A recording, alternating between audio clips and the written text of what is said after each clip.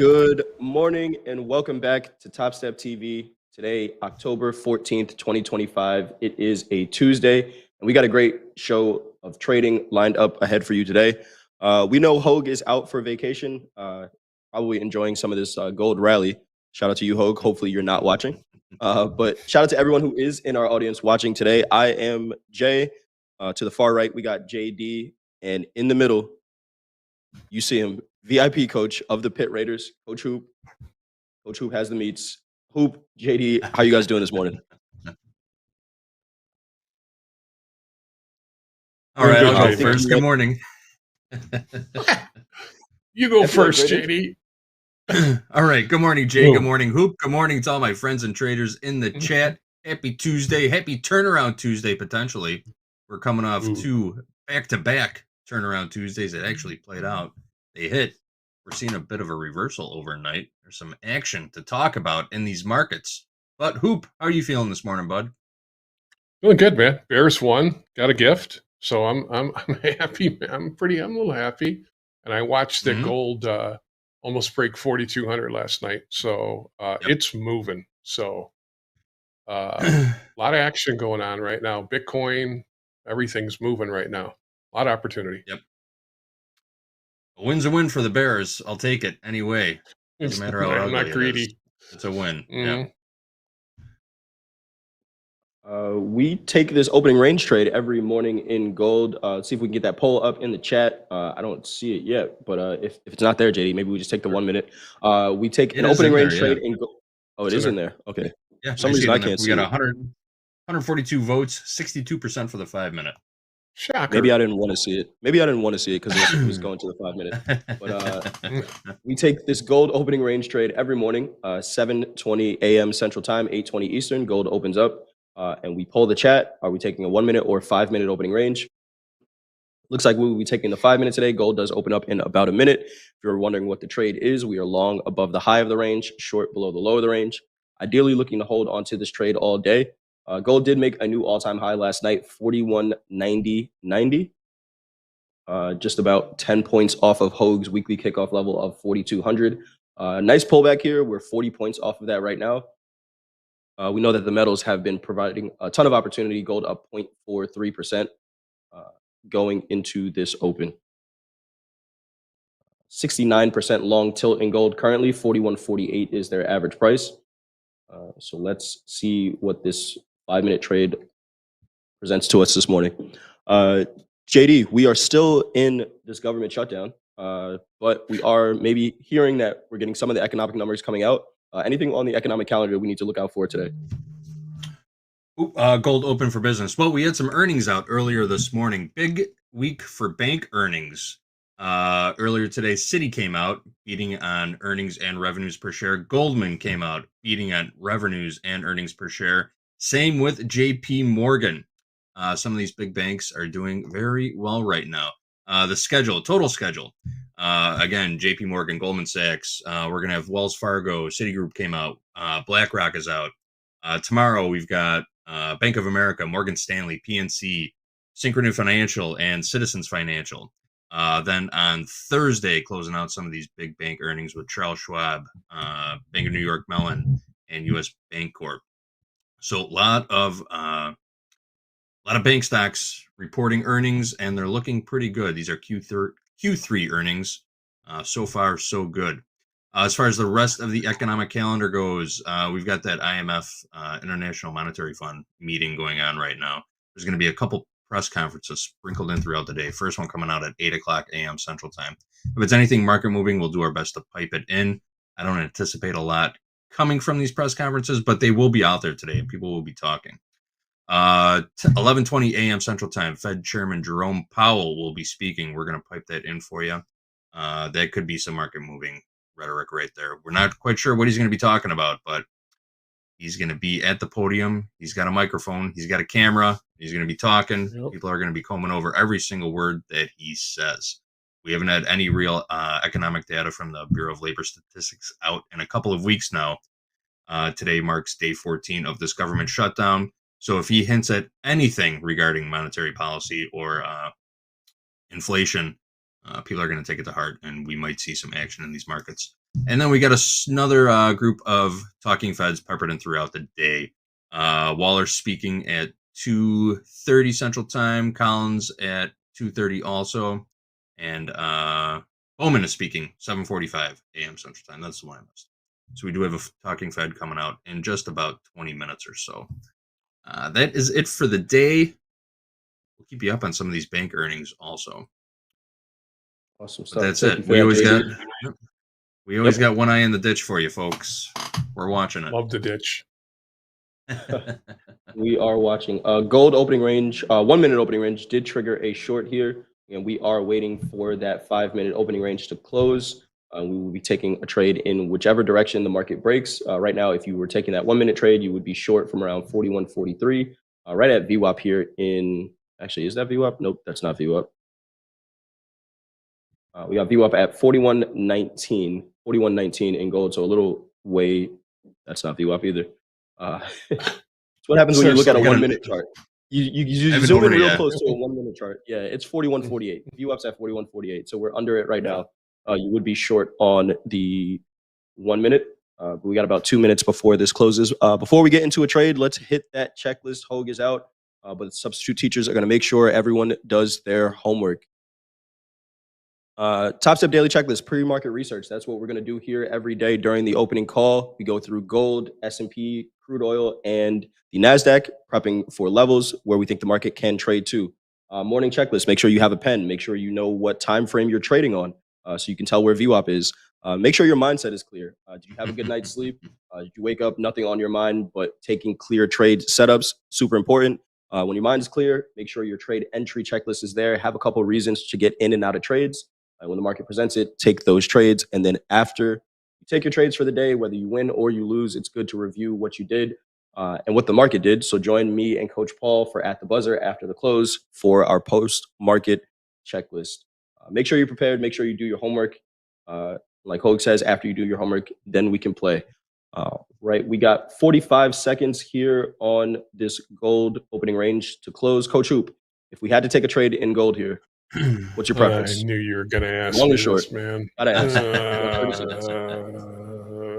You see the size of this opening range, by the way? Almost 100 ticks. Yeah. Man, that's a tough two-lot one. loaded. Rejection up high and where we're at. That's a tough one, man. Let me look at this a little bit. I was looking at this morning. I'm like, we're kind of right in the middle. Yeah. I would say I'd probably lean to short right now. Gotcha. All right. Well, the market's going to decide for us. We got a low of this. I don't have that. Yeah. Man, what a move. What an opening candle. I got a low of 41.37 even. 41.37. Yeah. 36.9 in the minis and a high of 48.6. Yep. And we're in. Let's count short. 2 micro gold, 41.3670. Okay. Even on a 2-lot micro, we are still taking $250 worth of risk on this trade. Wow. 2-lot. Wow. Wide opening range. Pretty wide opening range for sure. Let's see where gold has the potential to go. Again, no 730 numbers that we have to worry about here. Where's settlement here in gold? Settlement is 41.33. 41.33 settlement. Bounce right off of it. We kissed settlement and we popped. Yeah, that was the only thing I was concerned about. Yep. Bouncing off of settlement. House is short. Should have seen that settlement price coming. I don't really like this trade after seeing that move off settlement price. Yep. It's coming to get us. I think we're toast. We're in the money on this trade, but I think we're toast on it. I'm going to be honest with you. I don't like this trade at all. Yeah. It's kind of hard to be short. We've talked about this. Where's the order that where's the order that shall not be named at? All the way up at 41.4920. Mm-hmm. Yeah. Just a sticky spot right here. Right. Do we let it play or do I just peel off some risk? Cut it down to a 1-lot and take $100 worth of risk on this trade? Yeah, you could. Trust your gut, JD. Trust your gut. Yeah. Yep. Trust your gut on this one. All right, took one off. Paper cut. At 1 minute was a nice trade, but the 5 minute, you're taking so much more risk with worse Yeah. trade location. Let's see, Mhm. it could still work, but I'm, and I said it yesterday, JD. If JD says it, you got my okay. Trust your gut. I like the cut. Bouncing off a settlement here. We could see some continuation, but again, it is hard to be short gold. We do see some pretty nice sell-offs. We saw one last night, but I don't mind the cut here, especially with that bounce off of settlement. Before we get into the gold charts, JD, we got some news on tariffs. The T word is back front center stage. Shocking. Yes, rising trade tensions between the U.S. and China have retirement accounts on a roller coaster ride of late.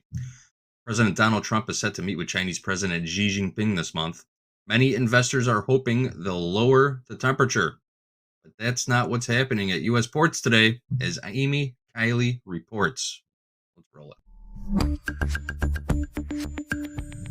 Can we find some way to kind of coexist with China as we still are strategic rivals? Today, the U.S. and China are imposing new port fees on each other's ships amid the threat of more tariff hikes. That's according to the U.S. Trade Representative and the Chinese Ministry of Transport. The fees are another import cost for businesses on top of duties. We're in a pattern of escalation and now hopefully towards de-escalation, paving the way for President Trump to meet with Xi Jinping just a couple of weeks from now in Korea. The port fees are part of escalating trade policies between the two countries. Chinese analysts accuse the U.S. of starting this latest tit-for-tat by imposing new export controls last month. They say that's why China recently tightened restrictions on rare earth minerals. They're important for cars, electronics, and semiconductors. As a result, President Donald Trump is threatening a triple-digit tariff hike on Chinese imports by November 1st. Beijing is warning of retaliation if that happens, but both sides say they'd prefer a resolution. In a social media post Sunday, Trump says, quote, "Don't worry about China, it will all be fine." And the USA wants to help China, not hurt it. The 100% tariff does not have to happen. I imagine that I will have some contact with my counterpart and then the two leaders will meet. I'm Amy Kiley reporting.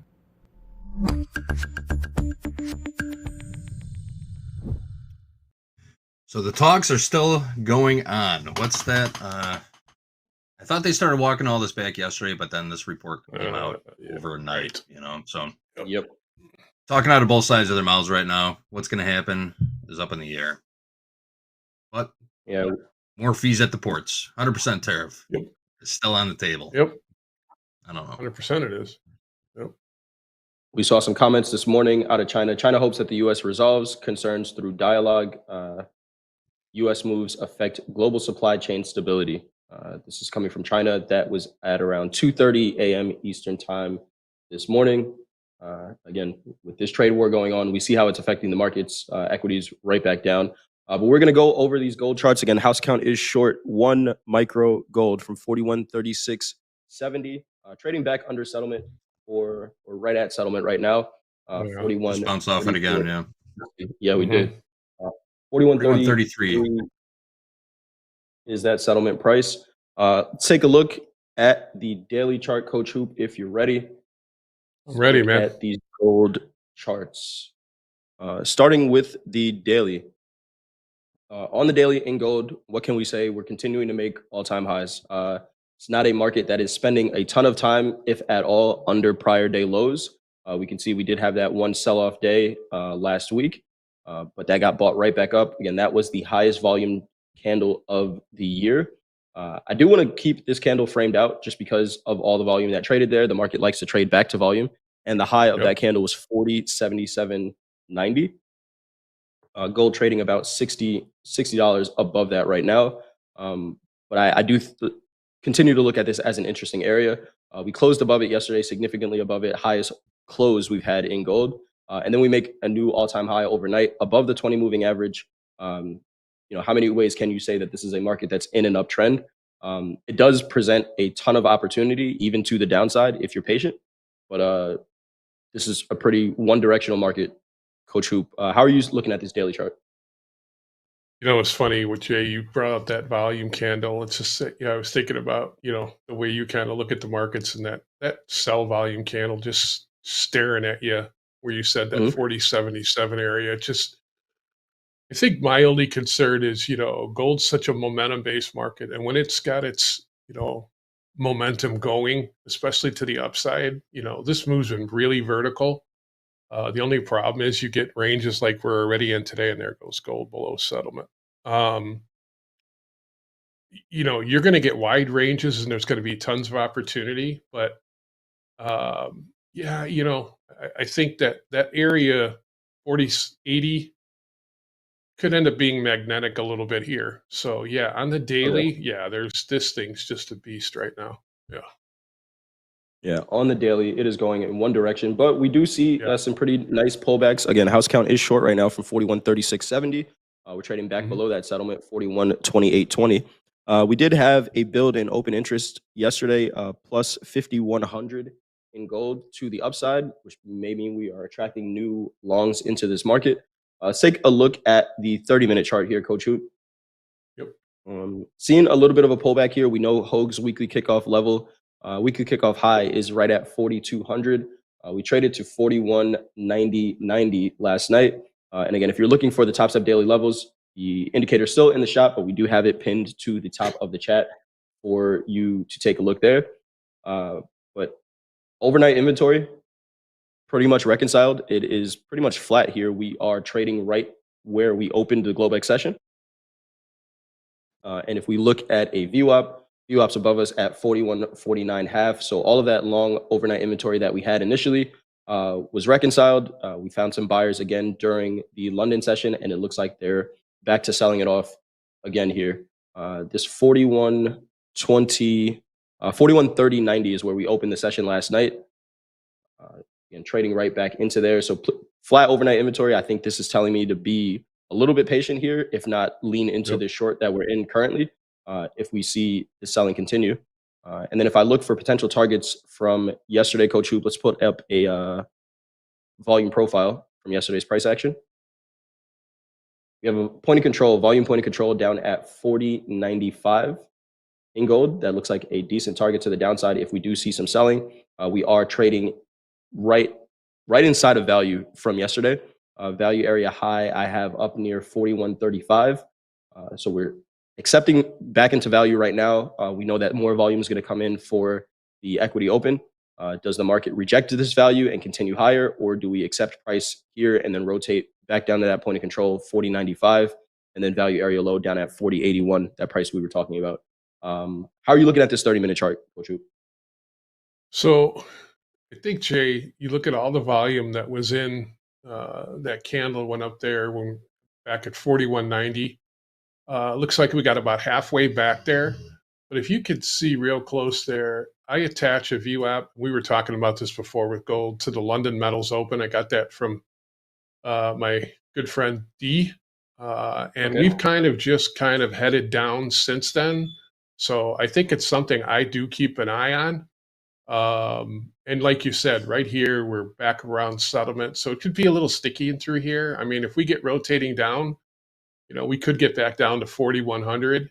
We're kind of, like you said, we're kind of balanced a little bit in here right now. So I think you could see, a lot of movement from down to up. But right now, I would just be at the area we're at now. I'm just a little cautious. But right now, that, like I said, that you're below, VWAP. You're below the London Metal VWAP. So the short seems okay for me right now.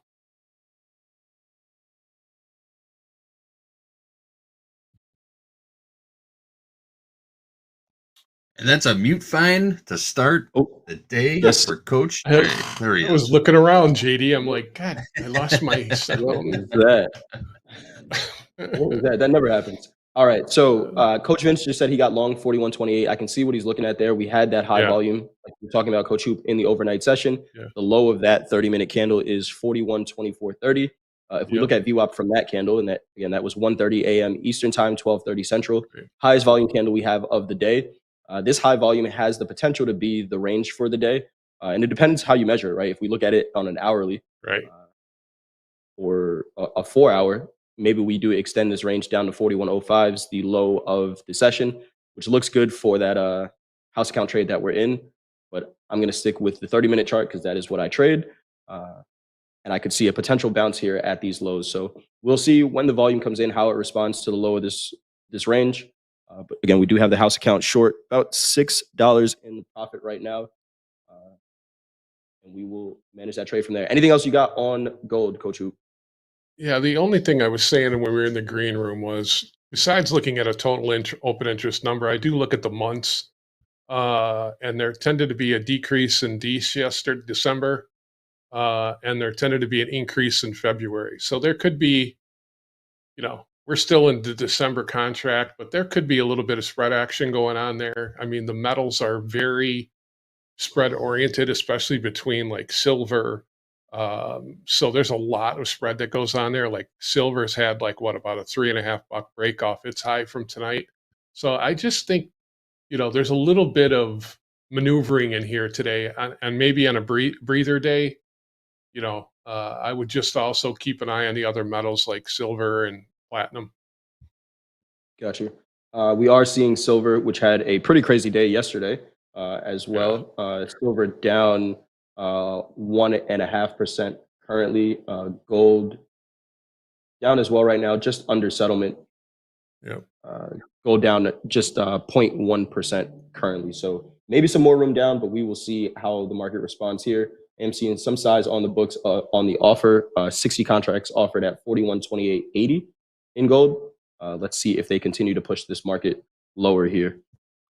All right. That is our context on gold. Again, anything we say on this show all day is for providing context and information, not a suggestion to take a trade. There's considerable risk in futures trading, and make sure you read that risk disclosure. We post it every day before we start the show. JD, before we get into the S&P charts, we have some more news on banks. We got bank earnings season going on. What are the banks doing, JD? Yeah, real quick, shout out to our man, John Hoagland. John the Goat Hoagland is in the chat. He's made his way into the chat. I hope he's been up all night drinking for his sake. I hope you're having a good time on your vacation, Hoag. Are you joining us from poolside? Are you joining us from the beach? Do you have a margarita in your hand already? The people want to know. Coach Vince in the chat also took a counter trade to us. He's long gold from 41.28. Let's see how these play out. I'd love to ride this gold trade for $100. We're only risking $100, so I'd like to make 1,000 off this $100. We did come back and retest that settlement a couple of times. Again, magnetic. Trade really worried me to start with. Yeah, I didn't like this trade to start, but we got some decent selling coming in. We're at 1 hour on this trade right now. Toast. I did. Toast. We're at 1 hour currently on this trade. 1 hour. Just hit it. All right. First, let's take a look at what happened overnight. Stocks in Asia closed mostly lower overnight. We had the Hang Seng Index down 1.73%. The Nikkei down 2.58%. Decent move, but in the down direction for the Nikkei, 2.5% lower. Shanghai Composite down 0.62%. Stocks in Europe also trading lower this morning. We've got the FTSE down 0.42%, the DAX down 1.31%, and the CAC down 1.04%. Currently, the U.S. dollar index is at 99.439. The VIX back above 20. VIX is up 14.5% this morning. 21.79 last in the VIX, up 276. And the yield on the U.S. Treasury note is resting comfortably at 4.024%.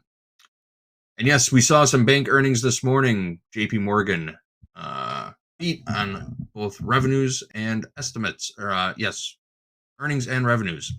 But one of the country's leading banks, J.P. Morgan, says it will make a major investment in companies considered critical for the U.S. national security. J.P. Morgan is making a huge investment right now.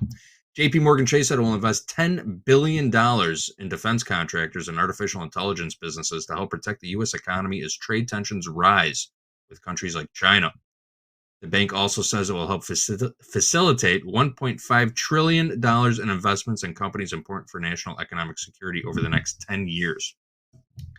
On Monday, yesterday, the bank's chief executive, Jamie Dimon, said the United States has allowed itself to become too reliant on countries overseas to produce critical minerals, products, and other manufacturing.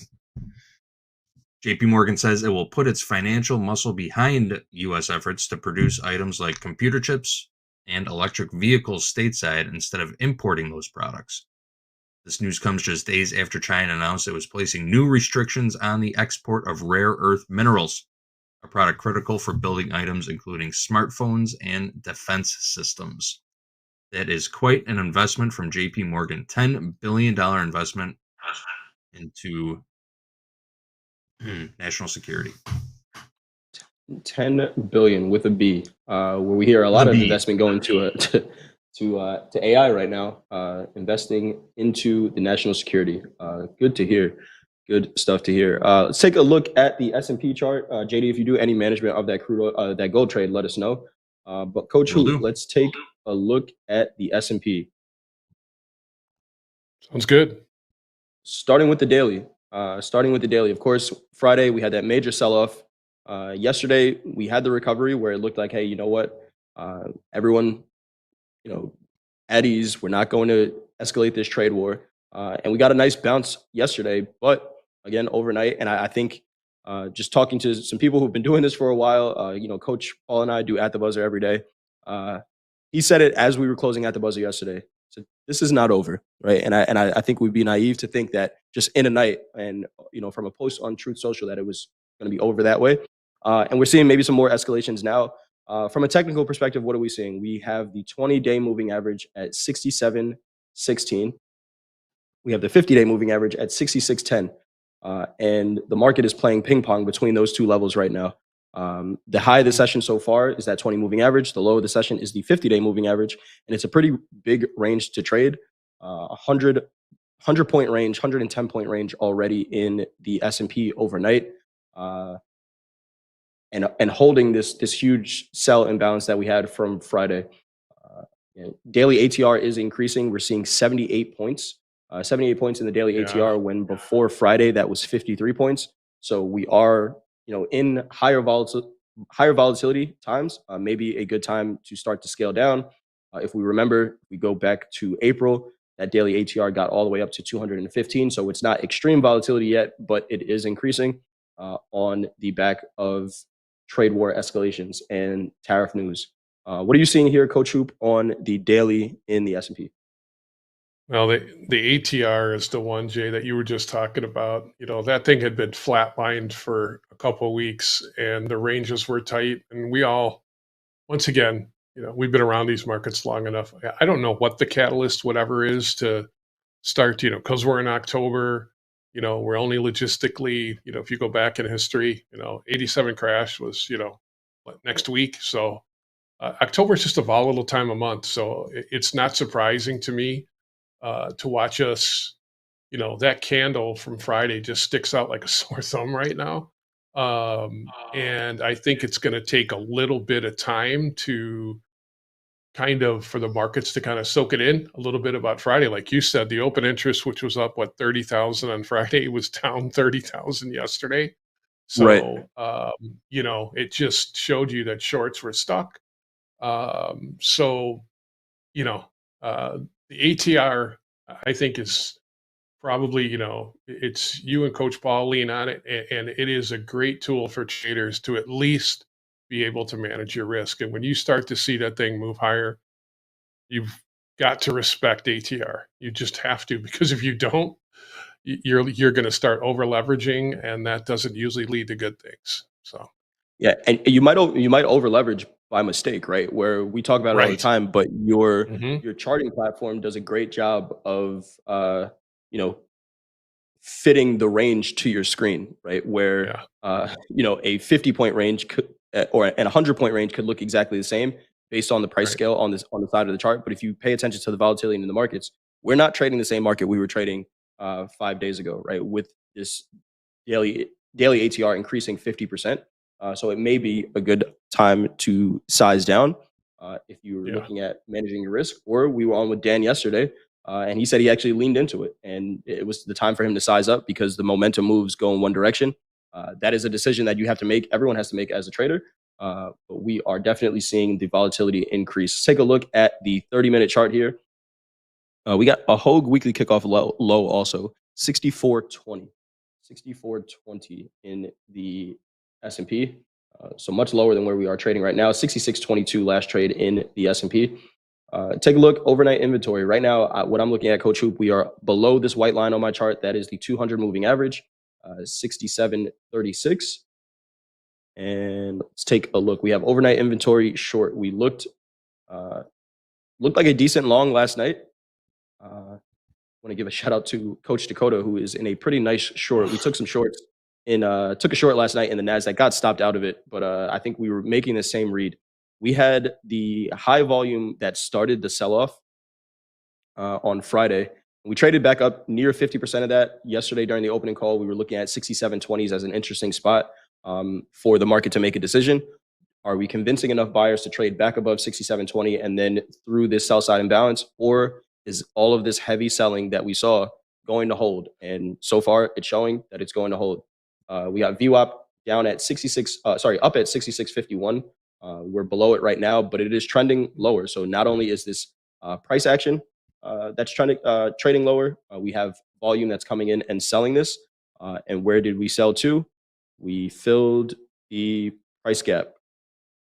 So this gap here depends how you look at it. Some people look at it from the price alone. So 66.0575 was the high of this candle, which we saw a continued sell-off after the close yesterday. I know Coach Vince yesterday was looking around 66.07s, but sometimes people look at it at the low, right, where this day closed, where if that's the case, we got a lot more work to do, but we're trading inside of this gap. We can call it 66.05 up to 66.32, which opened the week. So right now we're trading below that weekly open into that gap. We can consider this filled if you're looking at price alone. But how are you looking at this 30-minute chart, Coach Hoop? Yeah, that's 66. That was the overnight low, 66.0575. I don't know if we start getting below there. There's a lot of air beneath the bottom there. Yep. Yeah, I mean, VWAP's turned over right now. Once again, I'm a time of, year, time of, the day, turnaround Tuesday. Once again, I just think right now, it's just this time of year, we just got a little more volatility and you can lean on your technicals. So that 66.05 area doesn't hold. Man, there's a lot of space down here. And once again, for bull markets, pullbacks are okay. I think retail has pushed this move on the way up. So we've seen it for 2 days in a row. Retail's just pushed this market around Friday and yesterday. So could it do it again today with really no Fed speakers with no numbers out there? Could be some action, but I think if we lose, that 66.05 area, it'll be interesting to see how we react on there. Do we just test below it and then come back into balance, or do we go test the other end of the extreme? Jay? Right. Absolutely. We would be opening with a gap. The S&P is down 1% right now. This is where we would be hearing Hogue say gap rules apply. If we don't close the gap relatively early, we're looking for trades in the direction of the gap.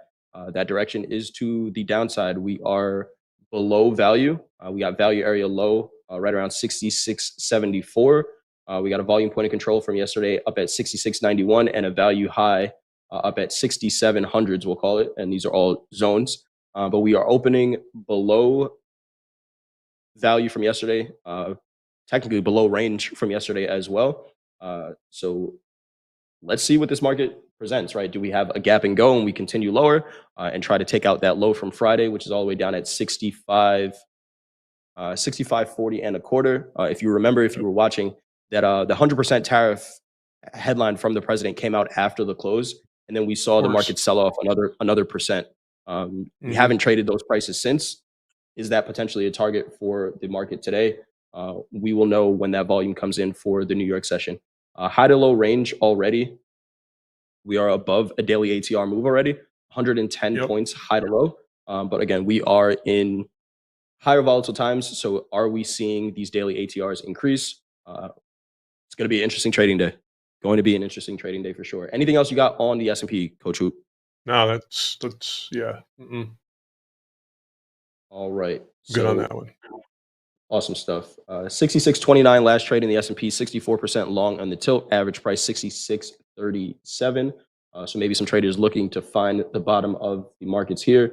Gold trade is looking pretty good here. 41.24 last trade in gold. JD, any more news we want to get to before we cover the crude oil charts? Yes, we can sure get to some more news. Looks like selling pressure is kind of petering out a little bit here on gold. Might get a little pop. Let's see what happens. But for all you holiday job seekers out there, Amazon is creating 250,000 holiday jobs here in the U.S. this season. Amazon announced it's hiring 250,000 people for the holiday season. It's the same number as the last 2 years and includes regular, full-time, part-time, and seasonal jobs. They'll work for the online retail giant's fulfillment and transportation network across the United States. Amazon says the regular and part-time workers earn an average of $23 an hour along with benefits.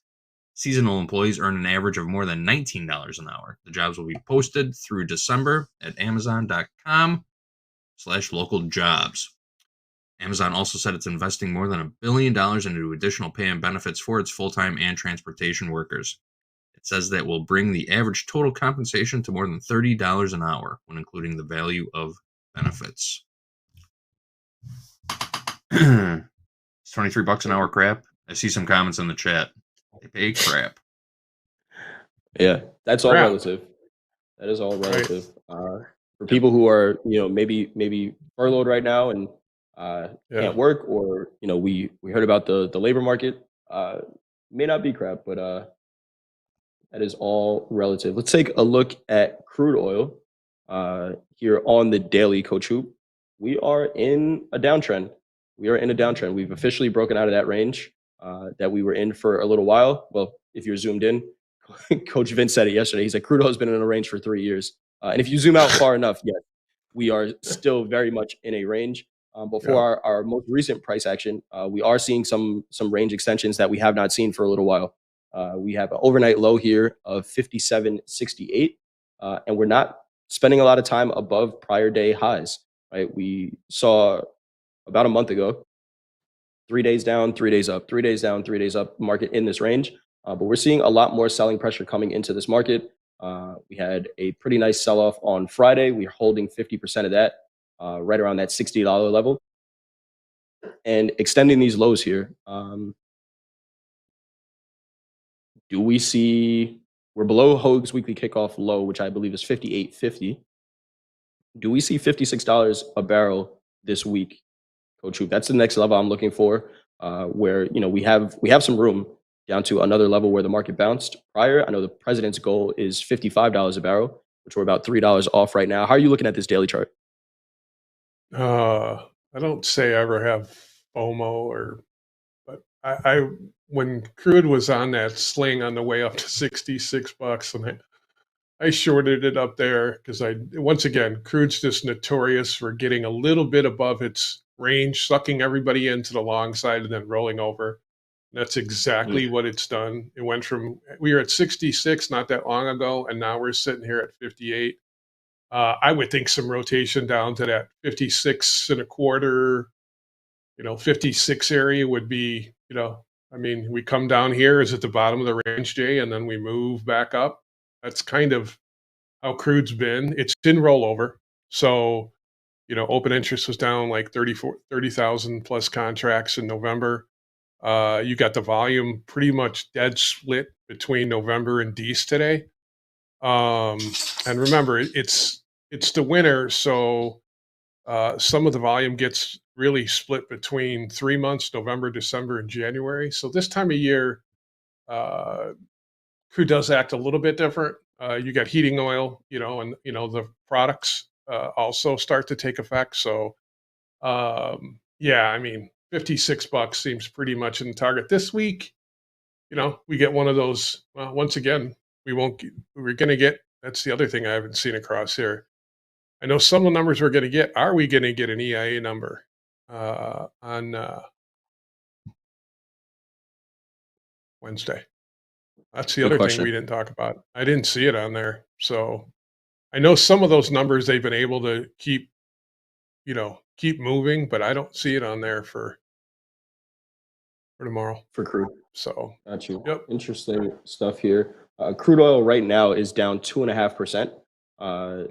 Daily ATR in crude is $1.69, and right now we are seeing a $2 range. So, is there more room left in this move to the downside? We saw it on Friday. Pretty aggressive selling. Do we continue to see that today? Let's take a look at the 30-minute chart in crude. Crude also does open up in just about 2.5 minutes, so we will be taking that crude oil opening range trade. We can get that poll in the chat. I don't see it, but I didn't see the last one either. But are we taking a 1 minute or 5 minute opening range trade in crude oil? Let us know. Crude on the 30-minute, we are below the 200 moving average, below the 20 and the 50, starting to trend lower. You can see some separation between this 20 and 50 moving average, which to me just means that the price action is accelerating to the downside. Are we a little extended? We do have a short overnight inventory here. That selling really picked up during the London session last night. We do have a VWAP 58.51. So if we were to get in short, I would really love a pull up to this VWAP and rejection from there. But you don't get to decide that. The market's going to decide. But pretty heavy sell pressure here. The highest volume 30-minute candle is the candle that made this low. So if I do get short here, I'm looking at this overnight low to see whether or not that is supportive. We do know that either sellers stopped down here or a buyer stepped in. And there is some decent volume that traded down there. We are below yesterday's range, below value from yesterday. Gap rules would apply 2.5% down. We're looking for opportunities in the direction of that gap. My only question is, are we too extended to see more follow through to the downside in crude oil here? What are you seeing in crude on the 30-minute chart, Coach Hu? I'm kind of agreeing with you. We might be a little bit overextended for the day session. So I'm like, I agree with you. I'd love to see us get back maybe 58.5, Jay, maybe 58. Once again, crude loves even, half, 80 are kind of circular numbers that, big fat round numbers it tends to gravitate around. Yeah, I mean, might be a little extended. I'm either selling it up against 58.5 or maybe against 59 even. It gets some rotation, just some profit takers from overnight. But once again, you got to be careful during rollover. The picture can get a little skewed in both directions. So I would just say, thinking of my good friend Hogue, just stay patient, wait for better trade location on the open. Good stuff. And we are open. We got the poll in the chat, 108 votes right now, 52% going to the 5 minute. This is a close one. So let's play it close, JD. Let's close that poll at 45 seconds, 15 seconds to go, because we do got a close one here, 51-49 with the 5 minute in the lead right now. Make sure you get your votes in there, and we are looking for a crude oil opening range trade. Oh, it just the 1 minute just took the lead. I got to switch to a 1 minute chart. 15 seconds. At 45, we're going to close the polls. The gold trade's looking banger. That is. And we are closed. 51% going to the 1 minute. We are taking a 1 minute trade, JD. Let's get ready to get in here. I got a high 58.22, low 58.07. Looks good here. Sounds good. Look at gold. Nice selling in gold here. Looks like it wants to take out. Yeah, I want to ride this gold trade for $100. We're gonna make $1,000 on gold today. 15 minutes ago, it's toast. We're out. Now he's like, I want to ride this stuff. All it took was me saying we're toast. All it took was me saying we're toast, and we're exactly. So I knew not to get out of the entire position. I just wanted to shave a little risk. Right. I love it. The original It's Toast, from what I can remember, was a winning trade. Yeah. So there's something to that. There's something to that. 1 minute just triggered a long here in crude oil. We are in, guys. We're gonna take $100 Chat of the risk on this trade too.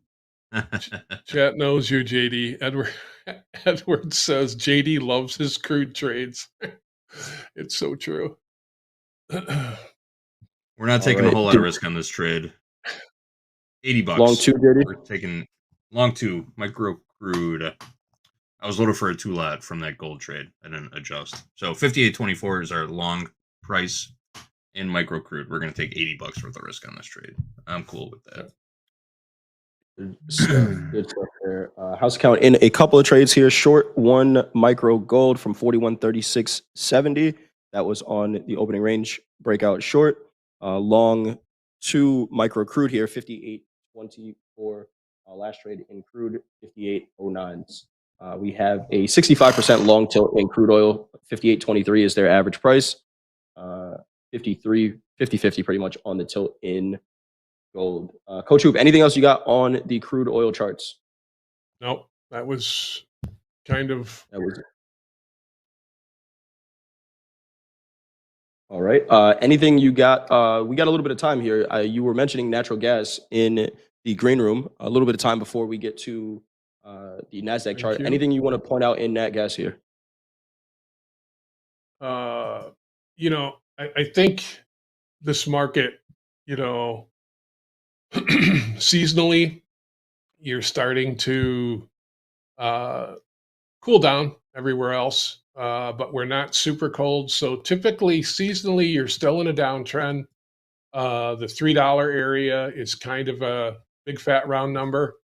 Once again, another, as I'm looking through here, doesn't look like on Thursday we have that number either. So I guess it does. It is showing EIA up in there now.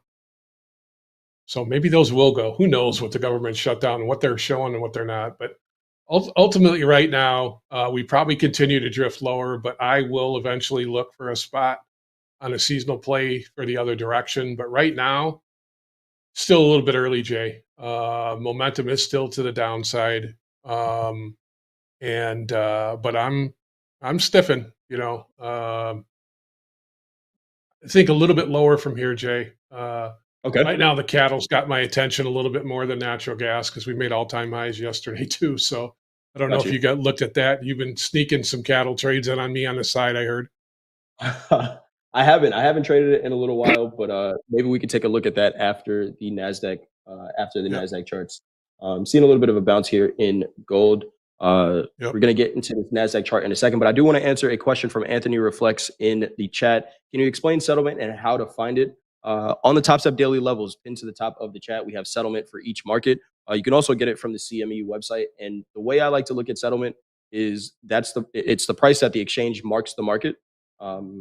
And the way I like to look at it is above settlement, the market's green. Below settlement, the market's red. So you can watch the market's response to it. A lot of times in some of the markets that we trade, we see responses to settlement. We'll see the market trade back to it. But that's how I would look at it there. But that settlement price on your Topstep daily levels, or you can get it from the CME. Do we want to run this next news, JD, or we want to get right into the NASDAQ charts first, and then we'll have a treat? Yeah, the next piece of news is a fluff piece. We could wait till after the charts are done. And yeah, I like what you said about settlement price. So another thing to note about settlement price. Settlement price is not the last price traded. Two completely different things. Settlement price is established by the exchange, and it's what they use to mark positions to market. It's the number that they use to base margins on for the next trading day. How is settlement different from VWAP? All right, guys. Let's save some of these questions for group coaching. We can get into this. Settlement and VWAP have absolutely nothing to do with each other. VWAP is the volume-weighted average price. Settlement price is the price established by the exchange to mark margins for the following trading day. They have very little to do with each other. But we can get into that in group coaching. We're going to pin that form to the chat in a little bit, and you can ask all the questions you want about settlement price and VWAP. All right, back to you guys. Let's get into the NASDAQ chart, Coach Hoop. Looks very similar to the S&P here. We had that major sell-off on Friday, 1,200 point move to the downside. And we thought trade war was over, so we were going to buy it. And more escalations, and we're right back down here. Pull up the moving averages again, where we see the S&P holding that 50 moving average as a support on the daily. The NASDAQ hasn't touched it yet, at least. That 50 moving average is down at 24,314s, and the 20 moving average is up at 24,869. The NASDAQ looked above 25,000s yesterday. Again, me and Dakota were looking to get into shorts. He'll talk about the short position that he still has on when he's on air today, I'm sure. But really no buying volume above 25,000s. And then we see, hey, you know what? We actually might be escalating this trade war. We're right back down. To the downside, I'm looking at this 50-day moving average as a potential target. It's 300 points from where we are right now, about another 1.5%. We do have the daily ATR increasing. It's at 385 points right now. We already have a high to low range of 530 points. But if there was ever an environment where we see expanded daily ranges, we're in it. Again, maybe a good time to scale down, size down. We are down 1.1% in the NASDAQ right now. A 2% move is not out of the question, which would bring us down to that 50-day moving average, but we will have to see what the market says. Right now, we are still trading in range from yesterday. We'll take a look at value area when we get down to the 30-minute chart. But we looked below yesterday's low, which was the open for the week, which means we closed that gap price-wise, depending on how you look at the gap. How are you looking at the daily chart, Coach Hoop? I think, Jay, you said one thing. You remember when you talked about, once again, we're down a little bit over 1%. You remember there was a period of time where you could barely get the market to move 0.5% in a day, and the ranges were so compressed. It's amazing once we start to, that starts to unravel a little bit, where all of a sudden, remember there was a time where 2% moves, were the standard. That was kind of, I remember, when things were moving, that was kind of your barometer, right? When the market got 2%, either direction, that's kind of an inflection point in the market. I think right now, I am going to keep on, it looks like that gap, we'll get more into it on the 30, but when you look at the 30-minute, there's part of that gap down there. I think right now the equities, you are starting to walk into earnings season. We've got the taste of the banks this week. We'll get more as the next 2 weeks goes on. But right now, as disjointed as the two were maybe at certain points when rotation was going on, I think right now they're fairly synced, Jay. Okay. Do they stay that way?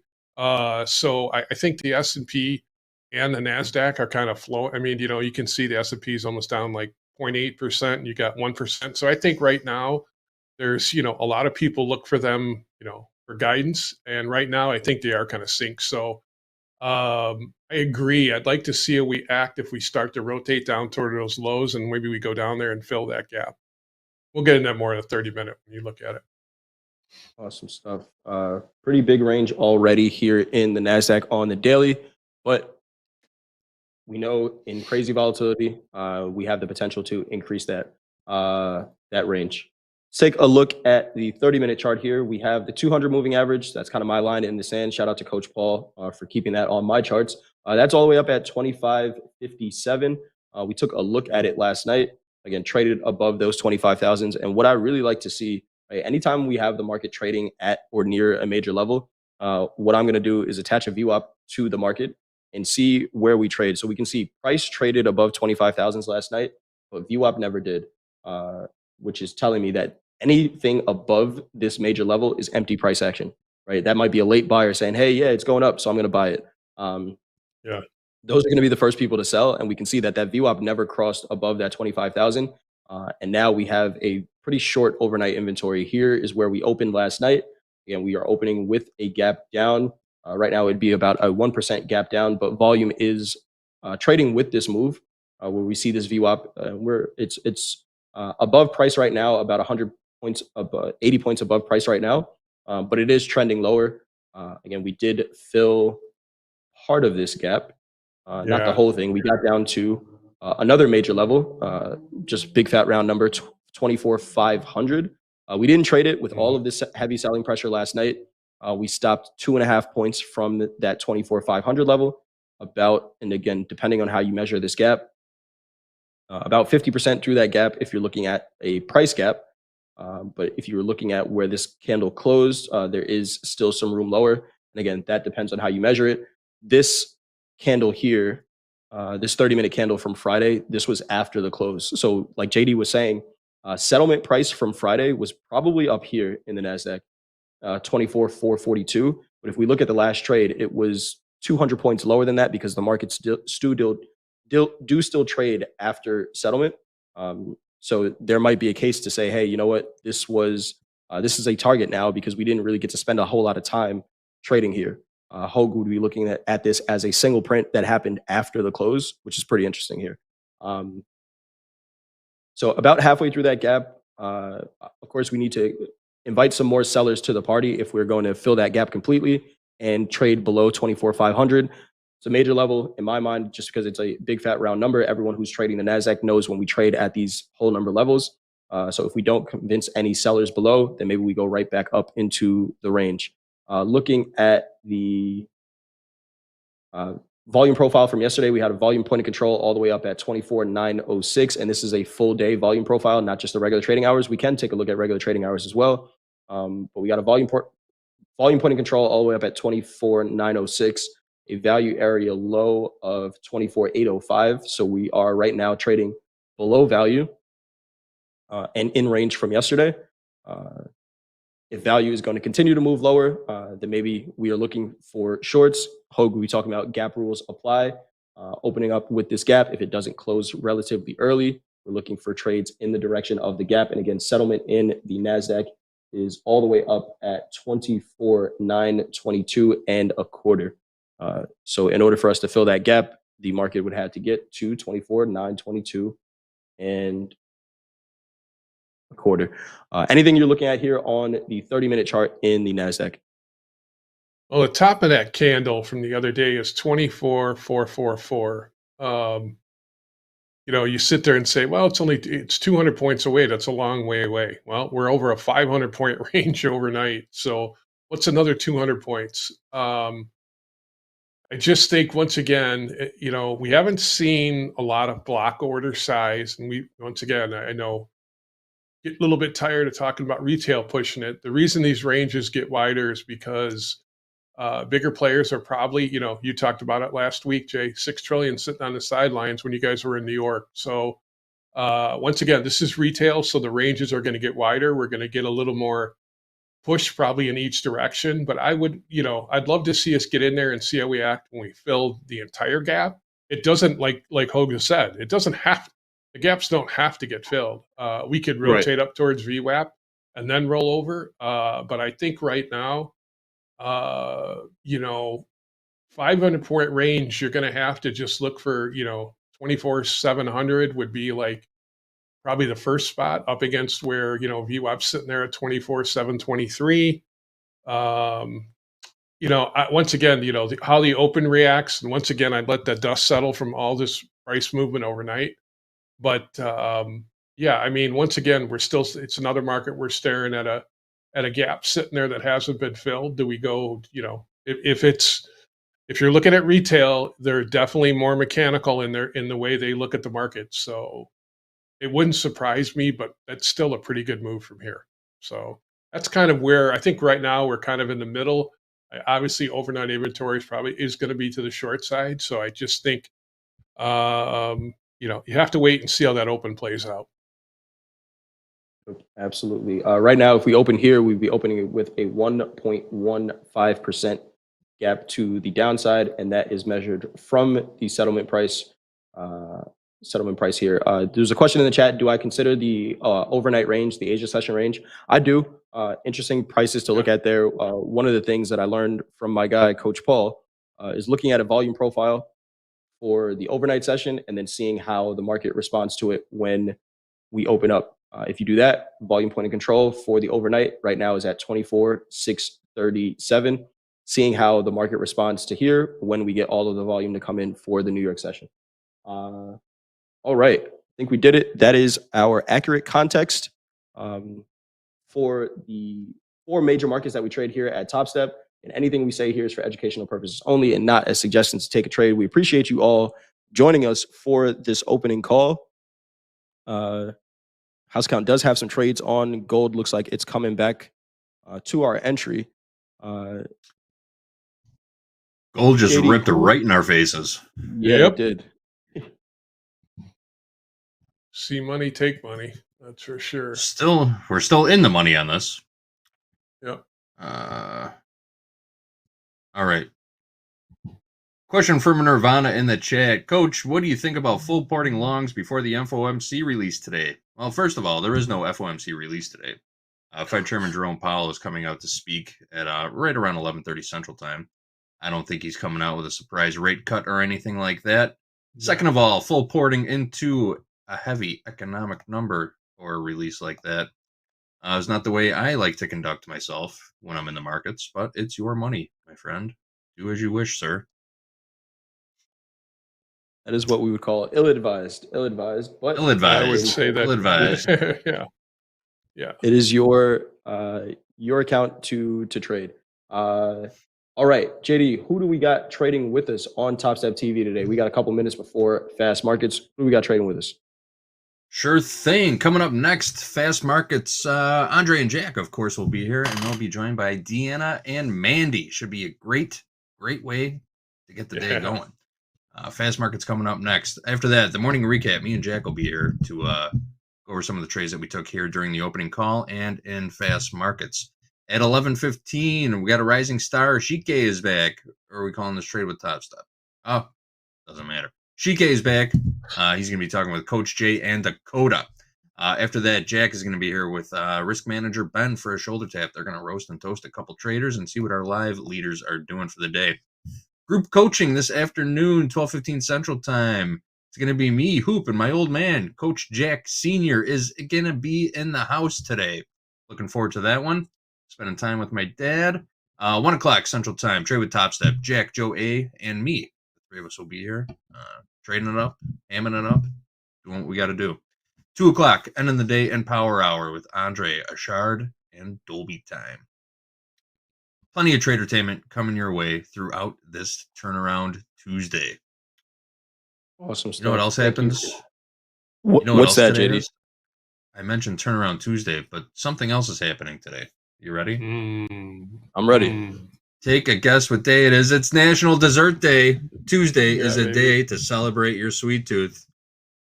The options are endless, from brownies to ice cream, dairy concoctions, to cookies, cakes, pies, and much more. For many people, a dessert is the perfect complement to top off a meal. But it's also an ideal indulgence that you can treat yourself with anytime. Tuesday's the day to stop by your local bakery or restaurant for a treat. Or if you have the extra time, whip up your own at home. Make sure to show everyone what you're eating on social media. Tag us with your dessert picks. I might go get a milkshake for breakfast. What do you think about that? You're an What's adult, some JD. pumpkin cheesecake? You're right. I am an adult. I can do that time of year. Get some pumpkin cheesecake. There you go. I'm not a pumpkin spice guy, but a milkshake for breakfast. And you're right, Jay. I am an adult. I could do whatever the hell I want. Right? I'm getting a milkshake. Whipped cream and cherry on it. Put your favorite desserts in the chat. Mine's gonna be a strawberry cheesecake. Strawberry cheesecake. I could eat that breakfast, lunch, and dinner. Desserts, anytime. I will eat German chocolate cake. Okay. German chocolate cake. German chocolate cake. Yep. Sounding pretty I think good. it depends on the meal too. You have a pasta. Meals, you have a little different go-to, JD, when you have pasta versus a steak. You got a couple different go-tos there. Is that what you're telling me? Absolutely. After a steak, single scoop of ice cream with a little chocolate sauce on it. If I'm eating a bowl of pasta, throw a cannoli in there. I'm in. Love different meals require different desserts. Obviously, it's different for everybody. Tommy here, apple pie all the way. I do like apple pie. I do like apple pie. Good apple pie. Pretty hard. Speaking of cakes, we are taking a nice slice out of the markets here with this gold trade still in our favor, and the crude oil trade in our favor as well. So we got to keep track of those trades as we go through fast markets here. See the team filling up in the background, but give them some more time here because you guys love seeing our faces on the screen, right? You don't want us to go anywhere. What is jalebi? Is that a dessert? Anyone know what that is? Peanut butter pie. One I've heard of. Not one I heard of either, but hey, whatever dessert is your favorite, make sure you go grab one today. Quick check in on prices before we get into fast markets here. Where is that chart? We got the S&P trading at 66.34 half. The NASDAQ trading at 24,622. Gold 41.26 evens, and crude oil looking pretty good here, right back up to that VWAP that we were looking at, Coach Hoop, for a potential area to get into shorts. But pretty aggressive buying coming in here. 58.49 last trade in crude oil. Hey, 73% long Bitcoin. tilt. What's up? Oh yeah. Why don't we take a down? look? We didn't talk about that when we talked about in the green room. There's a lot of angst talking about Bitcoin right now. Yep. Yeah, it's funny. I got a text here. I got a text here from Dakota 2 minutes ago. That Bitcoin wallet guy is printing. I'm sure Jack is going to talk about that when he gets on air today. I will. Jack. Dakota's going to start trading. You've done it. Dakota's going to start trading micro Bitcoin. It's coming. Yes, he is. So we're not going to steal Jack's thunder there because he posted that link yesterday. But somebody is very happy about this Bitcoin price right now. 110,825 last trade, made an overnight low 110,470. One of the biggest percentage movers to the downside. Taking a look at this quote board right now, we have copper down 3.43%, Bitcoin's down 4.79%, and micro Ethereum down 7.66%. Some pretty big moves across the board, really. Again, we're seeing equities down over 1%. There's a lot going on. Some interesting times in the markets. Ton of opportunity, right? There's 36 different markets we can trade with Topstep accounts. Me and Coach Paul say that every day during At the Buzzer. Don't have to be the equities. We saw, right now the gold, silver, metal markets are having a moment. Some of the biggest percentage movers that we see. So if you're struggling in the equities, maybe open up a practice account and see if some of these other markets present opportunity to you. Micro Bitcoin's a nice contract to trade, especially if you can follow a whale. Follow the whales. A whale. Follow the whale. Lean into the whale. Yep. Right. But we are good to go. Coach Hoop, JD, always great trading with you guys in the morning. Some great stuff, JD. We're going to see you back a little bit later. Coach Hoop, I know you're going to be with your VIP team later today and in Discord. We got fast markets coming up. I see the team in the back ready to trade it up. I was awake this morning watching Dee's London stream. So shout out to Deanna. I saw a gold trade earlier this morning. We got fast markets coming up in 5, 4, 3, 2, 1. Let's go.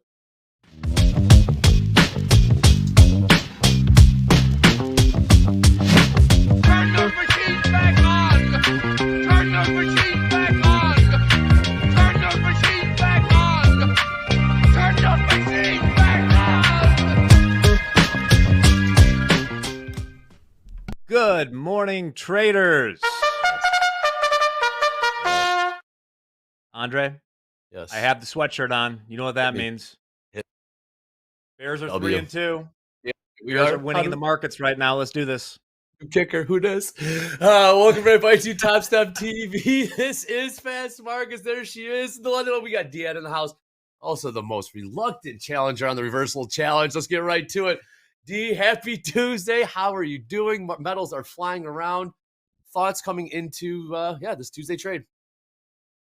Yeah, so we have metals doing all sorts of stuff.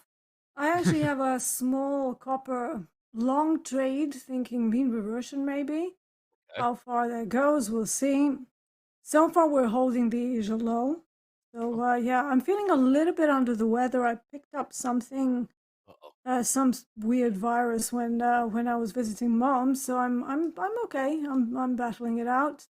But yeah, just a little bit low on energy, but we're gonna push through.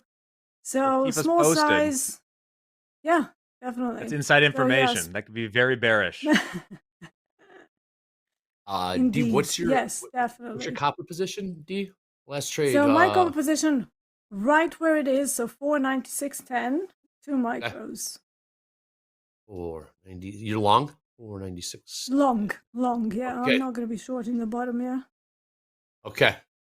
Excellent stuff. All right, let's take a look at some of these prices here, Jack. We got about 3 minutes till the open. Do we fill the gap? Of course, we fill the gap the day after. 24,620 last trade in the NASDAQ, 66.30 last trade in the ES. Gold making new all-time highs overnight. Yes, 41.90, call it 41.91, closing on 4,200. And crude trading $58.56, Jack. Well, it took a day late, dollar short, but we filled the gap, it looks like, in the ES for the most part. Thoughts coming in here, Jack? Incredible. Yeah, we just barely tickled the gap there. Also, as Jay mentioned earlier, our Bitcoin guy is currently sitting up $20 million in that trade. I was talking to Dakota yesterday. I think he did take the short with him. I'm kind of regretting not following the guy that was, now short 4,400 Bitcoin. 44. All the paper. Mm-hmm. Incredible. Yeah, I heard that price right before an opening call. All right, we have nothing really on the tilt just yet. We will have earnings this morning. JP Morgan trading desk absolutely crushed it. Go figure. We do have Bowman. Has Bowman started yet? I haven't seen much from Bowman just yet. We will have Powell later on today. That's 11:20. 4 speakers between then and now. Mandy, if you'd be so kind, hit that mute button, please. Mandy will be joining us here shortly. Mm-hmm. Okay, D, back in the day, you would trade a little ES. Thoughts on where equities are? Just like the gap. I know you still keep one eye. I know you do. It's on Friday, that huge sell-off, gapped up higher. Just your general thoughts on the macro in terms of equities. Yeah, there's signs of this AI bubble maybe bursting, but we'll see. So far, we're still contained inside that big drop from Friday. So I would consider that a weak structure. Now, obviously, things are a little bit muddled right now because we don't really have any good reference points. Well, let me have a look at some areas in the options chain. So from yesterday, end of day, the put support on ES was around 66.40. And really, until we reclaim that, I would still be thinking shorts. So yeah, it's tricky today. Somebody in chat saying, I hate bears.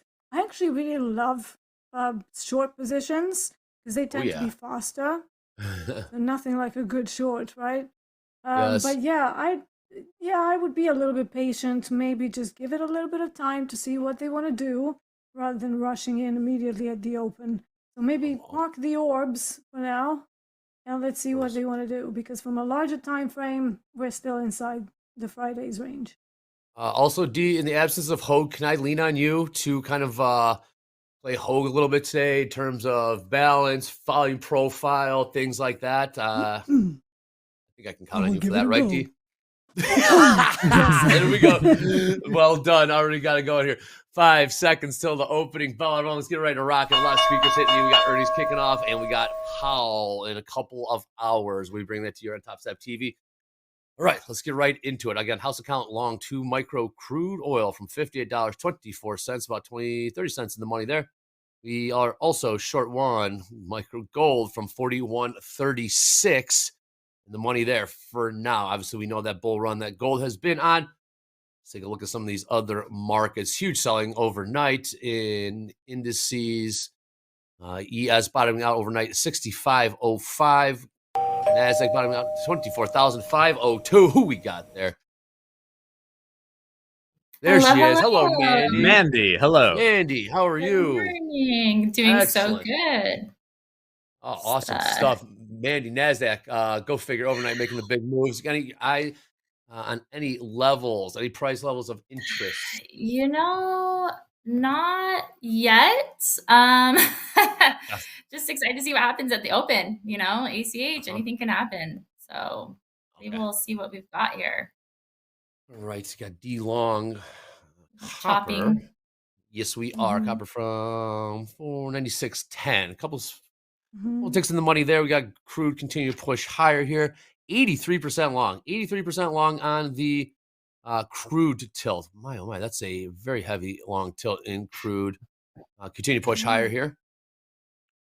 Well, Andre, I can show you a big level in bonds real quick. Yeah. You touched it last night. You ready for this? Yeah.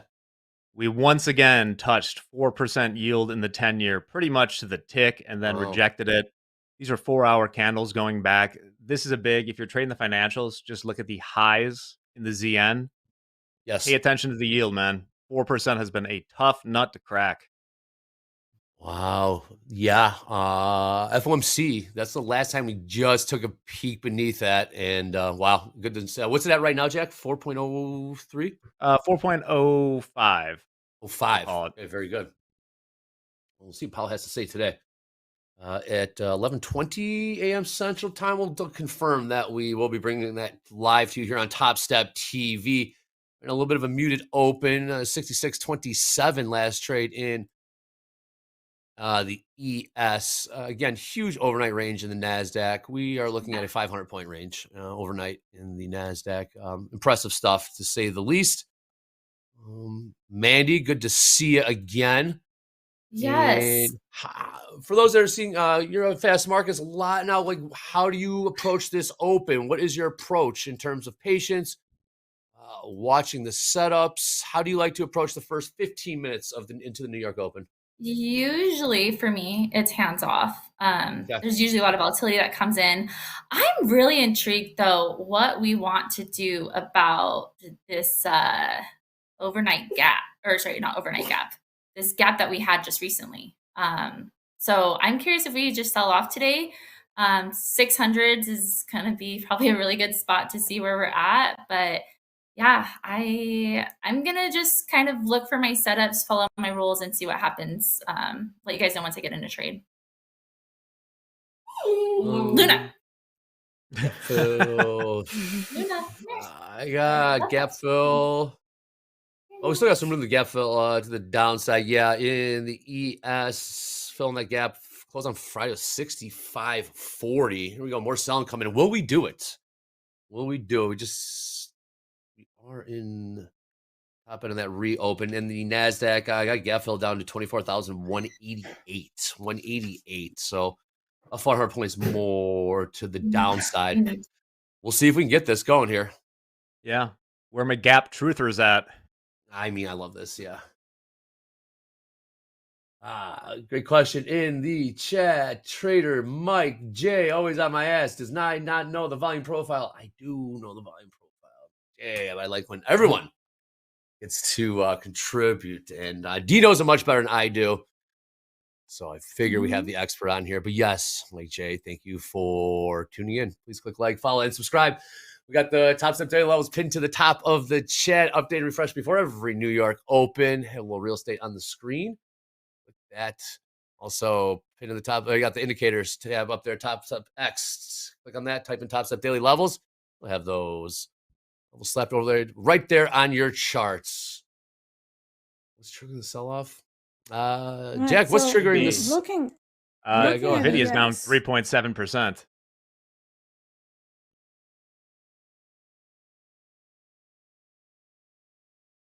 Wow. What's up, Dre? Big candle. No, D, what'd you have there?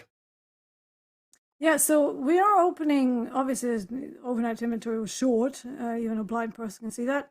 We're still holding the overnight low, though, in the ES. So that's exactly where the gap fill is. So I want to see what happens there. But as far as the actual open sentiment, we didn't open with a huge gap. We only opened 0.66% down. And usually on those days, you have two options. If we don't close the value gap early to the upside, then more shorts. And what's considered an early close? Well, pretty much immediately in the first hour. If that doesn't happen, I can see more shorts. But for now, it's looking like the Asia range is still in play for the overnight range. So until that goes, I will be careful with further shorts because that's where the gap close is. And as we know and have seen before in equities, they can touch the gap and just turn around and keep going higher. So that's definitely one hypothesis. Now, I would be wary of the euro close today because it might be, a big reversal if we carry on lower but not too low. So if we're still sitting in the space of 66.05 down to 600 or thereabouts, I would expect to see some bulls stepping in. But if it's an outlier day, then we should just start going into the gap, which is sub 6607 in the ES. Yeah, I've got it. Double check that. What I got done 65.40. I believe 60. I got around 65.40. That's the low. That's the low. I'm talking about the Globex gap. Yeah, okay, the reopen, yes. Well, I guess that's how I calculate what we closed on Friday to what we reopened on Sunday, or the Globex reopened. Those prices didn't trade, but yeah, we get in there. Look out below Globex 66.32. So we're in there right now. We're continuing to sell off here. Well, we need 65.95 to get to the close in the ES from Friday. You got 95s? Okay. Are you guys not counting that huge sell-off? I've got the top. So the way I look at gaps, just to clarify, I look at where the gap actually is and then where Globex opened. I found that that's a better way than going all the way down to the close, because obviously this massive smash down happened effectively after hours, right? And because of that, the gap, the perceivable visual gap, is exactly where we ended effectively. Okay. But to me, that would be 6605, which is where they bounced it. So let's see what they do with this overnight low. Okay, I'm short. Okay, Mandy. Thank you. There you are. What price? I just have to get the top of this candle. I got in at 81s, but I was looking for a push down past 85s to see if we could just make that into a. I might be one of those that get faked out here, you know. That top of that candle close for we're not done, Mandy. From Friday is at 45, 444, 24, 445. Or 40, 45-ish. And so that's kind of what I'm targeting for. So we're going to do a 1-to-1, I think, on this one. That's okay if I get, hang in there. We might not be done. A little sum back up to 24,502s now. 66.13 14's last trade in ES. Yeah, I'm gonna get 1,000 lot downside, 6605, bid 1,000 times to the downside in the ES. We ran away from it. Second the candle, 1,100 on the bid, 6605 on 1,100. Last trade, 6616. Lately, we've seen these big orders come in, Jack, and it feels like the market kind of runs away from it. I have to reprogram my mind a little bit on that. Yeah. Back in March, it reminds me of seek and destroy, right? Reminds you of the interest update, a little bit of a bounce in Bitcoin. But speaking of large orders run away, our boy's up $21.5 million right now. Big orders can spook you. Must be nice. Must be nice. Yes. We got that 1,100 lot to the downside. 6614. Last trade. Do you keep us? Okay. I got out of that trade. I did not like where it was going, but then I re-entered. I'm just gonna try to make some of this back up. What price did you get this time? What price did you get this time, Mandy? 508s. Reasoning couldn't get past 530s, and we started rotating pretty fast down. You know what? These might be too bad, and I should have probably listened to myself 15 minutes. But yeah, let me make some of this back, and then we'll find some good. But it just looks so intriguing. This gap is just, I don't want to miss it. That's my one thing. 36, damn. Last trade in the ES, 6614. 15, that 1,000 lot was pulled. Sure, from 508. Is there another leg lower? Another leg lower here. In the indices. See if they pop back in there. That was interesting. Flash it in there, ran away.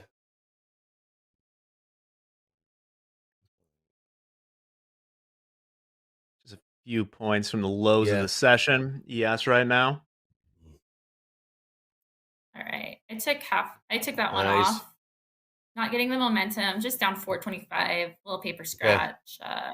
We'll not getting a heavy push with this first 15 minutes like I on this leg down. It might keep going, but I mean, this gap fill, I mean, we're what, 50 points from it? It's just, if you're looking at the top of the candle. I know we have the bottom of the candle to talk about. But I kind of like, I don't know what's going on with this thing. What is I it? am really intrigued. What are these? To fill the gap, we've got to There get all we the way go. to the bottom of it. No, I did I the guess same. there's two different. I guess there's two different approaches to this. I mean, I you think the have close would be targets, sufficient. right? Yeah. I think the That was top just- is at least a minimum at some point, right? And then Mhm. can we hold a second. continue that? Totally can here happen, comes- but I don't want to Let's see. count on the bottom. I at least just want to target the top of the candle. Okay. I guess technically On that the wouldn't 30 fill the minute. gap. That's just touching. Okay, whatever. All the gap truthers. I don't want to get into this. Well, 66.05. I it was feel after it. I get it. hours. I'm not saying it couldn't take it all out, but that was just an after the stocks are closed puke Yeah. on a tweet that was kind of reversed. So Yeah, I think but getting it's to the there as a close. visual. I don't. Yeah, visual it's thing, there. I don't know right? what to say. Yeah, I'm just everything's looking at the there. charts. Yeah. I mean, I got the Friday close or last price trade in the NASDAQ 24,188.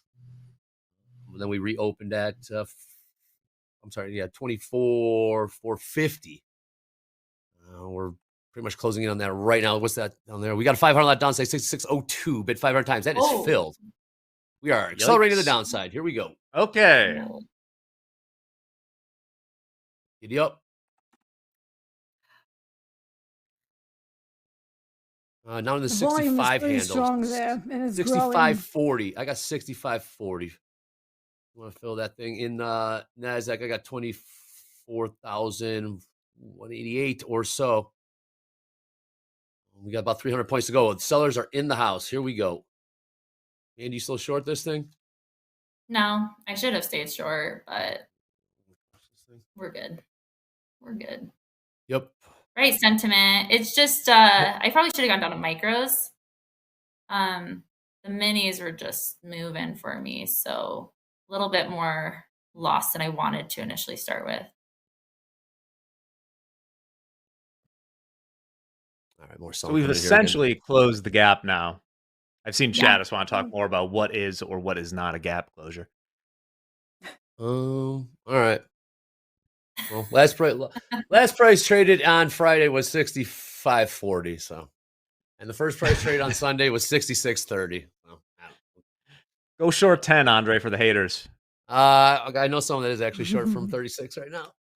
65.96 last trade. 24,434 last trade.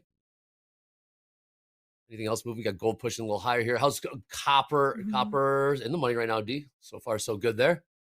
It's a slower product. It's a much slower product. So usually it Another- lags behind gold a little bit, It's but okay. it's not Another as crazy as gold. Because gold whipped me out today. I was using 70 tick stops. I thought it was going to be enough. And then I looked at what happened after. And basically, if I had adjusted my stop for the extra volatility that we're seeing now, it would have survived. And it was so annoying. But it is what it is. So we'll see what copper does. I'm done with gold today. Oh, really?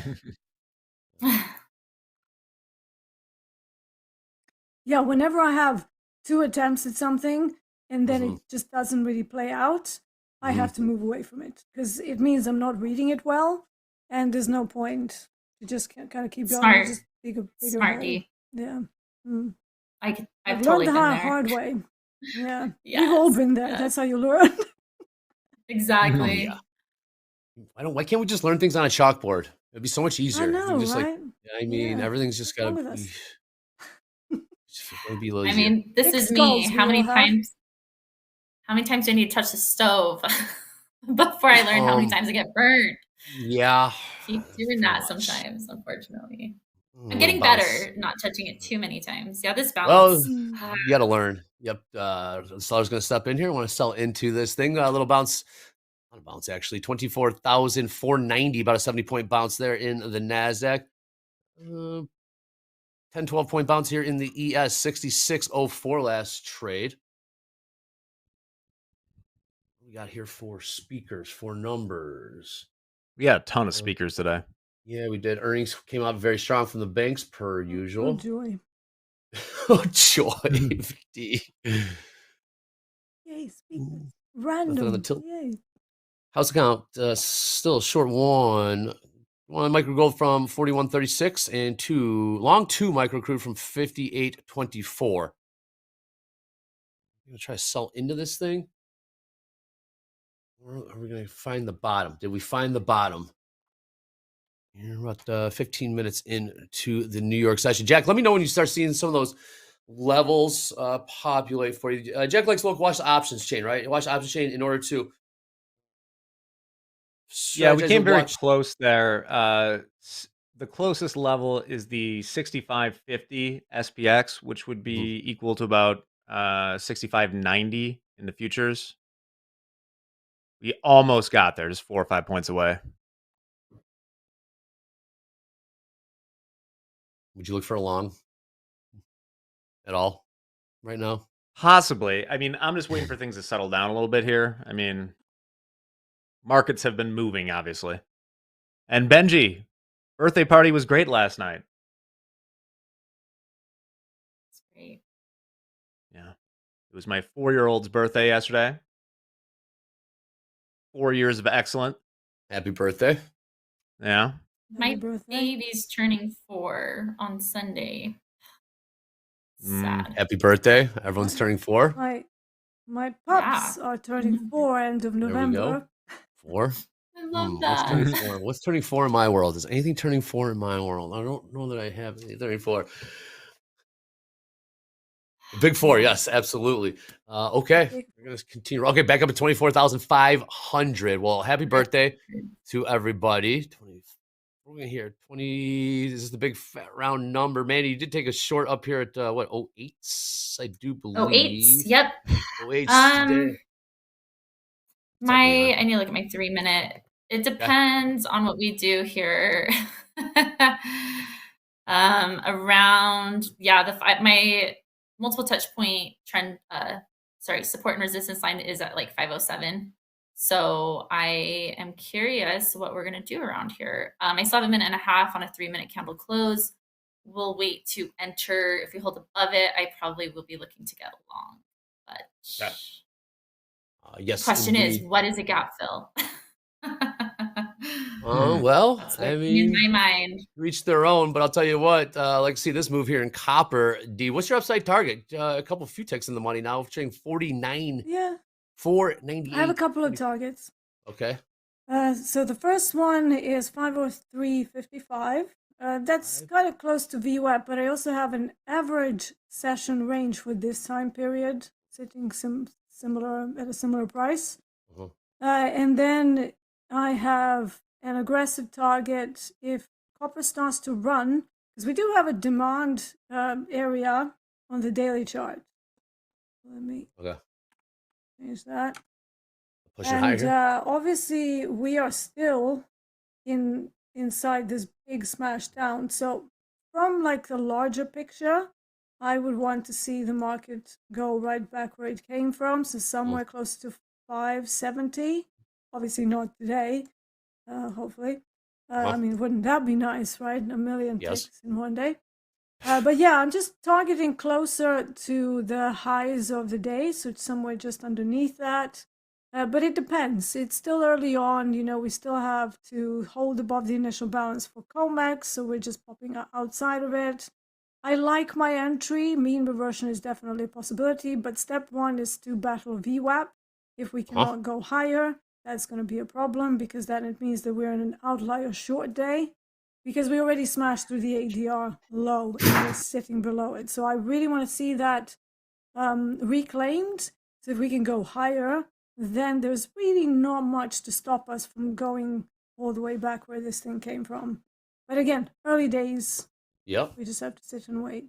So I'm good. the queen of sitting and waiting. Excellent. Who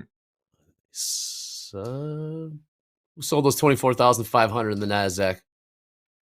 24,460 Last trade ES. What did we get up to? Ooh, got up to 66.11.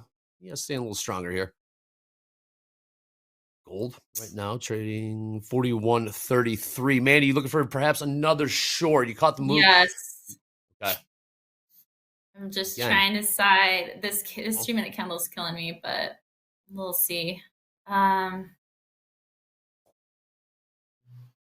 Got probably another 20 points to go down. I ventured short, but that was a terrible fill. Did you get it? I did. I am wondering. 74 and a quarter. Okay. 474 quarter. Just want another tag here at 50. See what happens in the 500s. 4,504. They're going to try to run this up. And these 500s are back. Here they are, 509s. Now it's about 20 minutes into this New York section. 66.13 last trade in the ES. That 1,000 lot did flash and no longer there. Copper still pushing higher here. D, good to see. Yeah. A view up It's that time of the day. 5 handle. For those that are familiar with copper, getting introduced to copper, D, price per, what is a tick? A tick is worth how much? So the full contract is just like ES, 1250. Micros are a tenth of that, so 125. It's pretty expensive. And when it gets into the expanded ranges, obviously that can hurt you quite a bit because copper can move like 500 ticks in one day, but it has to be the right time of the year for that. So right now we're getting into October, November. That's the prime time for copper. And so we're seeing those expanded ranges now, which is brilliant. Summertime tends to be a snooze fest, so don't trade copper. What isn't? Well, so in the summertime, what markets? Because I know you're very seasonal with the markets that you're trading with the volatility. So gold. What is it? Gold in summer? Gold. Yeah, gold in the summer. Gold is the only one that doesn't suffer from summer volatility dryness. So it's an excellent product to trade throughout the year. Gold, but everything else dips down. Gold is an absolute animal. Well, I'm struggling reading NQ, that's for sure. So I could give myself a 15-minute timeout. No trades for 15 minutes. Yeah, they turned that one around, didn't they? 24,550. Is that it? I saw the hesitation, but the lows in. My indicators are telling me to go short. So following my rules, that's okay. But just gonna stay hands off for a minute, see if I can recalibrate and find a good read here. Whoa, what's your P&L, Mandy? Down 13. Okay. My XFA. Sounds good. Well, definitely see you come back from deeper holes than this. Oh, absolutely. See, jab. 74% long in the ES, 72% long in the NASDAQ right now. Looking at the tilt. Still waiting. Who's our first speaker? Again, we will have Jerome Powell, scheduled to speak at 11:20 a.m. Central Time. About 2.5 hours or so. We will be bringing that to you on Topstep TV. It is in Philadelphia, and we'll be discussing economic outlook and monetary policy. So we're going to get the goods here. We have a FOMC meeting in about 2 weeks. 2 weeks from now. Again, still waiting on inflation data. Have not gotten that yet due to the government shutdown as well. We have not gotten the jobs reports from about 2 weeks ago. Maybe there's some hinting at it. FOMC minutes indicated that there are more rate cuts. Fed funds futures are essentially pricing in 2 more rate cuts, 25 basis points. One in October, another or later on this month, another one in December as well. We will see what Paul has to say this in a couple hours. Back to the gap, Andre. Where did we bounce 30 points from in the ES? Was it close from Friday? 65.93 right here. Yeah, 65.95 was the close, like the 3 p.m. close. Oh, okay. All right, well, there you go. Yeah. Whatever that 40, I guess, that 40-point puke after was amazing. There you go. Okay. Truly. I guess that's what I was going off of. Is that what it's saying for NASDAQ as well? Is that the 3 p.m. closed? Okay, fair enough. But then that last 10 minutes, I couldn't ignore it. How can you just ignore that last? There you go, fill the gap. How can you ignore those last 10 minutes? How can you ignore that? 300-point puke in the last 10 minutes. But I got you. We did bounce. We're still trading. It's just the regular trading hours are over. But then you have like an additional hour. So it's like we can't just go. It didn't happen. Like Exactly, D. The price printed. I saw it with my own 2 eyes. The price printed. Same. Yeah. So yeah, look at that. Are the bottoms in? Is that it? And that's all right there. 24,421, about 150 points higher in the NASDAQ. Who caught along there? In the and then we go back up to 25,000. Absolute crushing it. We are on Look at this wick on this 30-minute. I'm glad I'm on a timeout right now. Lockout, I should say, not timeout. Lockout. That's a better word. Lows in. Is that all she wrote? And can I say overnight low takeout and a reversal? Yeah. Yes. Yep. Happens a lot. Who got the longs there? Yep. Oh man, fantastic. And pushing higher here. Well, let's see if that's all. Up the overnight VWAP. Yes, we did. A nice little 40-point move to the upside there in the ES. Bottom out 65.93 about 10 minutes ago. 12 minutes ago, and we're about 40 points higher. Let's look at the NASDAQ. NASDAQ bottom out 24,421. We're about 130 points higher from there. I didn't think we were done, Mandy. I'm like, oh, well, that's the lows, huh? There we go. Yeah. Yep. Well, who knows? Wow, we got Blaze. Who knows? I made some money pre-market. I'm sitting out for a bit. This much volatility is too much for my tight stops. I mean, there is something to that. D, what do you say for that?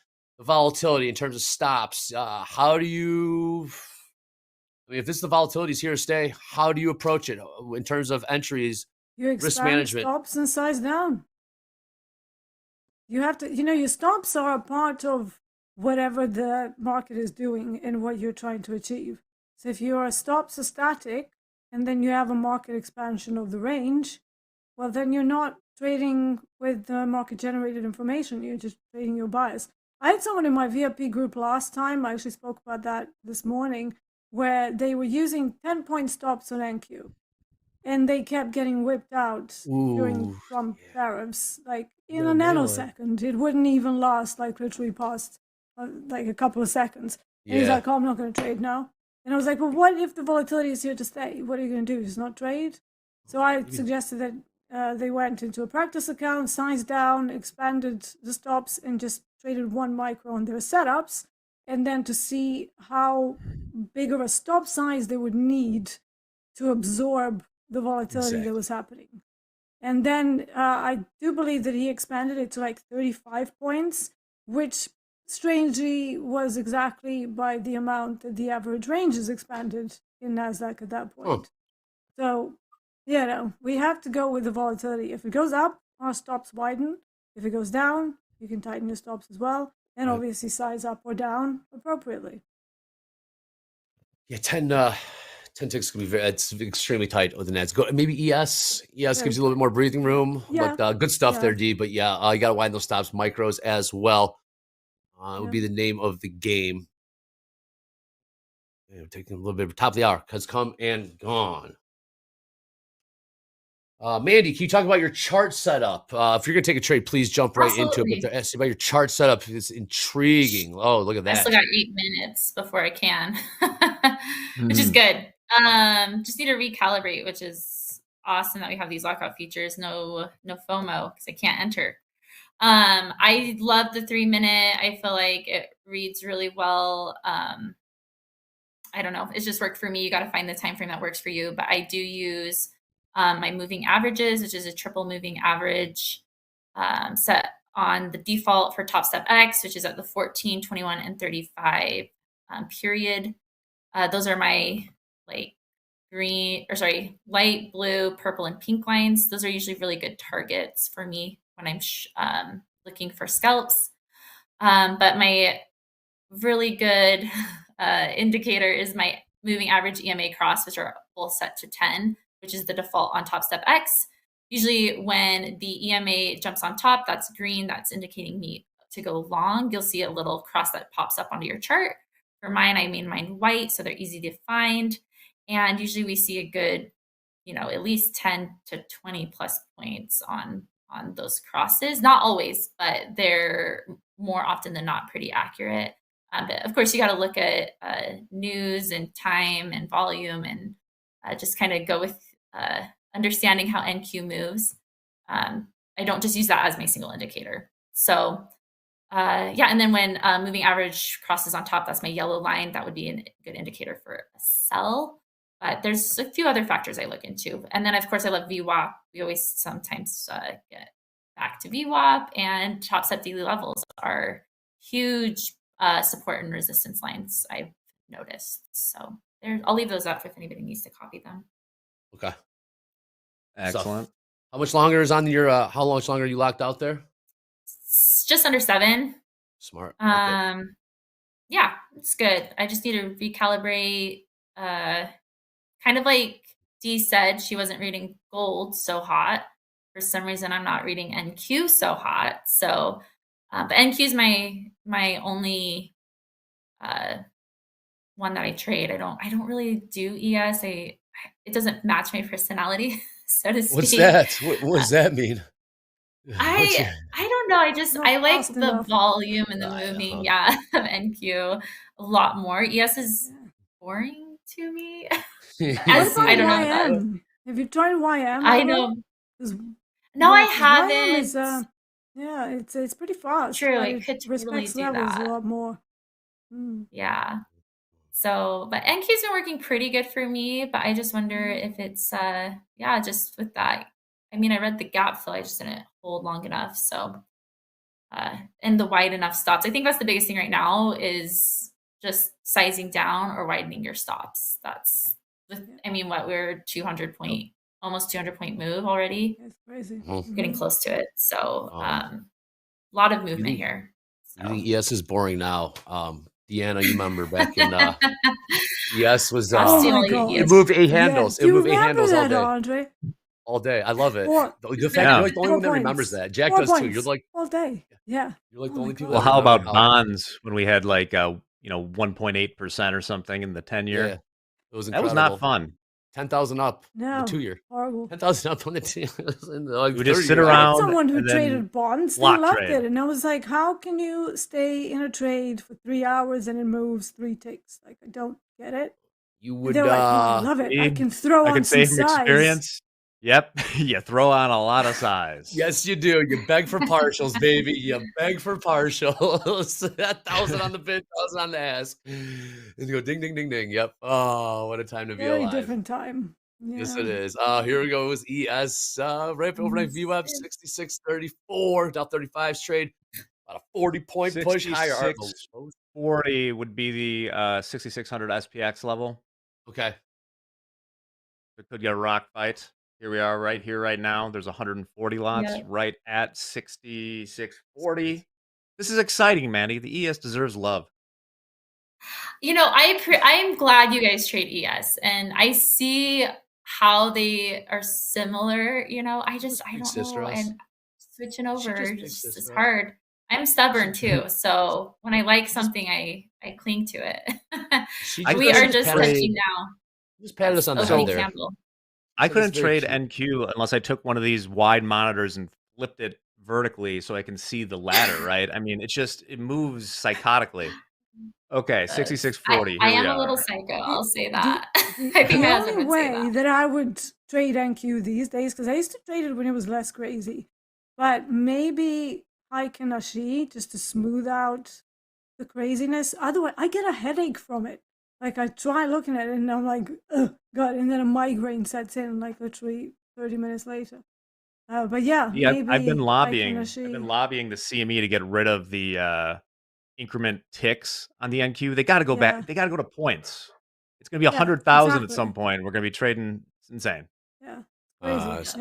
Trading pennies. Yeah. I'd be in favor of that. That would certainly smooth things out a bit. Yeah, they should change it, honestly. They should change it to full points and make it $10 a point. The NQ has increased quite a bit in value. Yeah. 70% long on the tilt. Are the lows in?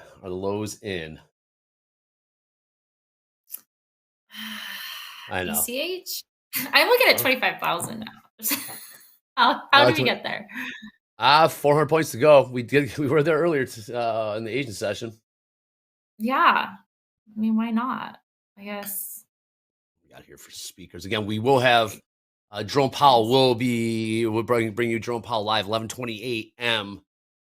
Bring you that wall-to-wall coverage of that. Oh, what do we have before Mr. Powell? Pretty much nothing before that. Yeah, Powell. We got more speakers after Powell. We got Waller. We got Collins after Powell, but Powell's the first one to really get going. I don't know that we see anything from Bowman. We missed that. I don't see anything from Bowman. So we'll keep an eye out for that. Take a look at Crude. We did get stopped out on the gold trade. Last trade in Crude, 58.20. 58.19 last trade. We got the Wiz in the house. What's up, Wiz? Good to see. Wow, look at this turnaround from lows to highs. Are we going to do? Are the lows in 66.38? Jack, I am a believer now where the gap does indeed. How can you not? How can you not? Look at that. Someone's asking for a Delta update. So I have it on Bookmap, so it's probably a little bit different than Hogue's. NQ currently negative about 1,200, 1,300, and ES negative 1,700. So still negative Delta here. Negatives? Okay, interesting. Yeah. Careful. Is it a V shape? Who got long down there?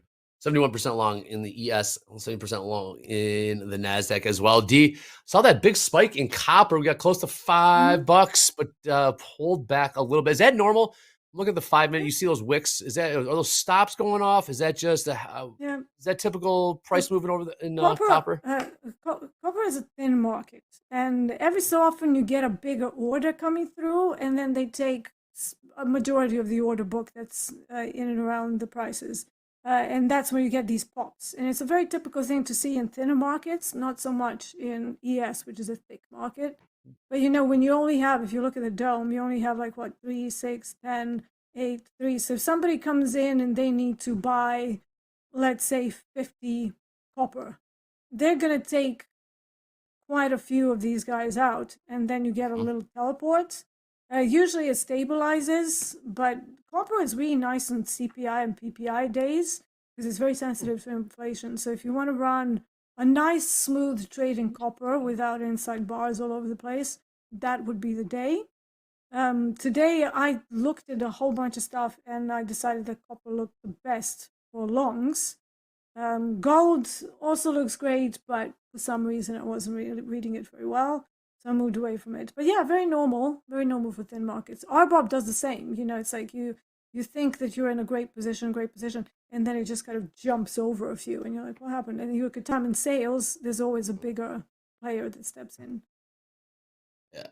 With thin markets. We ran away from the 6,600 SPX for now. Mm-hmm. And copper pushing up. There we go. Yeah. Thin market. What time is D's Metals session Eastern time? So we still haven't changed it, and we will notify you when the change happens. For now, it's still very early, so 4:30 a.m. Eastern is when I'm starting. The Metals show is going to be 6 a.m. Eastern when it happens, but we haven't moved it just yet. We're just doing some stuff behind the scenes. So D, talking about thin markets, slippage. Slippage is a real thing in copper as well, then? Yep. Yeah, definitely. I've actually seen times when during Trump tariffs, I would have a stop in, and then the market would just go slightly below it and then fill me outside of my stop. The stops are not guaranteed. They're still market orders, and if there's nobody there to take your order, they have to go to the next available price wherever the liquidity is. And yeah, that can definitely happen, which is why massive orders in copper, probably not a good thing, especially not in proper counts, unless you can have a balance of about 250,000 actual balance. Then maybe you'll be able to trade with size and absorb that. But otherwise, just be careful. Yes. Slippage. Have you ever had slippage be favorable to you? I'm trying to think. Oh yeah, I have. Really? I've heard stories. I'm like, why not? Okay, you lucky. I'm jealous. I've heard the stories. Yeah, I Never think it's happened to me. because I trade some of these positions that I run for hours. So sometimes if you get slippage in the direction of the move, that's great for me because I get more, right? And with That's the true. limit orders, they have to fill you either that order or better. So obviously that's great if you get positive slippage. Doesn't happen often. Jealous. Yeah, lucky. Gold. Here goes gold. 51, 41.50, 41.50 gold. Up about Yeah, I'm a 20 wall at bucks in the last 41.50. 12 minutes. Yeah. Pull up in the chat. What other metal market do you trade other than gold? Smell gold. Oh man.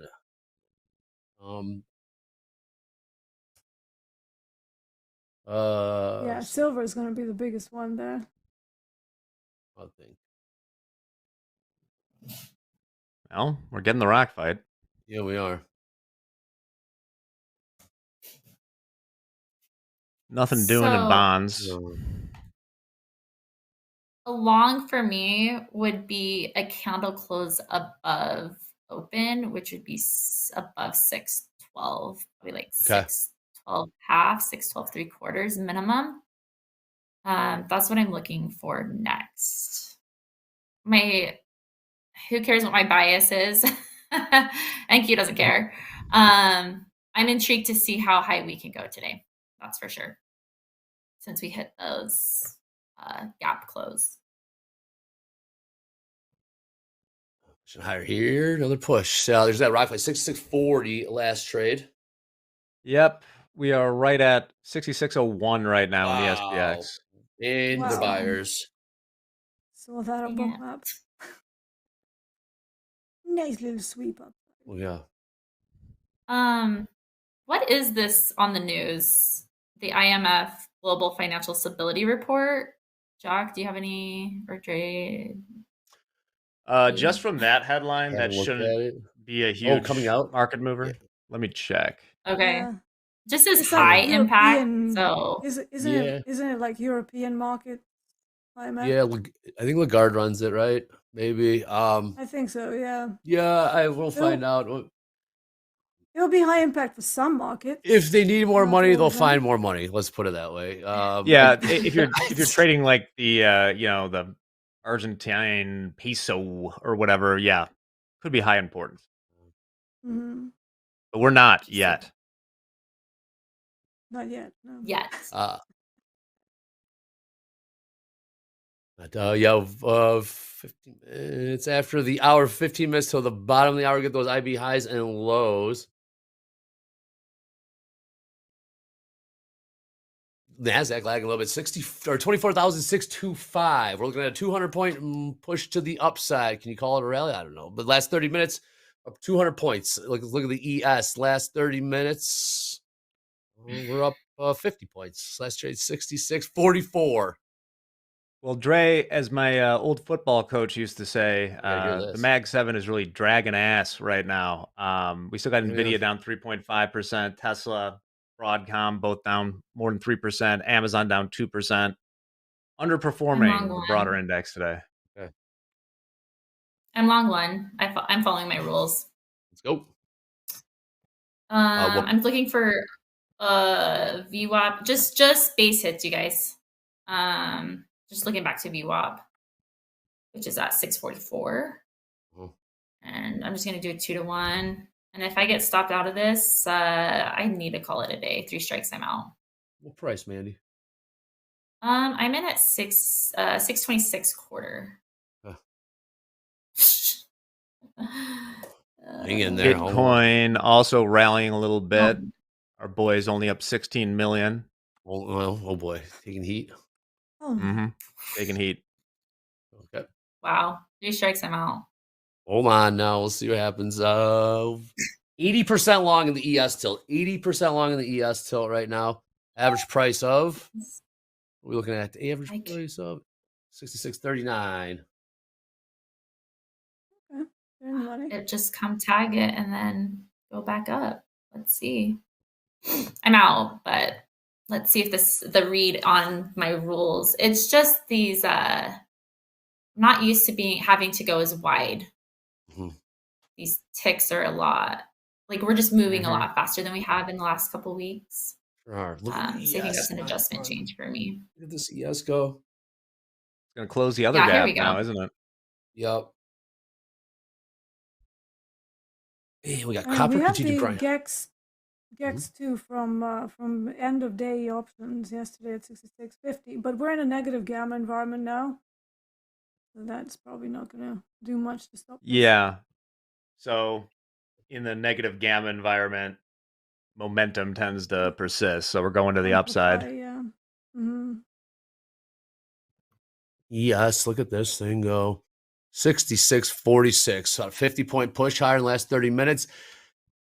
24,624 in the NASDAQ. Copper pushing high here. Gold pushing high here. Crude trying to give it a shot. 8% long in that ES tilt right now. It's the long side. And there goes copper. $5. $5 even. And you still in as you cut it? I cut it. Missed. So, I mean, it's still looking really good to come hit There's VWAP, opportunity still, yeah. which was on the NQ. I switched over to MNQ. Yeah, I'm intrigued to see. Yeah, if we can hit 44s. That's where my TP was at. All right. Yeah, it looks really good for it. I like it still. Here we go. All right. Well, let's get that tip of the week. It's only Tuesday, day 2 of the week. So let's get that tip of the weekend. I want to get Mandy's and Deanna's take on this. This tip of the week on Topstep TV is risk management. Now you see it, now you don't. That's how you do it right there. Risk management. Never risk more than you can afford to lose on a single trade. You stop loss orders to limit potential losses. Diversify your portfolio to spread risk. Of those 3, Mandy, never risk more than you can afford to lose on a single trade. You stop loss orders to limit potential loss. Have you ever not used a stop? Have any of us never? Oh, yeah, when I'm on tilt, absolutely. Yeah, yeah, for sure. Just let it rip. Yeah, that first one is amazing. Never risk more than you can afford to lose in a single trade. I mean, that is the key to winning, I guess, to being profitable. There you go. That's the key. Risk management. I guess the one I could work on better, and gold has been seeming to be a little bit more intriguing lately, is to diversify your portfolio to spread risk. Like I just told you guys, I'm NQ. I only do NQ. That's like my bread and butter. And I feel like I do really good at reading it and whether or not I need to like stay in and out of it. But I feel like, yeah, maybe I should look at one other market and get really, really good at it.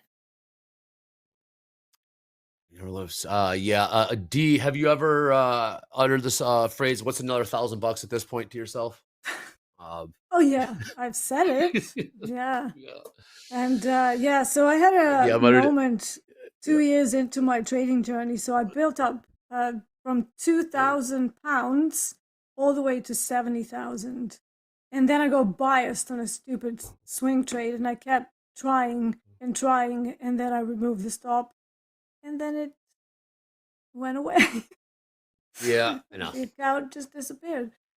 So yeah, I try not to do that anymore. But yeah, at that point, when once you've lost 35 grand, you're like, what's another 5? Oh.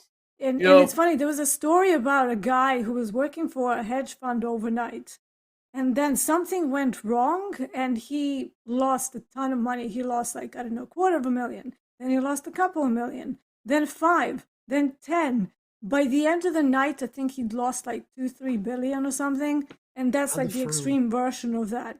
Because the more you lose, the less value that is connected to the dollar amount. So it's like by the time that he lost 500 million, well, what's another 250? Yeah. Mm-hmm. Yeah. Like our favorite MF Global wheat trader, right? Yeah. The guy still owes me money. Pretty slow. Still owes me money. That's what I call that. He lost $153 million. Are you talking about wheat futures? You're talking about Is he also the governor of New Jersey too? Same guy? He owned the firm. This wasn't actually. This Oh. is important risk management, and it's good we have a risk team at Topstep. But they just had this guy like this wasn't a big trader, and they just for some reason were changing their risk parameters or something, and left him with no risk limits, and he went ham on it. Yeah, and yeah, they took my money. But we got it back. Oh, okay, look at this. Copper pushing here, D. Closing that overnight VWAP. Still got a little room to go. You love to see this.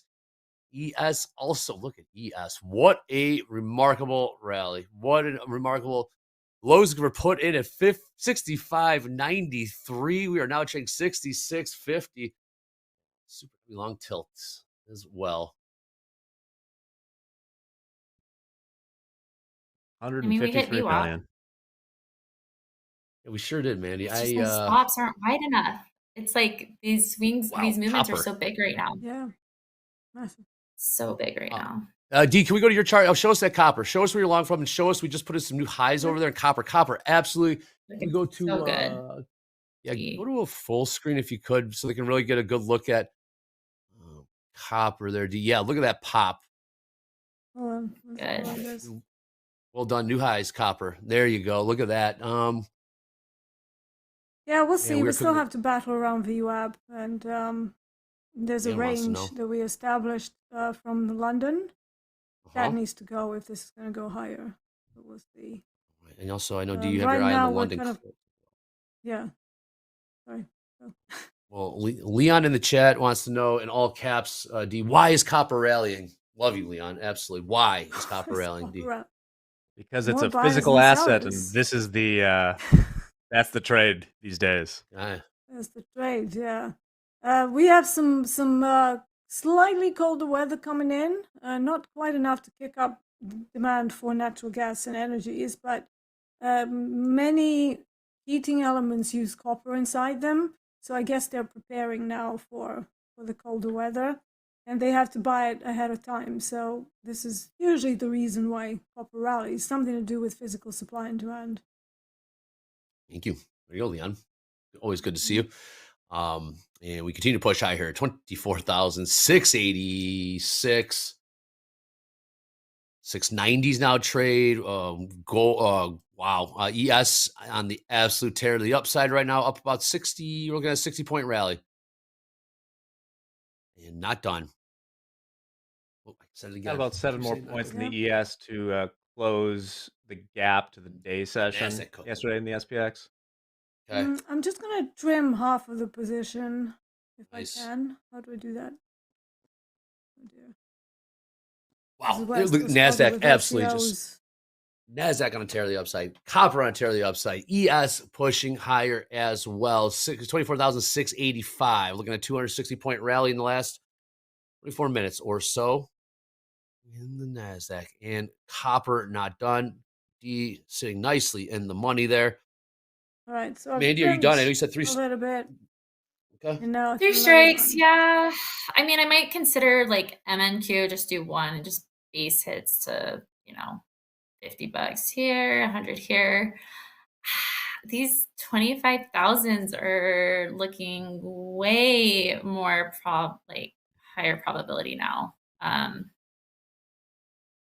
ACH, anything can happen too. Yeah, so. what a turnaround. What a turnaround. Look at that thing go. I mean, now at what point is what's going to bring us down? I don't know. I'm feeling that unless we get a Trump tweet, right? And that's why we put stop losses in place. But I mean, talking from, just market sentiment right now, I would see why hold us back right now? Nothing's holding us back.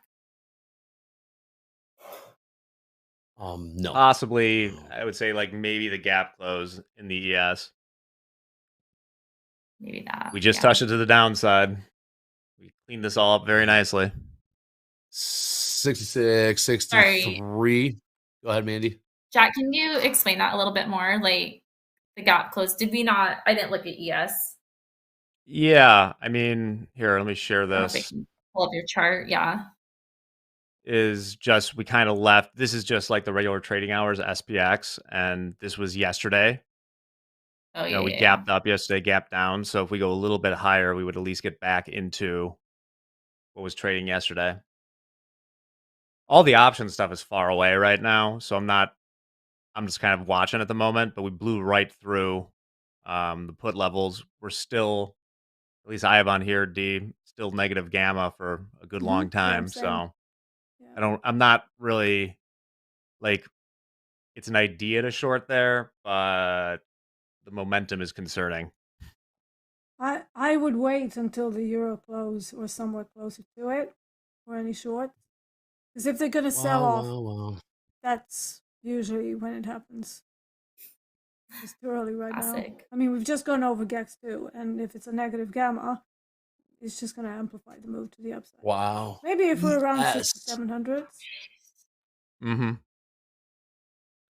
ES, NASDAQ, copper, all on the move to the upside right now. Again, ES in the midst of a 70-point rally in the last 35 minutes.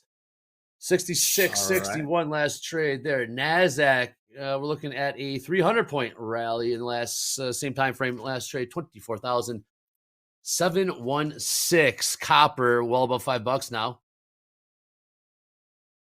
Yep. Still needs to battle through VWAP.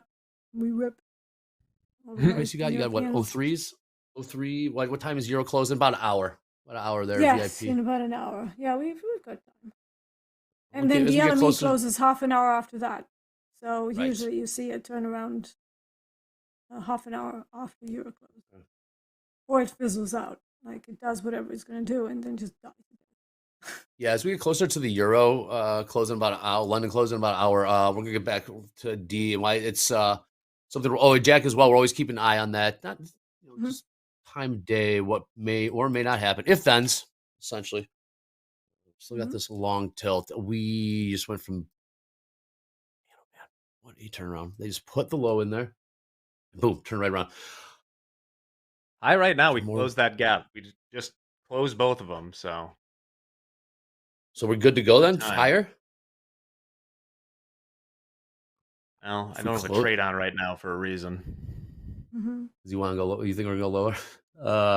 If I thought we were going lower, I'd go short. I don't know. Well, we do have some of our live funded traders putting up some pretty big numbers. Let's bring that in right now, right before IB high and low get established. Wow. Got Jay up 34, almost $35,000. Got Christian M, almost Christina, I should say. My apologies. Up about 30 grand as well. Dan C, Manmead back as well. Yang, all putting up numbers above 20,000. Again, there is red out there as well. We do have, people ask, why don't you show the lows in the red? Well, we have to ask them for their permission also. We like to make sure they're cool with us showing this. But so this is some of our top leaders. Most important thing is, though, we're showing these numbers now. Most important is that they keep it come market close, right? You're locking those profits. Otherwise, there's sometimes nothing more Trading is discouraging painful than enough. You don't need Topstep TV rubbing it in on a red day. Yeah, I mean, public flogging, never a good thing. Of course, there is red out there. I can assure you that. Of course, It's always. and you necessarily want to be out there, like D said. Okay, IB high, IB low. Let's see if I can do this myself. D, if you don't mind, would you help me out with initial balance high, initial balance low prices in ES and the NQ? You're better at this than I am. Low and high, right? First hour, right? New York Open. First 8:30 a.m. yeah. Central. First hour of trading. We're gonna look for the high price and low price in that first hour. And D, you got that handy? If you'd be so kind. Yeah, IB low, 65.93, 25. Okay, hold to the And tick. I like IB it. high, yeah, IB high is 66.61.75. Okay, and what do you got for It's NASDAQ? What a crazy. rage. It's- What a rage. What do you got for NASDAQ there, D? Incredible. Yeah, let me just find it. We're talking about 70 points. 70-point range. First hour of trading in the ES. Fantastic. Yeah. Oh, how things NASDAQ's have even wider changed. than that. NASDAQ. Oh yeah, NASDAQ's going to be a monster if I can ever find it. Yeah. We got 421, I'm guessing, to the downside. Let's have a look. I actually have the initial balance size. NASDAQ and ticks. It's 1,216 ticks wide. What? Insane. Yeah. So we have initial balance low 24,420.5, let's say. Okay. Yeah. And then initial balance high 24,728 evens. Okay. Incredible. Thank Yep. you, D. You're Trading welcome. buddies. Trading buddies. That's what they're there for. Thank you. That tilt did flatten out to 50-50. See a little bit of a turnaround here. See, this is where some of the concepts of market profile are a little bit sketchy. It's like, according to them, until we smash through the initial balance high or low, it's a non-trend day. Mm-hmm. How are we going to do that? Well, yeah, I mean, exactly. I see what you're saying, but we just made all the moves. Oh. Yeah, we made all the moves, and they're like, it's a non-trend day. So it's a range day? Fair enough. I know, I'm sure Dobie's like, yeah, it's a range. Find a range. Hell yeah, it's a range day. This is why extra context, I think, from what has Asia done? Where's the London low, London high? What was the range for those? That all matters as well. We can't just look at, initial balance as an isolated thing. I've actually met a few people recently that just look at the initial balance, and I'm like, well, what does that tell you? Nothing. It should be looked at with overnight inventory. It should be looked at with, the strength of the moves. Are they single prints? Are they not single prints? Like, they're like, oh, just initial balance high low. That'll do. Hey, to each their own, D. I mean, yeah. We've had some traders come on here and say news doesn't matter. Jerome Powell doesn't matter. I mean, and if they're, yeah. Yeah. I got you. Whatever I know what you're saying. because market makers will do what the market makers do. So I kind of partially agree with that. They will either amplify the moves or they will put a stop to the move. It's pretty much it. With Trump tariffs, and any time he tweets or says something, the moves are usually amplified. And that's purely market maker activity. So it's like, was that going to happen anyways? Only it happened with greater velocity and faster than it would have otherwise? Probably. But yeah, there's some truth to it, because it's not an accident that when you look at some of the supply and demand areas on very large time frames, they're still very reactive, but they're just so big you can't really trade off of them intraday. Stuff. Okay, so we got the first. All right, so the top of the hour, a little pop here in crude, $58.50. Still did level off to 50-50 there. Copper holding above $5 right now. Mandy, so what's the next move, Mandy? What's the next move here?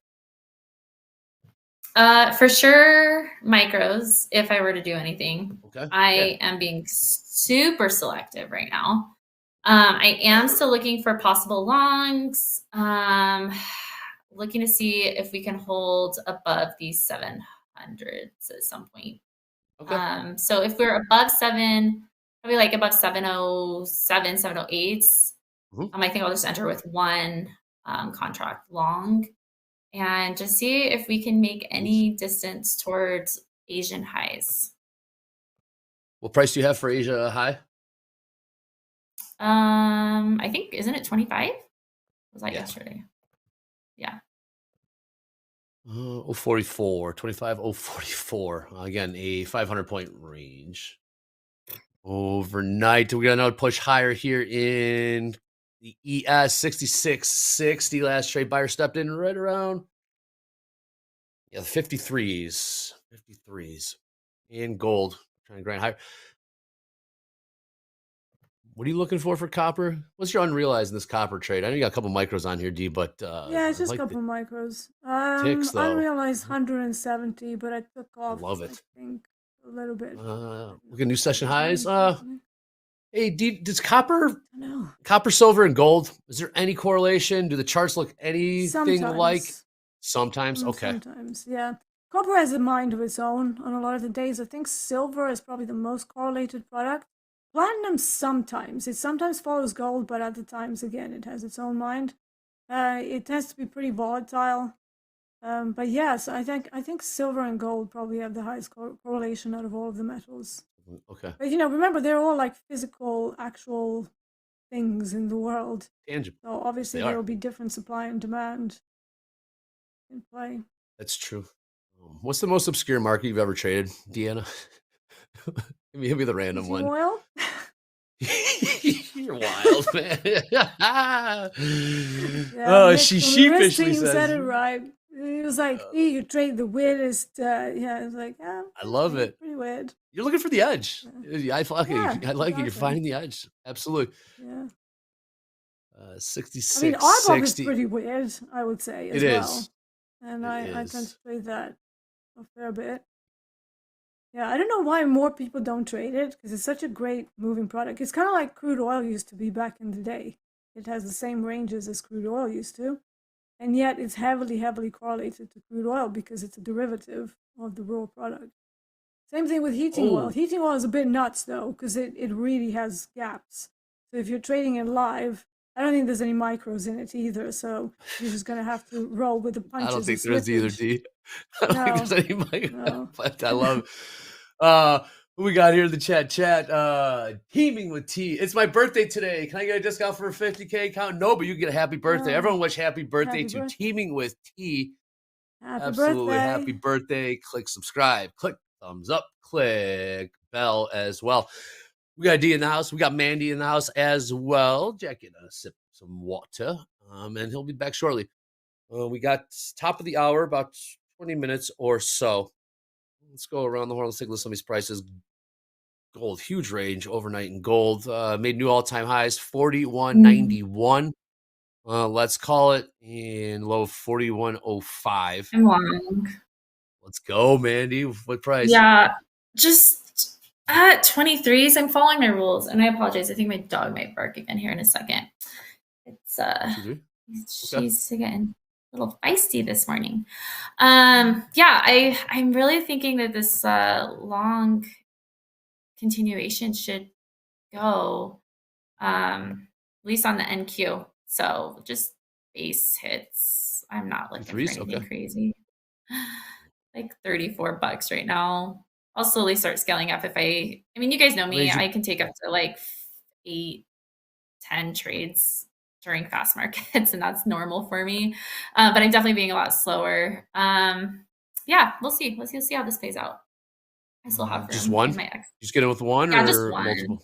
Okay, cool. One. I'll see if I want to add into them here. Well, yeah, let's just do little base hits. Get back into the groove of things, you know. Absolutely. Base hits. Yep. We got Leon. Same trade as me, Mandy. Let's go. Nice. All right, let's go. Indeed. We got the ES trying to push higher here. 66, 63. The ladder jumping off the screen. Nothing yet. Look at the ES ladder. Let's take a look at the NASDAQ ladder. A couple 30 and 40 lots up there, about 20 points higher. Let's see if we want to go get those filled. IB high, IB low are in. So Deanna, with that, okay, we have those prices established, right? First hour to the New York session, we have those prices established.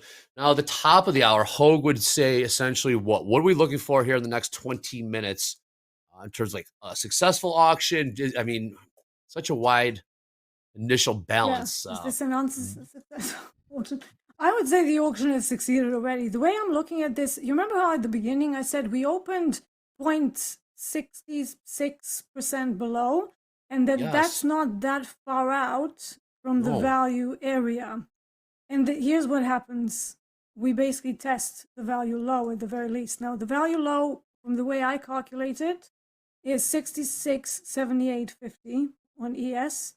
We still have a bit of room before we hit that. So I would say this is a successful auction. Would I expect a failed auction at this point? No, because we bounced from the gap. At the very least, we could continue higher if we also take into consideration the negative gamma environment. I doubt that the value low will stop it, but it will be a pretty good target for this successful auction to the upside as a continuation. So mean reversion on a day where we open with a moderate imbalance to the downside, 0.66%, that usually brings pretty nice conditions for mean reversion back to value. So it is a gap for the value, so in the opposite way. Oh, excellent stuff. D, bring her A game. You sound like you're feeling better, D. You don't want to be here for it. You're bringing it now. I had a painkiller. Okay. You know, Oh, my voice is still like, oh, I've Good. got a bit of a sore throat, but I'm you know, sharing is alive. caring, D. You're Okay, right. absolutely. Thriving. Thriving. 24,730 last trade. ES 66, 63. It's like 70% long in the tilts here. Oh yes, I like this again on Friday. Oh, Mandy is long. We'll let that cook. Let you manage that trade here a little bit, Mandy. Again, top of the hour in about 20 minutes or so. Again, on Friday, we saw Trump and Xi, right? Trump and Xi, China and U.S. kind of starting to stir up the pot a little bit with those trade wars, talking about tariffs here. Then we kind of backed it off a little bit over the weekend. See this push higher here, but there's more to it, okay? It's actually starting to hit the ports now and it's starting to hit here in the homeland. Let's run this story and see how these tariffs might be affecting us. Can we find some way to kind of coexist with China as we still are strategic rivals? Today, the U.S. and China are imposing new port fees on each other's ships amid the threat of more tariff hikes. That's according to the U.S. Trade Representative and the Chinese Ministry of Transport. The fees are another import cost for businesses on top of duties. We're in a pattern of escalation and now hopefully towards de-escalation, paving the way for President Trump to meet with Xi Jinping just a couple of weeks from now in Korea. The port fees are part of escalating trade policies between the two countries. Chinese analysts accuse the U.S. of starting this latest tit-for-tat by imposing new export controls last month. They say that's why China recently tightened restrictions on rare earth minerals. They're important for cars, electronics, and semiconductors. As a result, President Donald Trump is threatening a triple-digit tariff hike on Chinese imports by November 1st. Beijing is warning of retaliation if that happens, but both sides say they'd prefer a resolution. In a social media post Sunday, Trump says, quote, "Don't worry about China, it will all be fine. And the USA wants to help China, not hurt it." The 100% tariff does not have to happen. I imagine that I will have some contact with my counterpart and then the two leaders will meet. I'm Amy Kiley reporting.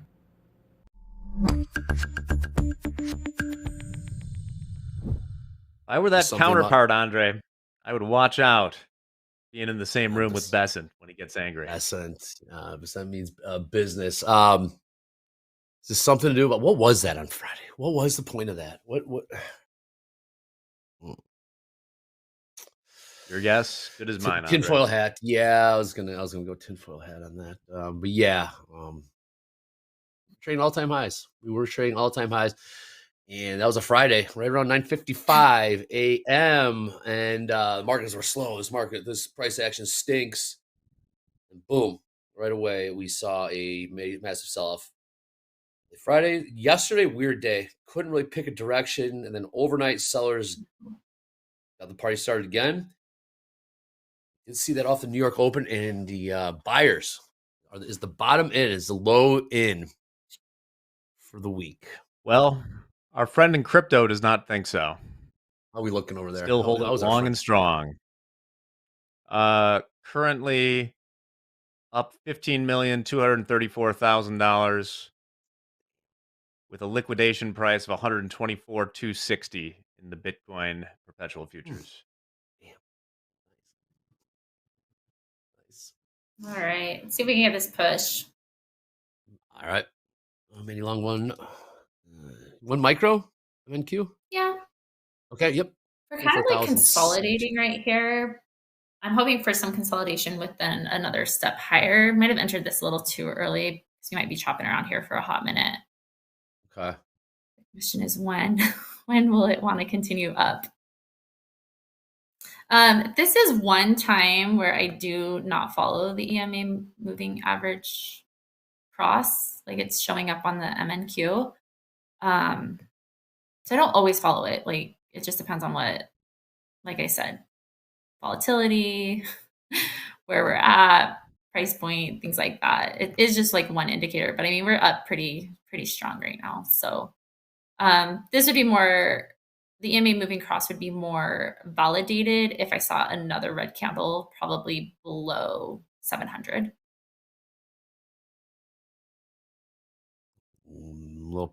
Little pop, 66.65. Little pop in the ES, little pop in copper as well. Gold, doing too much. The NASDAQ follow. Again, Jerome Powell scheduled to speak in less than 2 hours. We'll be bringing that to you live here on Top Step TV, 11:20 a.m. Central Time. That wall-to-wall coverage. Expected to discuss monetary policy, economic outlook. So we're going to get the goods. I do not know if there's going to be a Q&A. But if there is, that makes Cool if things there even that was. much more. Yeah. Wild. The one in Milwaukee, Jack. I think that's the one. The Q&A in Milwaukee was an all-timer. Definite all-timer. An all-timer, absolute all-timer. Damn. I would love to know when we're getting CPI now. Maybe. Question. Whose call is it? Whose decision is that? By the way, I mean, this is uncharted. I do not know who's. It's a very good question. Who says, you know what, we're going to release? I'm sure the boss. I'm sure the top. Well, or like the OMB or something like that. Basically, they realize that they need to have CPI to change certain payments that are given to people. Yeah. So they deem Cost them of living. necessary at Yeah. the BLS. And we are. Oh shit! I've seen some selling Quite the coming. way. Yeah, it was ES just. I'm I think not as well, playing this anymore. This is too crazy for me. Yeah. Thank you. Yeah. It's like not reading like I normally wanted to, but that's okay. I will take it. Scratch. They're down on the day. No more trades. Call it good. Maybe We'll see if see Power here. Hours brings up anything, but I think just right now with what do you call it? Fast markets this morning, it's just a little tricky for me today. But Hey, Mandy, I though, still for a like day where kind of long sentiment. everything went against you, pretty good job controlling the losses there. Like, Yeah, I mean, kept them in there, but yeah, we're good. We've still got plenty of room on my DLL, and it'll be good. But yeah, I still like longs though. I don't want to risk it anymore for the biscuit, you know. Yeah, That's a good well, thing, you know, knowing when to walk away. Like we all have up Yeah. days, down days, but when you're not really getting it on the day, it's best to just go, you know what, I give up today. There's always another day, and that's probably the hardest thing to do. Before Yeah, perhaps anything. absolutely. And you know what? This I think kind of validates a time for me to want to look at another market like Product, gold. yeah. You know, like gold isn't my thing, but I've just been seeing like Dakota moves. and Yeah. Baron kill it on gold, and like I'm like, okay, and they say it just seems a little easier to read, but you can still get a lot of that like risk to reward like Yeah. you would NQ. Like the movements are so can be really big. So yeah, I think this is a good validation for me to like not put all of my eggs in one basket in NQ, but at least one, knowing when to walk away. But I think really just starting to get, I guess, getting on a practice account with gold and just see if I can do the same thing. Get good at it. Scalp at it. I don't know. Do you feel like gold is like more if you want to just hang in it because it just moves? Or, I mean, it looks like there is a lot of room Depends for on the potential day. for like scalping even.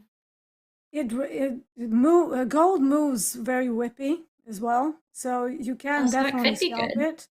Yeah. Yeah, but on days when it goes into a crazy trend, it's best to just ride it out if you can. However, there are Yeah. plenty of kind of rangy days where gold is just up and down, up and down, up and down, and you can scalp it up very easily. But it has to be the right Yeah. type of a day for that. Yeah. Yeah, that makes sense. Well, good. Yeah, I'm excited to start looking at it more. I've been kind of meeting with some people in my Mandy in the markets, and we're just kind of be practicing our strategies and just sharing, you know, our wins and our losses. I was giving some tips to a couple traders, like, hey, I think you're just, you know, you're not giving yourself enough success. Like your win percentage is good, but they're only going for like $50 a day. And I'm like, but your win percentages, like you could probably go for like $250 on the day, based off of what your statistics are showing and how you're maintaining your losses. And so we're trying to get them to get to XFAs, which is exciting. And I'm excited to help them on that. But yeah, I think this would actually be a fun one for us to get into on maybe together as a group and work together on learning gold and see if it fits Gold is pretty fun. strategy, if you can translate it right over to this other market.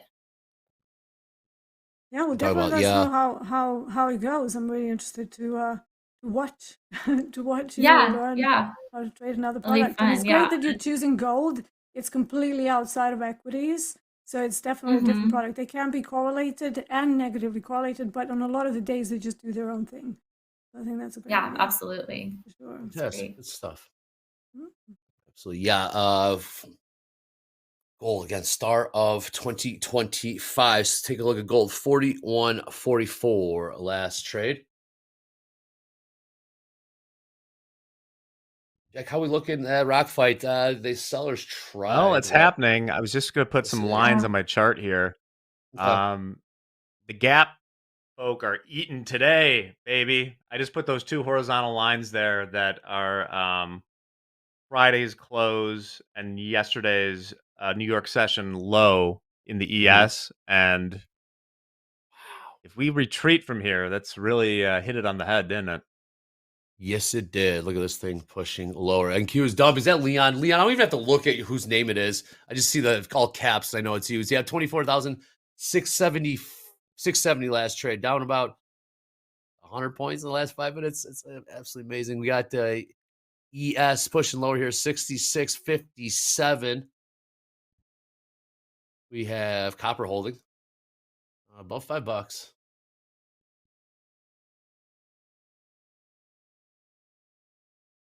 More selling coming in here. One of those days right now, Mandy. All good. You'll get a read, right? It'll come. Yeah, absolutely. It's just we're good. Been there. At least you haven't said what's another $1,000 at this point. That's when things get yes, exactly. Oh yeah. It's who was on with us? And someone was on with us and said it out loud. Was it? Really? I don't want to. It doesn't matter the name. Someone, yeah. And I'm like, oh, you got to stop, man. I stop in there. Someone said like, was another 500. Some too is like I rewatch my segments, and I think I feel really lucky that I can be on air and like take trades,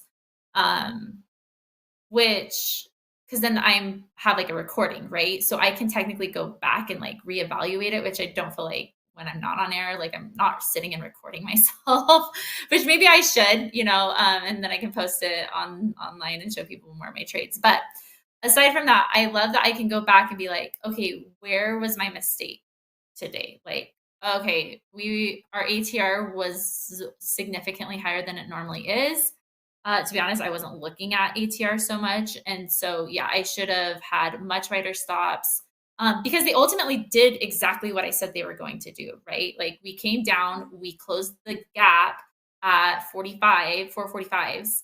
And then, I was saying I at least wanted to hit VWAP. So for that reason, I'm like, okay, where are we journaling? Where are we looking to improve on those trades or I guess on the day? And yeah, I just feel lucky that I can just sit back and be like, yeah, I should have just widened the stop or done something, maybe gone to micros, which I don't normally do. But yeah, I think it's good for evaluation. Not every day is going to be green. Yeah. So that, what you just said there, that's the difference between people who want to improve and those who are just like, F it, right? So your plan worked. And this is why I say to people, you shouldn't judge your performance solely on your P&L. Because you had a plan, you told us, it worked. So what was the issue? Well, maybe size, maybe execution, stop sizes. That's all workable. The fact that your plan came together on the day, however the execution went, that's gold right there. That's a So win. that's what That's a win. matters. And That's a win. yeah, Yeah, absolutely. I'm like, hey, if somebody of their own choice was like, yeah, like, okay, I entered the trade based off of my rules, and Mandy was seeing that as well. That's awesome if I was, able to help somebody see that direction. And talking out loud is great too. I love being on air. If we can talk out loud, kind of be like, this is what I think, this is why I think we're going to be doing these movements. And I think it's great. I love being on It air with helps you you guys, and it's fun. externalize.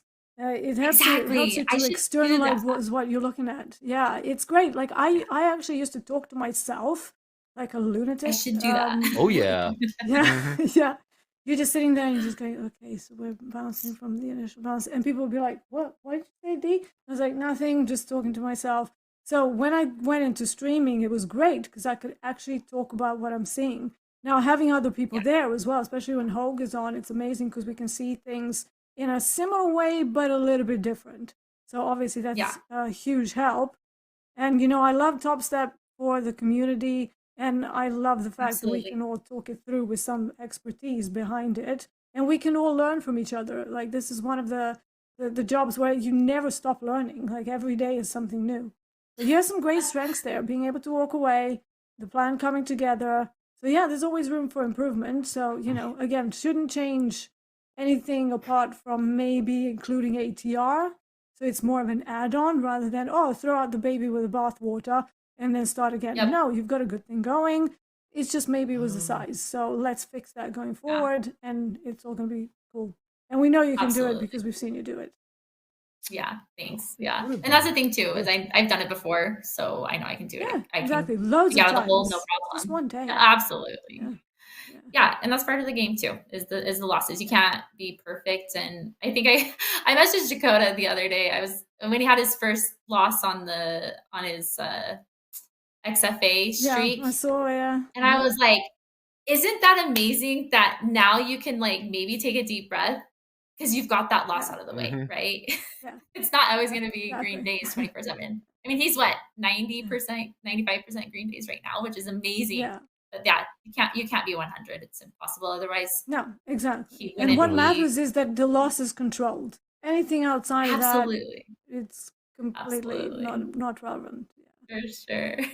I want to be a chameleonaire now. I want to be on the chameleonaires. Man, that was D. I want to be a chameleonaire so bad. That was fantastic stuff. All right, we got the top of the hour coming in here. Markets seem to be in a bit of a holding pattern. That downside was vicious. Still above $5 here in copper, as D likes to say. 66.61 last trade in the ES, 24,696. That was awesome stuff, D. As always, the head coach of the Chameleonaires, see her on here all the time. So kind of click follow, click subscribe. D, okay, coming up to the top of the hour. What do we do with those IB high and low prices? Let's have a look. I mean, we are inside the initial bounce on both of them, but there's some wicks appearing at VWAP on NASDAQ in particular. And then ES. ES, same thing. I think at this point, ES looks a little stronger than than NASDAQ. Primarily because, like, if I know that we're supposed to be staying on Topstep X, but it's just going to be easier if I do this. Yeah, so we won't tell anyone. If you just take a peek. Yeah, exactly. If you look at where the ES is, it's flirting with the top of the IB high, whereas NASDAQ dipped down into VWAP. They're both still very strong. Like, unless we get some weakness through VWAP, I don't see this going into full-on failed auction. And then we also have a little demand here. But just looking at both of these, ES looks stronger on the account of where the position of the current price is in relation to the initial balance. So we're basically trying to flirt with the exit. So that's my take on it. We still have a little room to the upside. The Mag 7 remains pretty heavy. Google flipped to green, but everything else is down. And you still have big guys like NVIDIA, the biggest guy of all, down 3.6%. That may account for the difference there. But we've found some resistance here, accepting the prices that were traded during the New York session yesterday. Okay, you got the London close in about 29 minutes. We'll touch on that a little bit as we get closer to that bell in London. With that being said, we got another big day. Group coaches coming up. We also want more feedback, but I'm not here to ask you. I'm going to bring in Dr. Volatility. James, come on in. Hello, everybody. Happy Tuesday. Welcome to it. I'm here to talk to you about a little website called Trustpilot. Have you seen this one? Have you heard about it? It's where you can go to leave your feedback on all things Topstep, Topstep TV, anything you want. Do you like what we're doing? Do you not like what we're doing? Well, we want to hear from you. So we're going to drop a link in the chat. Please click on it, head on over to Trustpilot, and fill out your honest feedback. We do have a dedicated channel here where each and every Trustpilot review is read and your feedback is acted upon. I do see Michael in there every so often browsing through them, so believe me, your voice is being heard. So we can't make changes and get better without you. So please leave us your 5-star review. We thank you. And I know we're going to enjoy the outside time later once they see how many we get from you lovely, lovely audience folks. Also, later today, right after shoulder tap at noon, 12:15, we have group coaching. That's right, Hogue is out, but in for group coaching, we have JD Hoop, and today they are joined by Jack Sr. We have loved having Jack Sr. back on the show during group coaching. He's got tons and tons of years of information to share. So the people who have hung around can tell you they love it. You get a lot of great nuggets of wisdom, and you get to kick back and hang out during the lunch hour with your favorite Topstep TV personalities and coaches. So group coaching, here is your chance to have your questions answered live by our Topstep coaches. We just dropped another link in the chat that's pinned for a while, so you got some time to think about it, submit your questions, and then be right back here, Topstep TV, at 12:15 today for group coaching. Again, that's after shoulder tap at noon. That's all I got for now. Jack, I'm going to throw it back your way. And what are these markets doing? Thank you, James. Andre's taking a quick call with his bookie right now. He'll be back, but for now, I will drive. Mandy D, are you're still long that copper, D? Yeah, there's usually a little bit of How's a that going? wobble into the euro close, and then they usually run it back where it came from. So I'm expecting that, anticipating that. And really the invalidation point right now is if this price action goes all the way down to the initial balance sub 97.75 and then accepts it. If that doesn't happen and we just gonna pop down there and bounce up, I'm actually willing to give this another hour or so to do what it needs to do. And then maybe I'll think of taking all of it as a time stop rather than a target. All right. Well, Yeah, we are price rallying a little target. bit again. Yeah. The exactly. equities. Mm-hmm. Mandy, I know you're locked out, but what are you feeling here? Still liking longs. That's all I gotta say. Mm-hmm. Even if we don't get all the way up to 25,000, I still feel like taking half of that from this point is even totally doable. I mean, just where we haven't bothered to rotate all, back down yet. I mean, this area, I'm assuming we're going to be chopping around this area for maybe a little bit. Between here and, below 700s. If we don't get below 650s, or I could even say 660s, I'm still a fan of longs. I feel like that gap close is one of the things that was holding us back, but we've closed it based off of our different definitions. In one of them, we've closed them, and so for that reason, I'm like, what's holding us back now? Unless we get news or something else that comes out. Yeah, and aren't we still pretty Nvidia that's methodical holding us too? back. Excuse me? Yeah. And I mean, we're looking pretty like we're not doing insane candles. Like we're just kind of slowly zombieing back up, right? So again, that would be my sentiment. I mean, now we're pushing again even more. Heck, if we could get 850s, I totally think that's an easy target for today. Yeah, just to zoom out, we're down 0.3% on the session in the ES, down 0.64 in the NASDAQ. Russell is actually green. Might have to do something with the yields coming in a little lower today. That's unusual. Yeah. Yes. Basically, Hogue left and ruined the markets. Reminder, Hogue did leave on Nice. vacation Thursday evening, and everything has gone bananas since. So thank you for that gift, Hogue.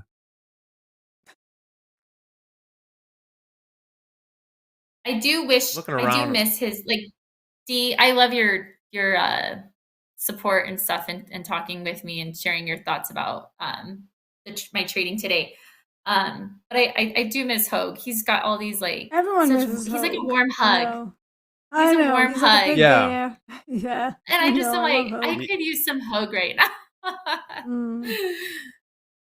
He's Yeah, great. he's my And emotional support coworker. It is nice when things are going on yes, just to be like, Hogue, what do you think? And just let him cook. But yes, we'll try our exactly. best here. He's the best. Back in the day, whenever I had a red day, he was our risk manager, so we were on this like private messaging. This was a long time ago. We're talking like 9-10 years ago. And every time I had a red day, he wouldn't pull up the private message to go, oh yeah, you suck today. No, he was like, hey, are you okay? What's happening? You want to talk it out? He was like this beacon of light in the middle of a Yes. storm.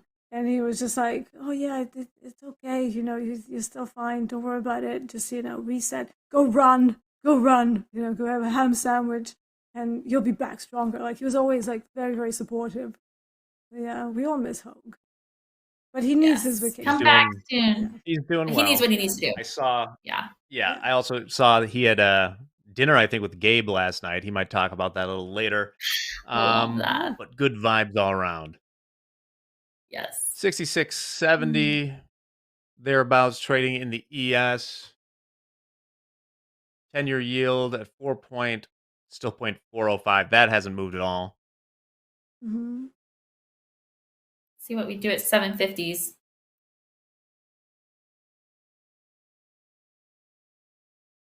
Yeah, we're about 20 points away. I like this 66.94 area. A lot of volume piled up there.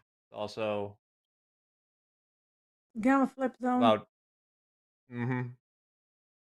maybe that's where the momentum will run out, D. That's Also what I was saying. Like 66.50 earlier, I said, SPX. yeah, 6,700 or thereabout, 66.95. I was hoping that we get up there for the euro close, and then you could do a little scalp down from there. But we're not there yet, so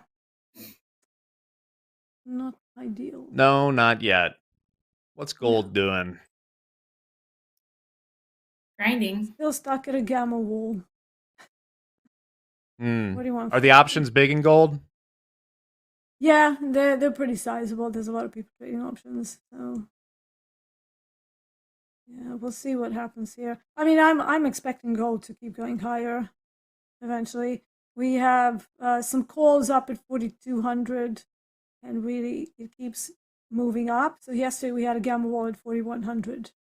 Kind of caused a little bit of trouble, but ultimately we went through it.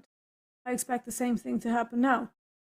Stick around 4,150 for a while, consolidate, then ultimately go higher. So that's not going to change. There we go. Pretty Bitcoin, good maybe rejection the market off this. moving the most. Yeah, ahead, Maddie. 750s. 750s did not hold at all. We're back down to, we came all the way down to 08s. Yeah. So, I mean, we're still in an upward trend. There's no rotation yet. So still looking for longs. This could be a good pullback to enter in. But yeah, 700s. Let's see what happens here. If we can get a hold below 690s, we might be looking for that rotation. But again, longs are still the move right now for me. All right, well, we'll take a look at that. Initial balance high in the ES was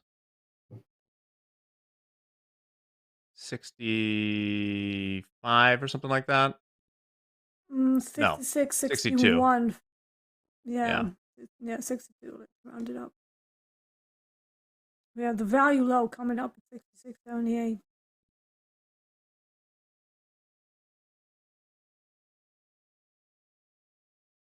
Yeah. In Good. between levels right now. Oh, Got that might have been a 2/3 long in buyout. the ES tilt, 57% NQ, long yeah. NQ. What's the average price of longs in ES? Average price of longs is 66.62 half. It's a bit late. What are they doing? Yeah, they're playing the IB, I guess. Yeah. I've seen some 7. questions about gamma. Maybe we can get into it a little bit. Yeah. Really, to fully explain it, I would need some visuals and such Yeah. because it's not necessarily the most intuitive thing. No. Yeah, we need a PowerPoint presentation. Can't wait to go to work making a PowerPoint presentation on this. What do you think I do for VIP coaching? Do you have it? Can you send me this deck? I do everything through PowerPoint because I feel that if I just pull up a chart and I talk about abstract concepts, it doesn't quite hit the same way. So if I even have these graphs where I've simplified everything, I call it like trading for dummies. If I'm trying to explain a gap fill in value and what's a strong move, what's a gradual move, I literally just take like I draw dummy candles effectively, and then we can look at more complex price action Yeah. charts, but not before you actually illustrate what you're trying to say. Well, maybe to start today, unless we get a big move, to understand gamma, you need to understand delta first for options, which is a little bit Yeah. easier to explain. So, Yes. with any option, right, the delta is the sensitivity of the option based on the price of the underlying. And so basically, you can see kind of how this would draw as a magnet. Let's just imagine a simplified market where there's only one person in options and they have call options for 6,700 in the ES. All right. When we're far away from that to hedge their delta, market makers have to buy very little of it. But as it gets closer to 6,700, they have to buy more and faster to stay hedged. And if it keeps going, they still have to buy more, but they slow down as it gets further and further away. All right. And what that gets into is that the change in delta in regards to the change in the underlying is what we call gamma. Yeah. And there's your foundation for it. We'll get a PowerPoint out sometime and It basically have some affects fun the with momentum of the derivatives. price on the day. Yeah, fun with flags, fun with derivatives. Yeah. You ever watch Big Bang Theory? I can't say that I have. Really? No. Oh, this is funny. So there's a character in there called Sheldon. He's like an uber nerd, super intelligent, and he decides to run a YouTube stream called, or YouTube show called Fun with Flags, and it's anything but. It's like really Okay. dull.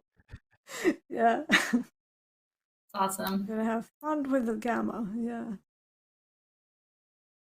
And I just want to say just a quick appreciation for like you, Jack, and Dee, like your guys' insights. You guys are so knowledgeable. Like I know a little bit about Forex because that's where I started trading, a little bit about crypto because I've had some since 2010 or whatever, right? But I appreciate like the things that change the markets or would affect the markets that we don't normally would consider.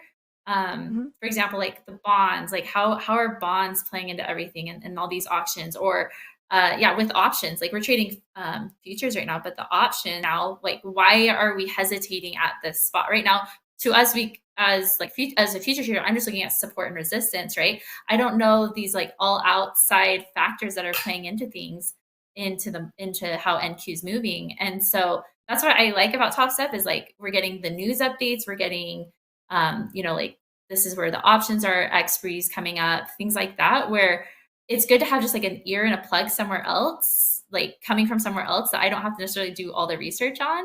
And that's like what I love about TopStep TV is the fact that we can get all this knowledge and it's for free. It's on YouTube. This is amazing, you guys. Like TopStep's really trying to help you guys understand and learn and grow.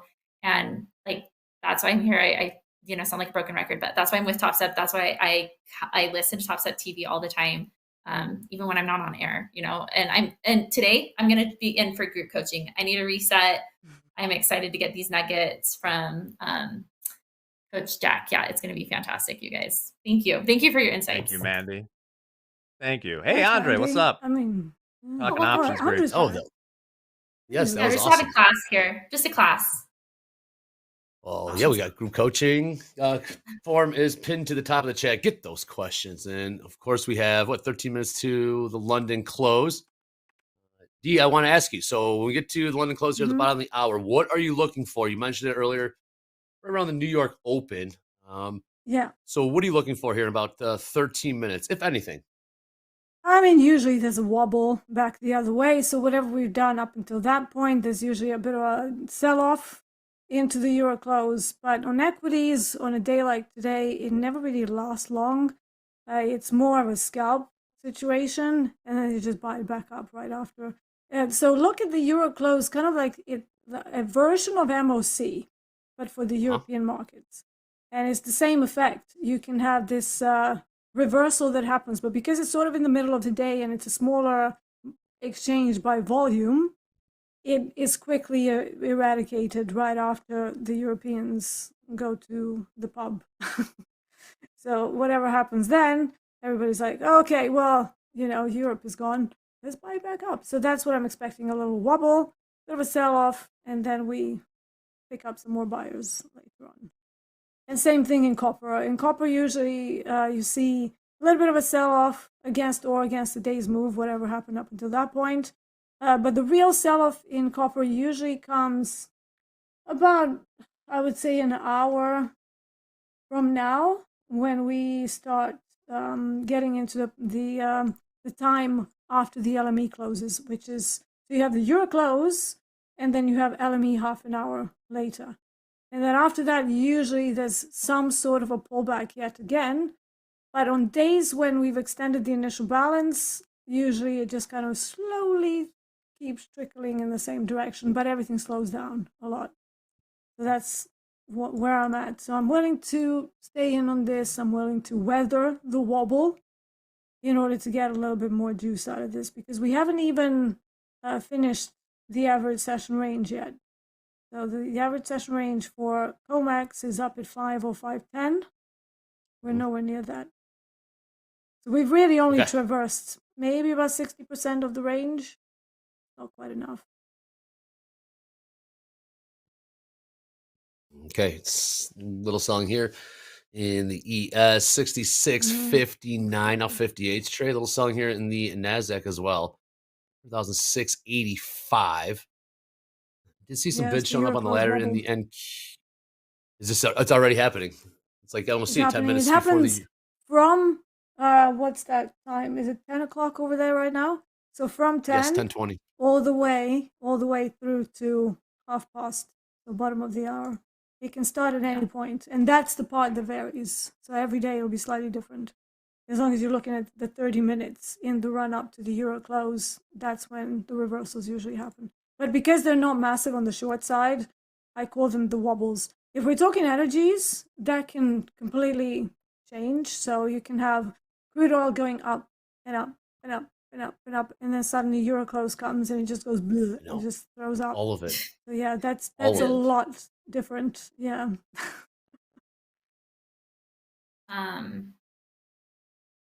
Good information. I'm still liking these longs. We're holding above these 690s. I'm assuming here in 15 seconds so that's still going to hold. So yeah, again, long-term target, I'm liking like 850s for the day. Really. We'll see. Yeah. It's wild. Yeah. Buyers did step back in, or we're going to be a little bit range bound here. The equities take gold trading 41.54. Right now, it did make all-time highs overnight at 41.90. Call it 41.91. A bit of a rock fight going on here in the ES and the NASDAQ. Range starting to look at the 5-minute little range showing up in the ES right around 66.57 on the downside. And call it 68s to the upside. NASDAQ seeing that. Still got Nvidia well. and Bitcoin both down 3.5%. Really? Yeah, they have not been included in this rally. I have not. Okay, so in 1 hour, Jerome Powell is scheduled to speak.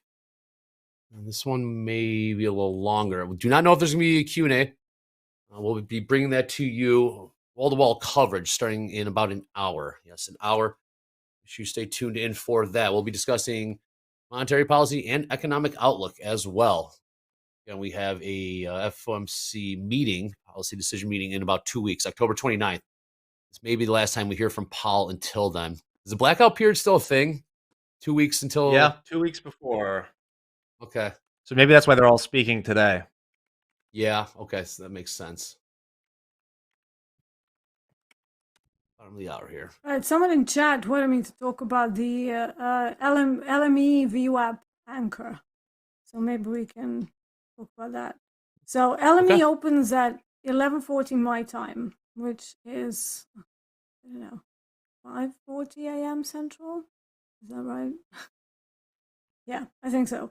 So sometimes if you have a trending day, you can actually anchor the VWAP to the start of LME, and that can basically give you a very good indication of what the price is doing. So let me just change that if I can. Can I change that? I'm not sure. You don't have times here. Okay, so that's a little bit annoying. But if I anchor it in a different way, let's find 11:40 ballpark, and let's anchor that. Ooh, hold on. Let me clean this up a little bit. So you can see this little line here. Hold on, let me delete stuff. The blue line, that's now the LME anchor, and we're still above it. Now, it hasn't moved too much outside of that today, but if you have like CPI or PPI, this approach will work really well because LME is a time when copper really starts moving. And if you're going to see a committed trend, usually LME VWAP is a very good way to approach it. So if you want to trade copper, start looking at the LME anchored VWAP. For anything that really has a big connection with the London Metal Exchange, that includes platinum and also some weird metals that we don't have, like aluminum, or aluminium, as we like to call it here. Aluminium, tin, yes. Mm-hmm. Yeah, nickel, like all of that, very, very important metals for the LME. So as long as we're above, you can look at it this way as well, as long as we're above the LME VWAP, longs are in play. So maybe that's a more simplistic way to look at price action. If VWAP is completely flat and you find that the price is wagging through it, it means you have more of a range-bound day. So in that case, VWAP won't be as useful because you can't use it as a trade location. But for now, we have a very mild trend on copper, and unless that changes, I'm staying in for as long as that takes. Trade still valid. Yes. 5 minutes till London close. We'll pop in the ES 66.67. Another push here. Will there be another push again? Powell will be speaking. Some of the chat said there will be a Q&A. I have not seen that confirmed. But if there is, we'll be bringing that as well. But, this could be a big one. Yeah, right. 11:20. We'll have Powell. Yeah. I think we're streaming him, correct? Yes. Jack, we'll have Dakota and Jay will be on for that in about an hour. Anything you're looking for specifically, perhaps talking about the dissenting votes within the committee in terms, I mean, it seems like it's all about a done deal. Obviously, a lot can change in terms of monetary policy. Anything specific that you'd like to hear? I mean, we did hear Kashkari say The lion does not concern himself with the dissents of others, especially since you need 7 people to vote on the thing out of 12. We learned, I think, last time, if it's a 6-6 tie, tie goes to the status quo. It just stays the same. I don't imagine Powell will say anything earth-shattering during the speech, but if there is a Q&A, that's always where things can get spicy. Well, ask about who got still moving here. Who are the outspoken doves? We got Waller, Bowman, and of course Myron in there. Well, Myron's in his own sphere, right? I love He's him. the Yeah. Chad Myron. dove. Our new favorite. Yeah, Bowman and missing it? Waller are more dovish.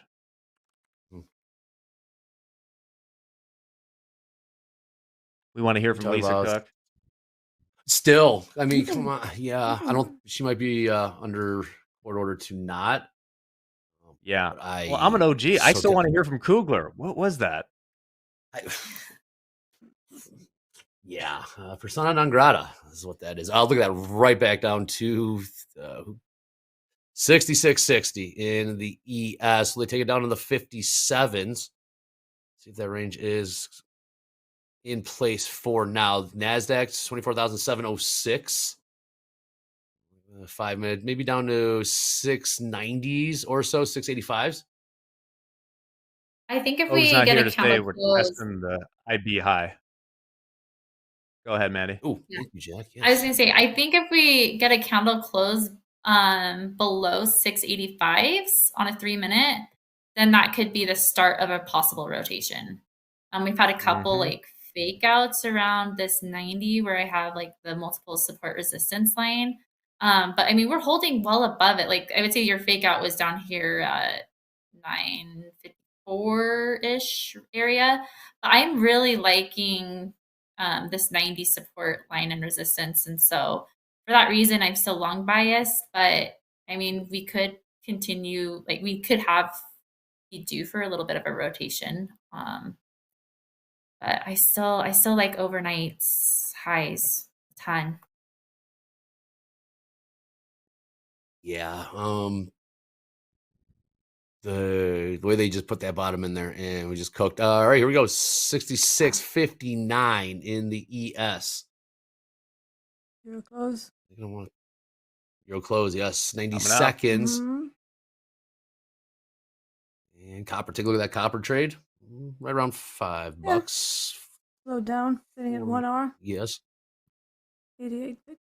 Not bad.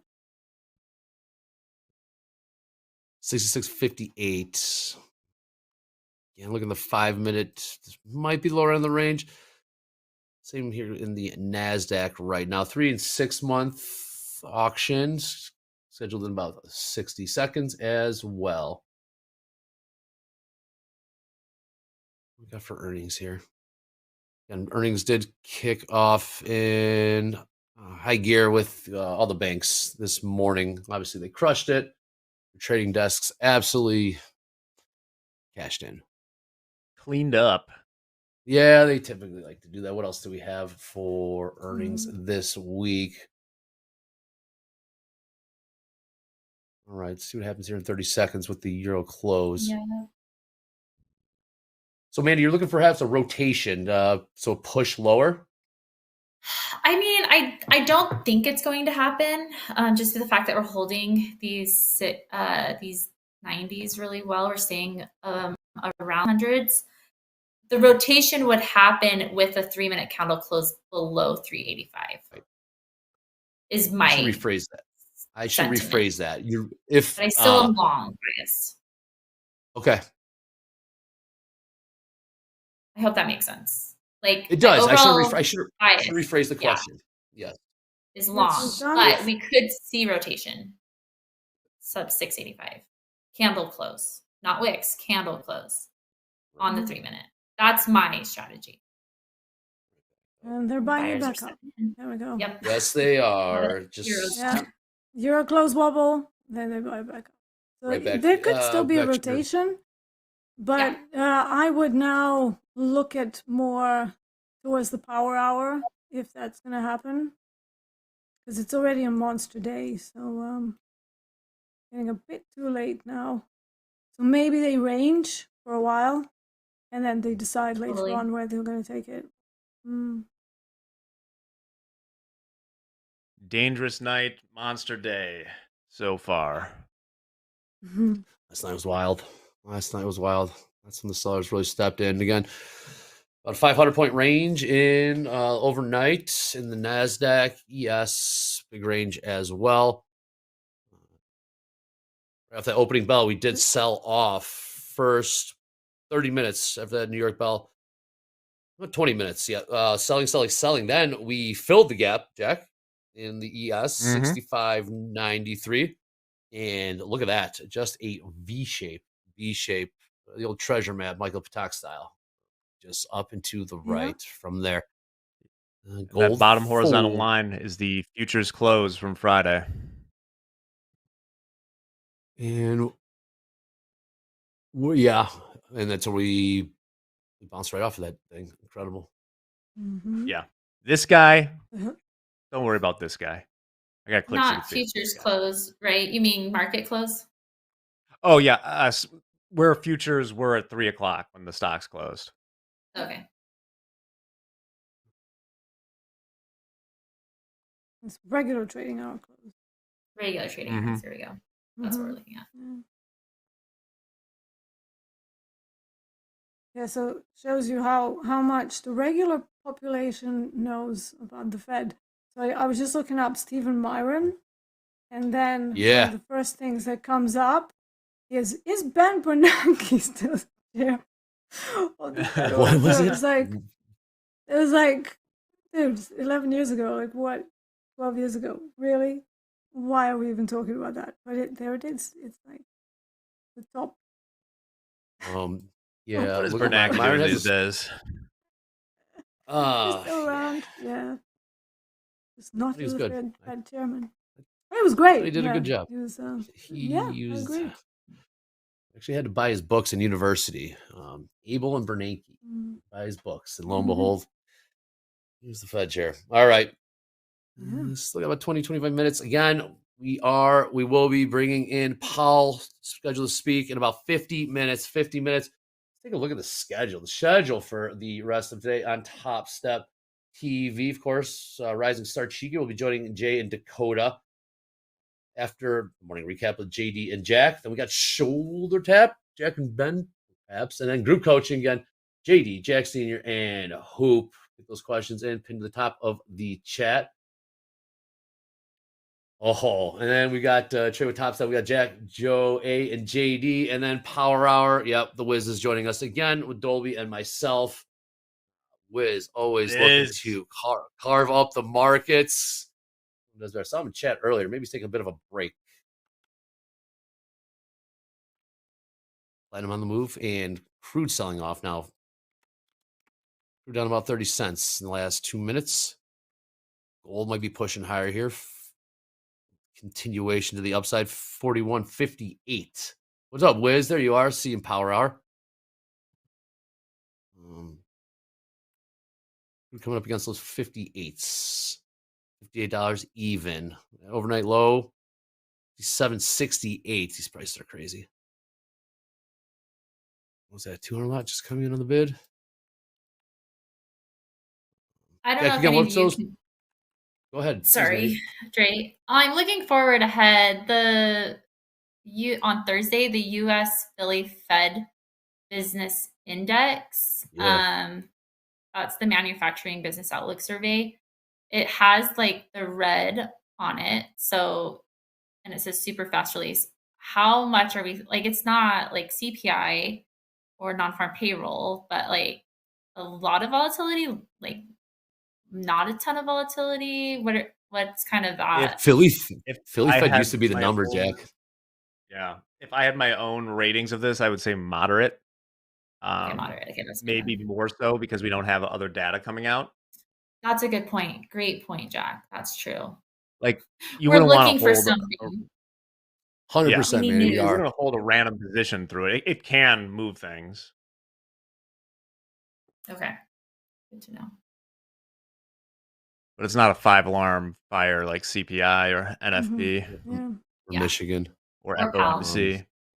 Yeah, apart from FOMC, I remember back in the day we couldn't trade through those releases, like anywhere. We just weren't allowed to hold anything into it. You remember, Andre? And yeah, so I just developed a way to stay out of everything and then look for my setups after 9 a.m. Central, because that would be the time of the last release on most days. And then the shackles are off. Yes. Going into the, unless you're like well into the money, maybe, and you have just stop type, maybe going into maybe, it. but you have to ask for permission.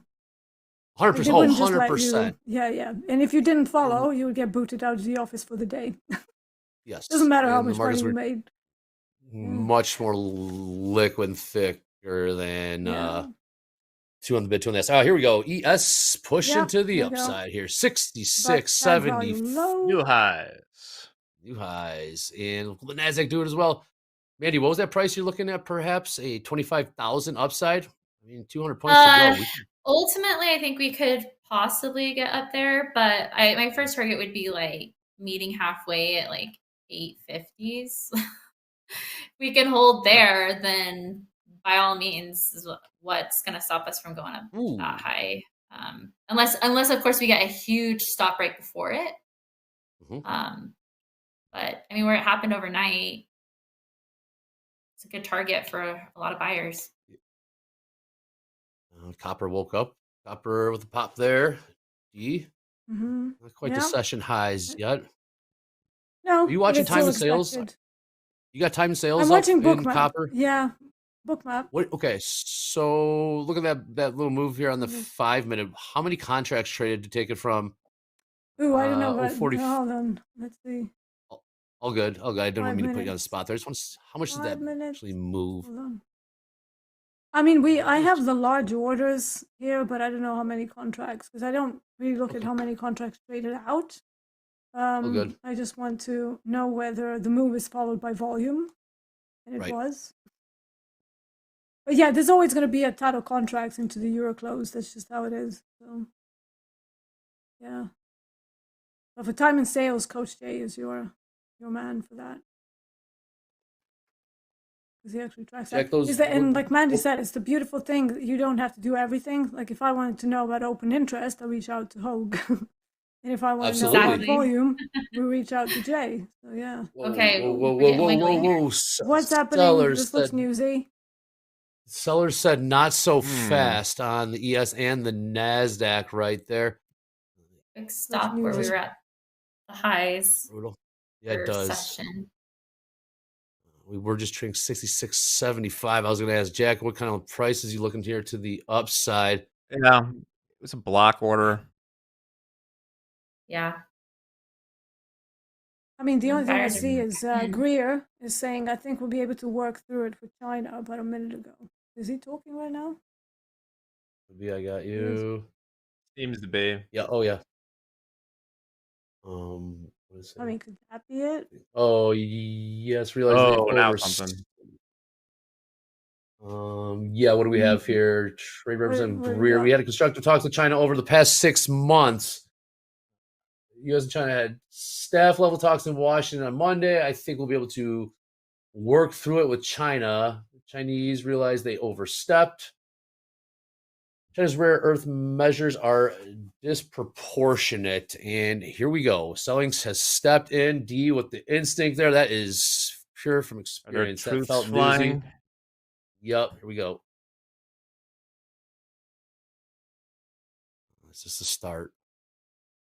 Nope, not yet. Not yet. Here we go. Not yet.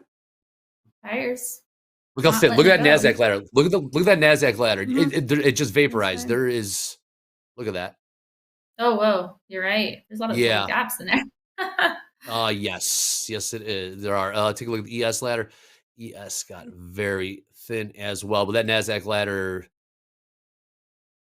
That's what happens when they flip off the algos. Again, we have. This is gone. Okay, another headline here from Greer. November 1st, tariffs depend on what China does. It's hard for China to find an off-ramp on rare earths. Yeah, careful, everyone. Yep, yeah, here we go. Also, Greer, keep talking. You're going to get a nickname. What's going to be the nickname? Well, it's more of a saying. We have 100%. Was All it right, here we go. Big one. buttoning 100% lower? tariffs on China could come sooner. Ooh, okay. Fascinating. D, you said We're this holding feels newsy. sevens. This feels newsy. Yep.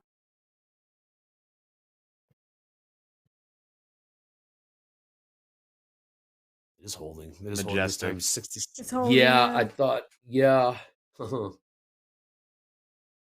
Wow. A bunch of orders at And 66.72 all the way up to 66.75. But the way they're running towards it, a bit aggressive. brutal. That's tough. Yep. Buyers are coming back in here. 66.69. 66.70 down the ES. NASDAQ 24,742. That first headline did hit. Bottomed out around 24,700. YM doesn't care. We have export Longs are still controls we can valid. impose. We need to. Yeah. Yep, go ahead. Longs would be invalidated, like below 690s for me on NQ.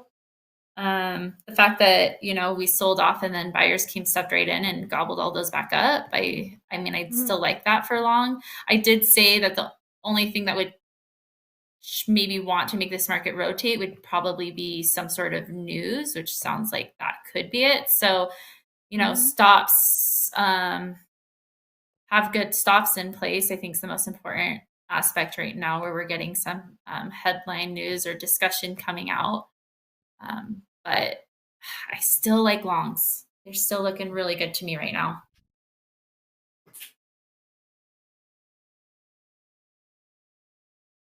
Well, when you said this feels newsy. What exactly? Rogue. Yeah. Who is this Greer? I don't know Greer. This new cast member in the show. D, when you said this feels newsy, why? What did you see? What did you the speed feel? of tape, because I've got bookmap. You can see it here. And then as we were watching, suddenly everything started flying around. That never really happens unless somebody has opened their mouth and is talking about tariffs or something. Yeah. So as soon as you see heavy price velocity at this time of day, it's like, why is that happening?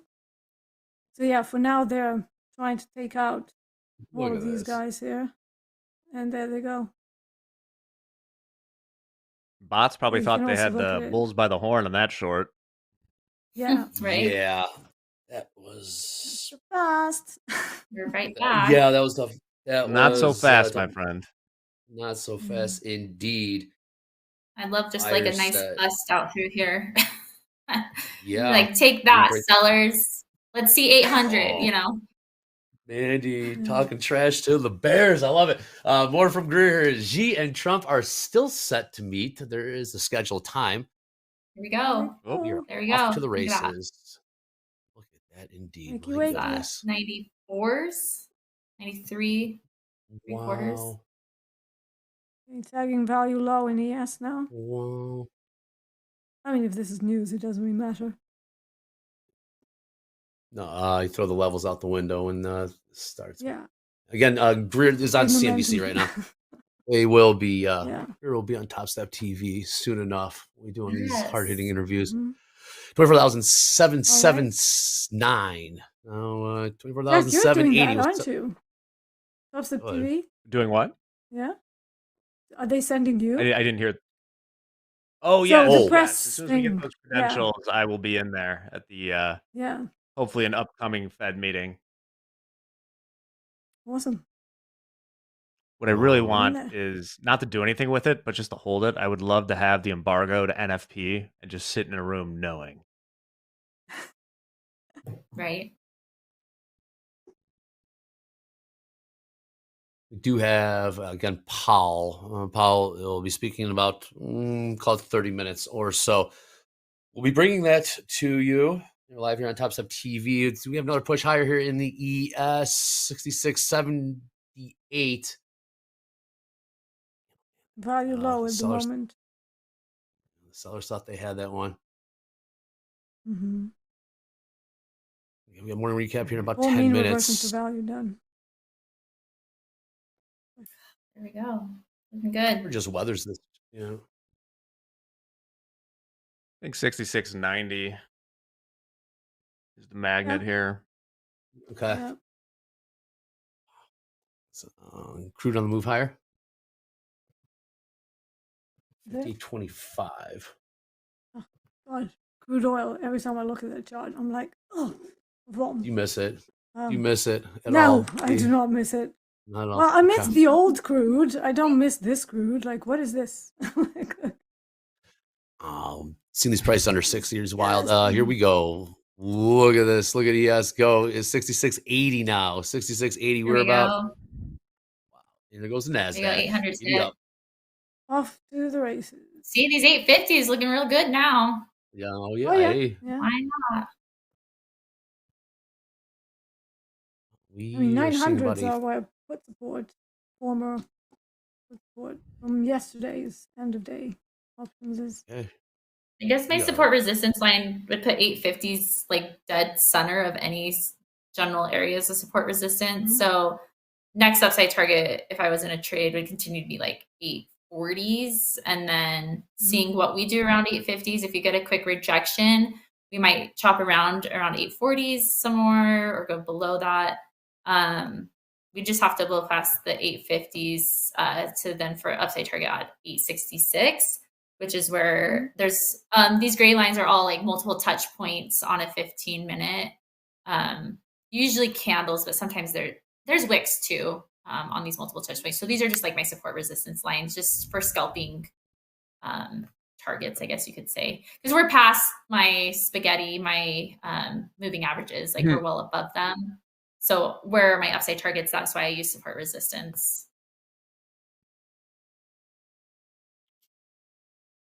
Yes, in the last 2 hours, the ES is up about 90 points in same time frame. Look at the NASDAQ. NASDAQ's up about almost 400. 400 point push to the upside. Tilt has flattened out 50-50. Not seeing anything more from Greer just yet. We do have Powell. Powell's scheduled to speak in about 30 minutes. 30 minutes.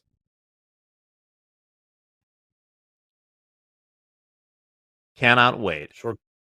Yeah, especially with. Gonna be lively for sure. Yes. At least we this, won't be bored. No, things just got spicy. You want action? We'll give you it. I love it. Yeah. Jack, you got Powell's worth like 66 10 Greers. Yeah. Yeah, I mean 66.90 is the 66.50 SPX level. It's where the most volume is traded from Friday onward. It stands out as a possible place for a rock fight. Yo, wow, Got another push higher. Look. 235 lot at 66.85 in the ES. Holding still. Holding strong. Yep, look at this thing go 66.84. Oh, Mandy, they're giving you crap because you talk junk to the Bears. Just talk to the markets. Yes, they did Just push the this markets. higher. It's Yeah. it is. Turn The this thing around. 690s were the spot that I was just really keeping my eye on, and nothing was telling us that we were going to go below that, except for that little wiggly news aspect. But the fact that buyers came right in, that's where I was like, we're just going to go. And I hope we keep going. We may very well. 24,800. Let's trade coppers. Nice trade. There we Would you go. take this? You can. Yeah.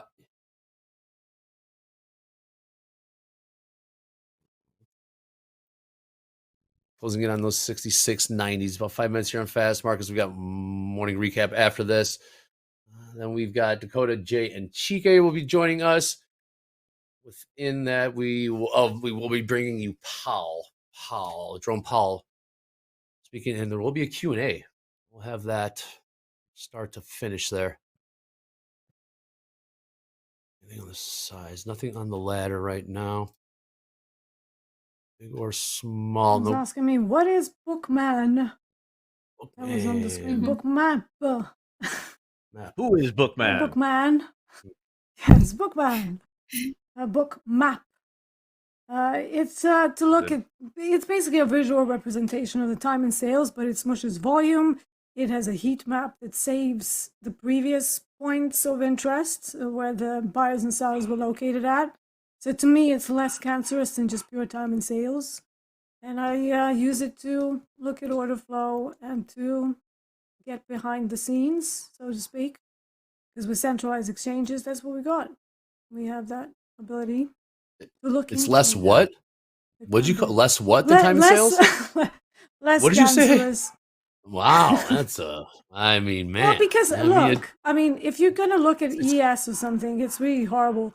But in general, it's like if you just, Andre, we're the same age. Do you like looking at this? Like, look at that.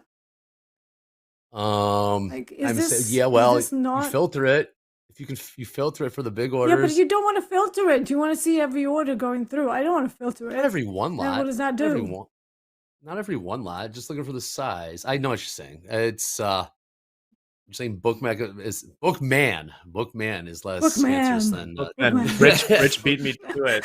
That's the detective, the library detective from Seinfeld, Bookman. Bookman, yes. Oh, we got the 6690s. Yes, we did. Buzzer beater trade, maybe. Yo, about 3 minutes to find out. It's 24,819, 820s now trade. We are off to the races to the upside. Looking at a 100-point rally in the ES in the last 2 hours. 100-point push. Look at the NASDAQ. 400-point rally in last 2 hours. Copper still holding above $5, and crude also caught a bid. We're flirting with $58 even. We're 55 cents higher.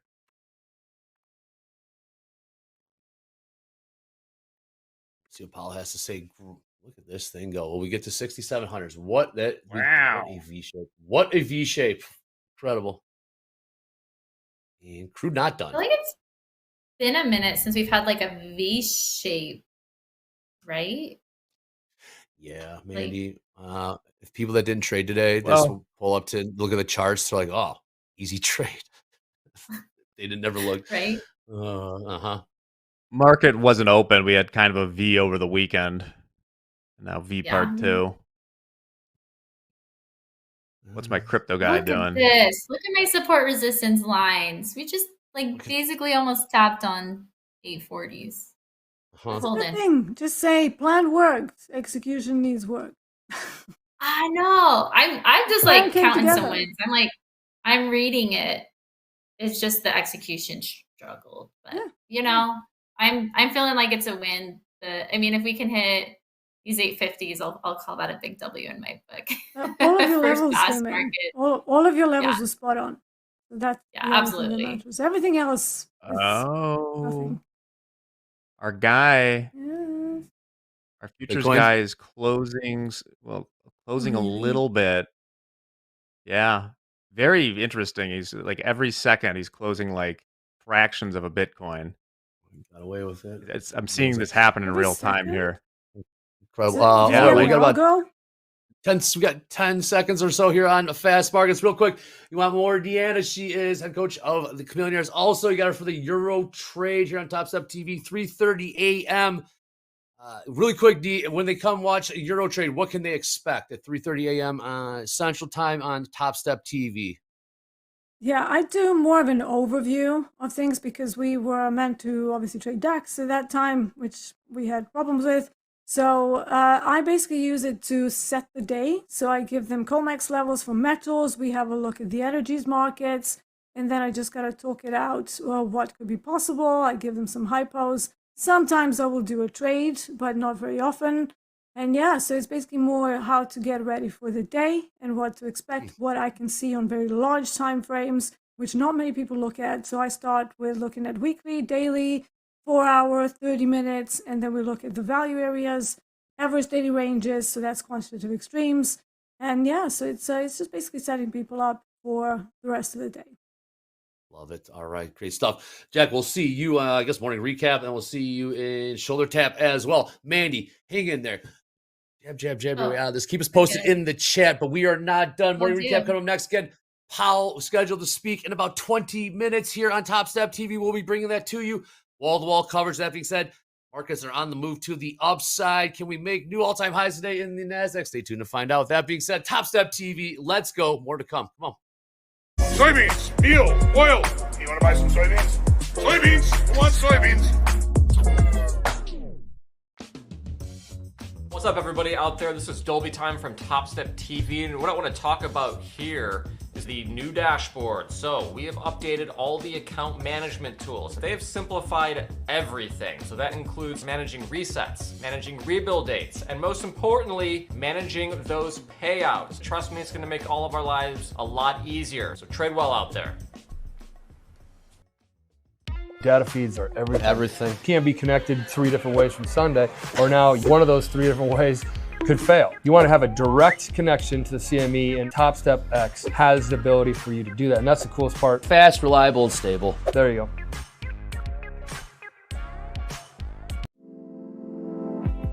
Futures traders should know and understand what open interest is. Open interest, quite simply put, is the number of outstanding contracts in a futures product. Why is it important? Open interest can tell you when money is coming into or being pulled out of a specific futures contract. Now, how can you use that to your advantage?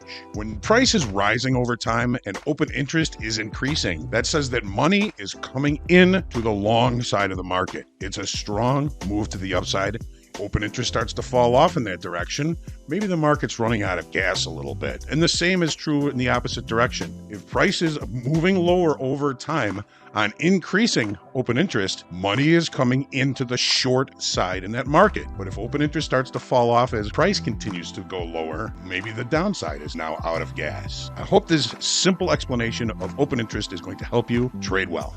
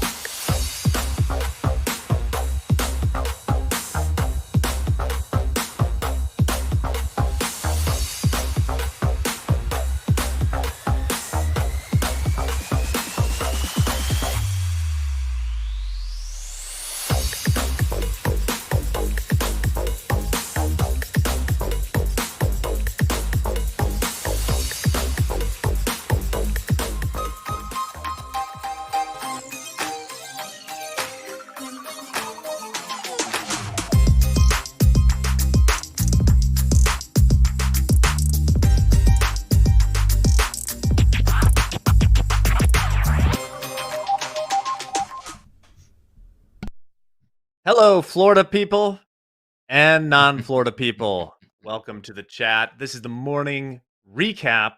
Hogue is out, so me and JD are holding it down. JD, what you been up to today in the markets? Working the markets. We are working the markets today. We took a couple of opening range breakout trades. First one we took, we pulled the chat and we opted for the 5-minute opening range breakout trade in gold. We did trigger a short. That opening range, by the way, 5-minute opening range bar was over 100 ticks wide. That first 5-minute candle was over $10 wide. So we only put on 2 micro contracts. Honestly, I didn't like this trade at all when we first put it on. Here is where we got into the market, right here. Oh, that arrow is backwards, right here. Shorted to 41.36.70. I did not like this trade at all. We came down, tested settlement price here at 41.33, and then bounced right back through our entry price. So I peeled one off. I consulted Jay and Hoop about it. I told him I didn't like this trade too much, and I want to take some risk off the board. So I covered one of those, and we only held a single short. You can see it gave us a little bit of money. We came down to yesterday's volume point of control, 41.1840. So it gave us close to 1.75 R on this trade. And then it did an about face in typical gold fashion and just ripped higher. Buyer stepped in and took out our other stop. We ended up losing $100 on this trade. I'm glad I peeled that risk off. Kept that loss to a minor paper cut. Now, crude oil. We are still in this crude oil trade. We got in again on the 5-minute opening range breakout to the long side. We got in at 58.24, long a pair of micro crude. We got into this trade right off the 8 o'clock open. There it is. I'm on a 1-minute chart here. That's why I couldn't find it at first. Right here, we got in long to 58.24. And we held it up. We held it into this rally. It started trading sideways, came back, never really got close to our CYA. We were only taking $75 of risk on this trade. We got our CYA all the way down at 57.84. And here we are again trading at the highs. We've got about close to $80 worth of profit into this trade right now. Call it 40 ticks into the profit. So yeah, these two trades have pretty much balanced each other out. If we were to cover this trade right now, house count for opening range breakout trades would be down about $30. But we're going to hang on to this. Maybe save it for the auto liquidator. Again, still long to micro crude from 58.24. 58.59 last trade. Yep. What happened during fast markets, Jack? What'd you guys do? Well, the market certainly flip-flopped here, right? We're looking at the ES right now. We didn't take any trades in the ES. Mandy was trading NQ. D was trading copper. We'll get to those shortly. But the story was we sold off hard down to basically close the gap from Friday in the ES and bounced hard.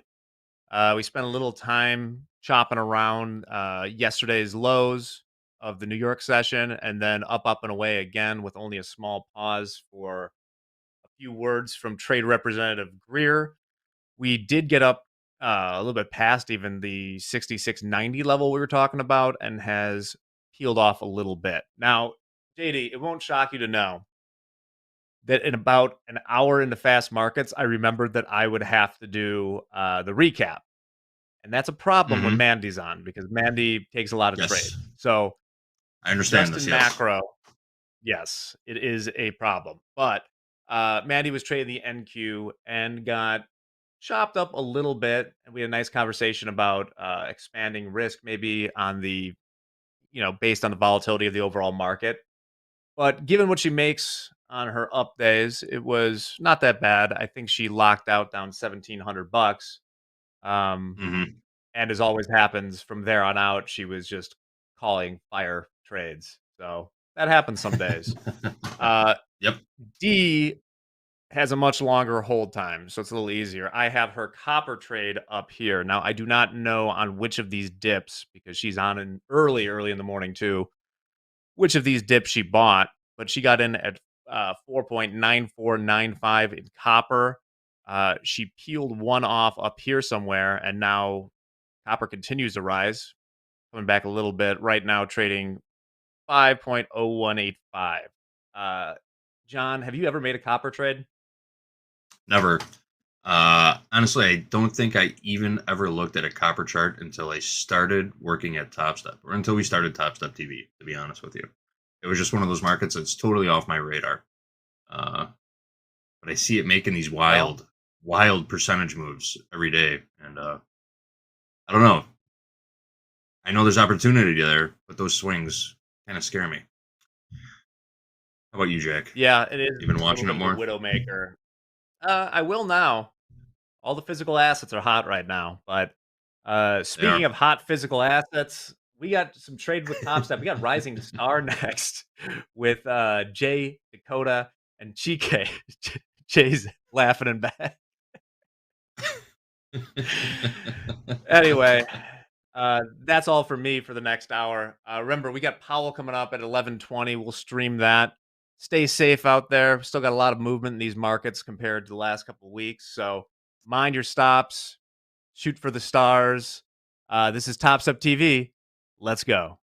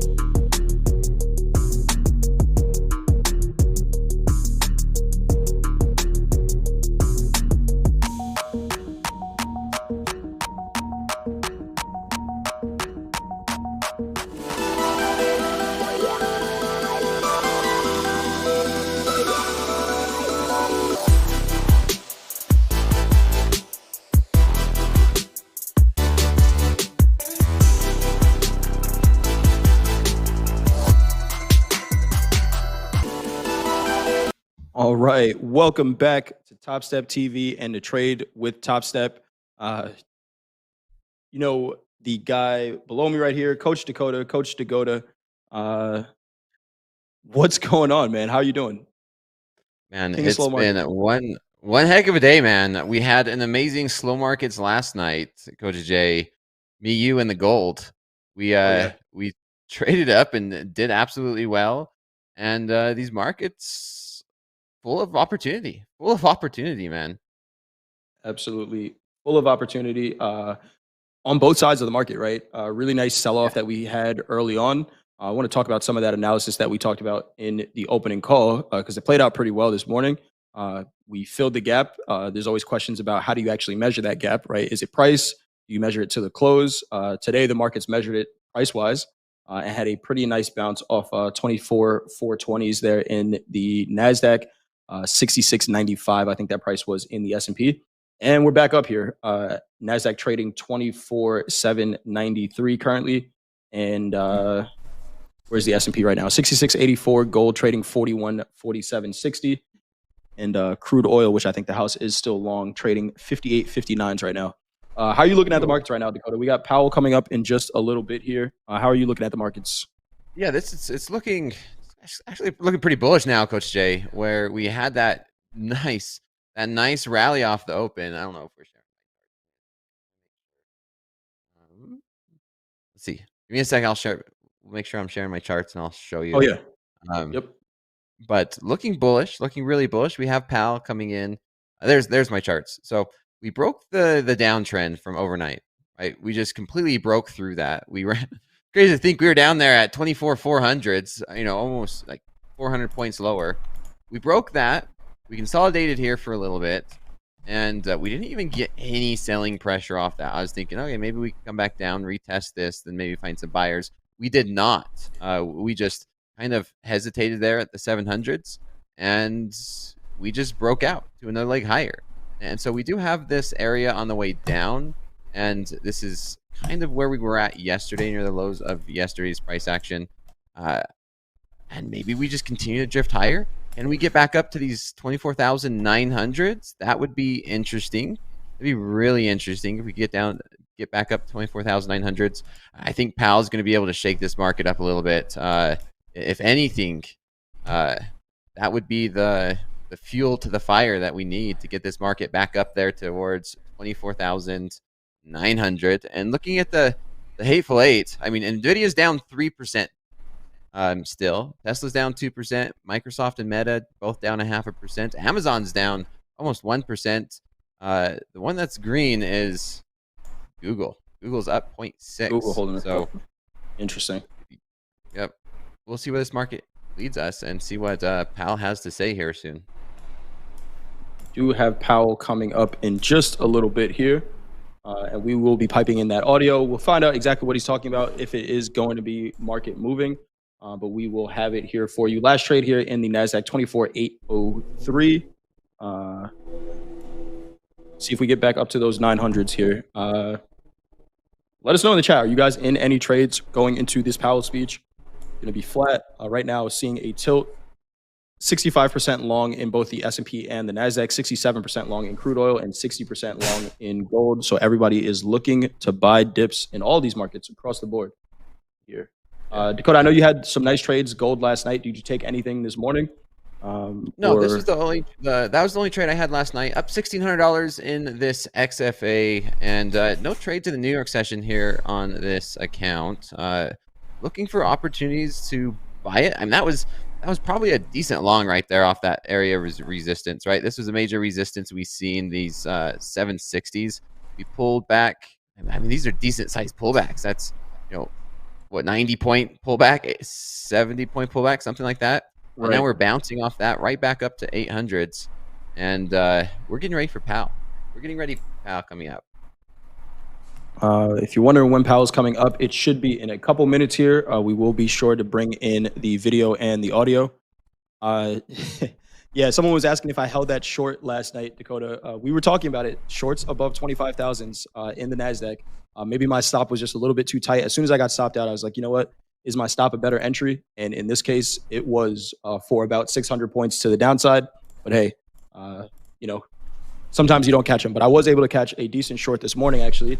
If we can pull up my charts again, we talked about this during the opening call.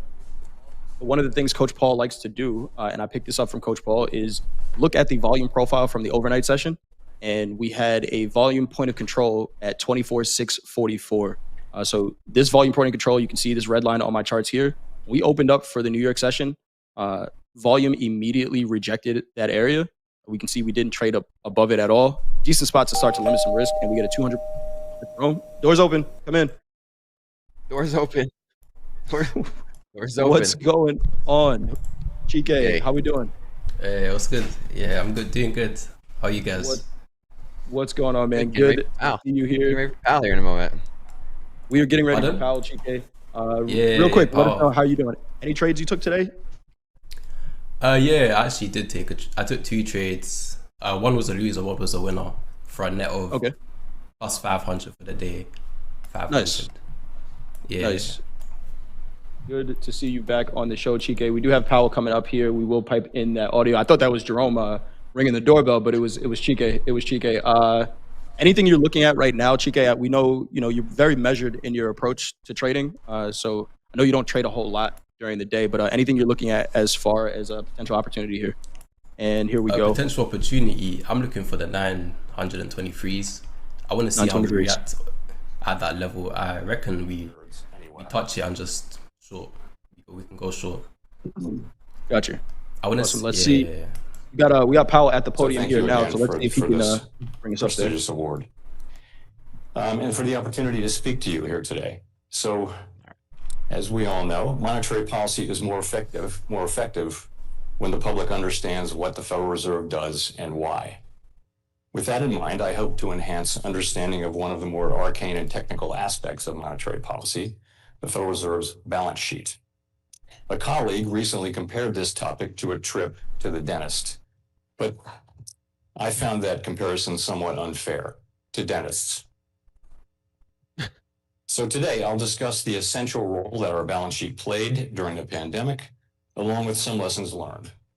I'll then review our ample reserves implementation framework and the progress we've made toward normalizing the size of our balance sheet. And I'll conclude with some brief remarks on the economic outlook. So, one of the primary purposes of a central bank is to provide the monetary foundation for the financial system and the broader economy. This foundation is made of central bank liabilities.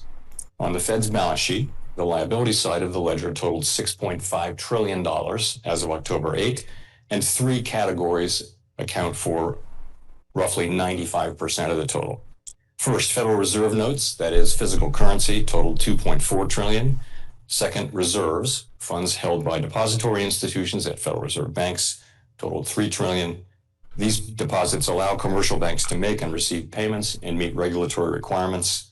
Reserves are the safest and most liquid asset in the financial system, and only the Fed can create them. The adequate provision of reserves is essential to the safety and soundness of our banking system, the resilience and efficiency of our payment system, and ultimately the stability of our economy. Third is the Treasury General Account, or TGA, currently at about $800 billion, which is essentially the checking account for the federal government. When the Treasury makes or receives payments, those flows affect dollar for dollar the supply of reserves or other liabilities in the system. The asset side of our ledger consists almost entirely of securities, including $4.2 trillion of U.S. Treasury securities and $2.1 trillion of government-guaranteed agency mortgage-backed securities, or MBS. When we add reserves to the system, we generally do so by purchasing Treasury securities in the open market and crediting the reserve accounts of the banks involved in the transaction with the seller. This process effectively transforms securities held by the public into reserves, but does not change the total amount of government liabilities held by the public. So, the Fed's balance sheet serves as a critical policy tool, especially when the policy rate is constrained by the effective lower bound, or ELB. When COVID-19 struck in March 2020, the economy came to a near standstill and financial markets seized up, threatening to transform a public health crisis into a severe, prolonged economic downturn.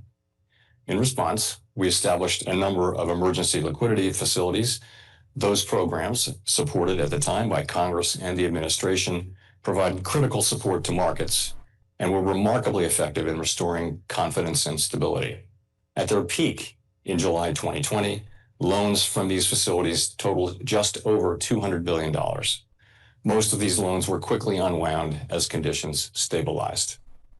At the same time, the market for U.S. Treasury securities, normally the deepest and most liquid market in the world and the bedrock of the global financial system, was under extraordinary pressure and on the verge of collapse. We used large-scale purchases of securities to restore functionality to the Treasury market. Faced with unprecedented market dysfunction, the Fed purchased Treasury and agency securities at an extraordinary pace in March and April of 2020. These purchases supported the flow of credit to households and businesses and fostered more accommodative financial conditions to support the recovery of the economy when it ultimately came. This source of policy accommodation was particularly important as we had already lowered the federal funds rate close to zero and expected that it would remain there for some time. By June 2020, we slowed our purchase pace to a still substantial $120 billion per month.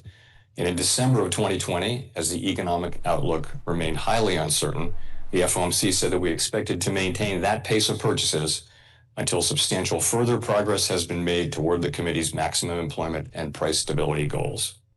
That guidance provided assurance that the Fed would not prematurely withdraw support while the economic recovery remained fragile amid unprecedented conditions.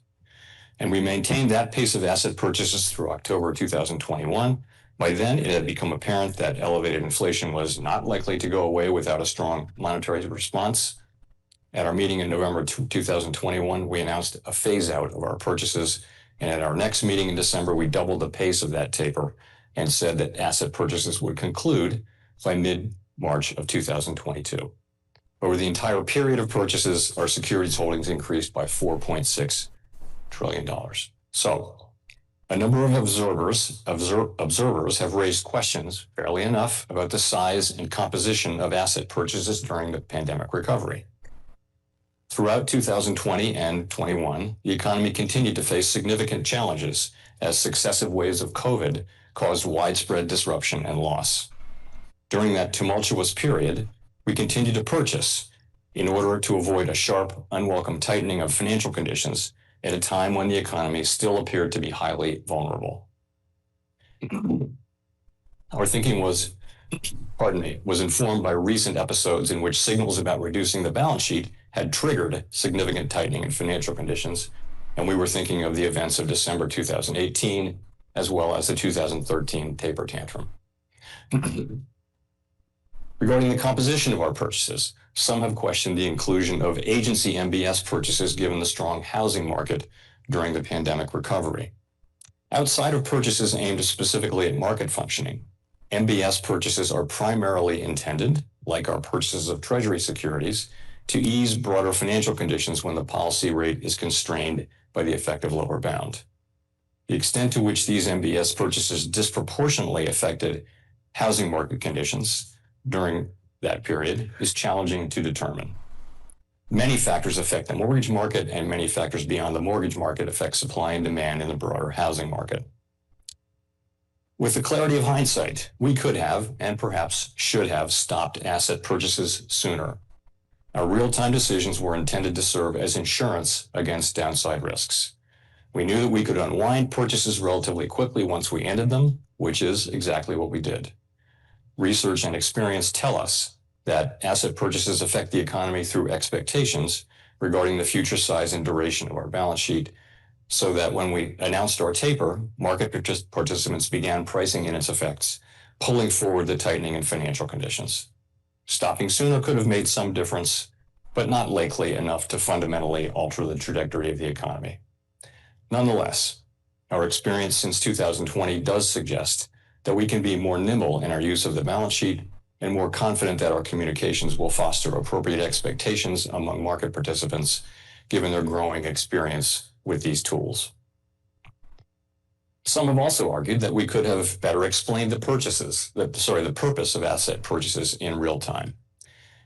There's always room for improved communication, but I believe our statements were reasonably clear about our objectives, which were to support and then sustain smooth market functioning and to help foster accommodative financial conditions.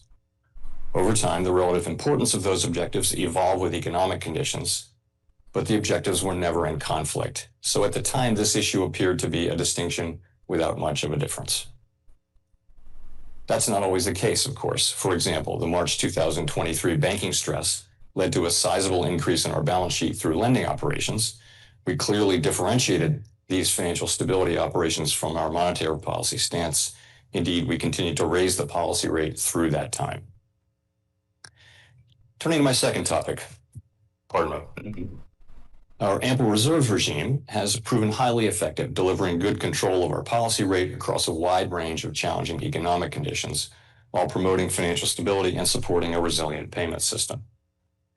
In this framework, an ample supply of reserves ensures adequate liquidity in the banking system, and control of our policy rate is achieved through the setting of our administered rates, interest on reserve balances, and the overnight repurchase rate. Reverse repo rate, rather. This approach allows us to maintain rate control independently of the size of our balance sheet. And that's important given large unpredictable swings in liquidity demand from the private sector and significant fluctuations in the autonomous factors affecting reserve supply, such as the TGA. This framework has proved resilient whether the balance sheet is shrinking or growing. Since June 2022, we've reduced the size of our balance sheet by $2.2 trillion, from 35% to just under 22% of GDP, while maintaining effective interest rate control. Our long-stated plan is to stop balance sheet runoff when reserves are somewhat above the level we judge consistent with ample reserves conditions. We may approach that point in coming months, and we are closely monitoring a wide range of indicators to inform this decision. Some signs have begun to emerge that liquidity conditions are gradually tightening, including a general firming of repo rates, along with more noticeable but temporary pressures on selected dates. The committee's plans lay out a deliberately cautious approach to avoid the kind of money market strains experienced in September 2019. Moreover, the tools of our implementation framework, including the standing repo facility and the discount window, will help contain funding pressures and keep the federal funds rate within our target range through this transition to lower reserve levels. Normalizing the size of our balance sheet does not mean going back to the balance sheet we had before the pandemic. In the longer run, the size of our balance sheet is determined by the public's demand for our liabilities rather than by our pandemic-related asset purchases. Non-reserve liabilities currently stand about $1.1 trillion higher than just prior to the pandemic, thus requiring that our securities holdings be equally higher. Demand for reserves has risen as well, in part reflecting the growth of the banking system and the overall economy. Regarding the composition of our securities portfolio, relative to the outstanding universe of Treasury securities, our portfolio is currently overweight longer-term securities and underweight shorter-term securities. The longer-run composition will be a topic of committee discussion.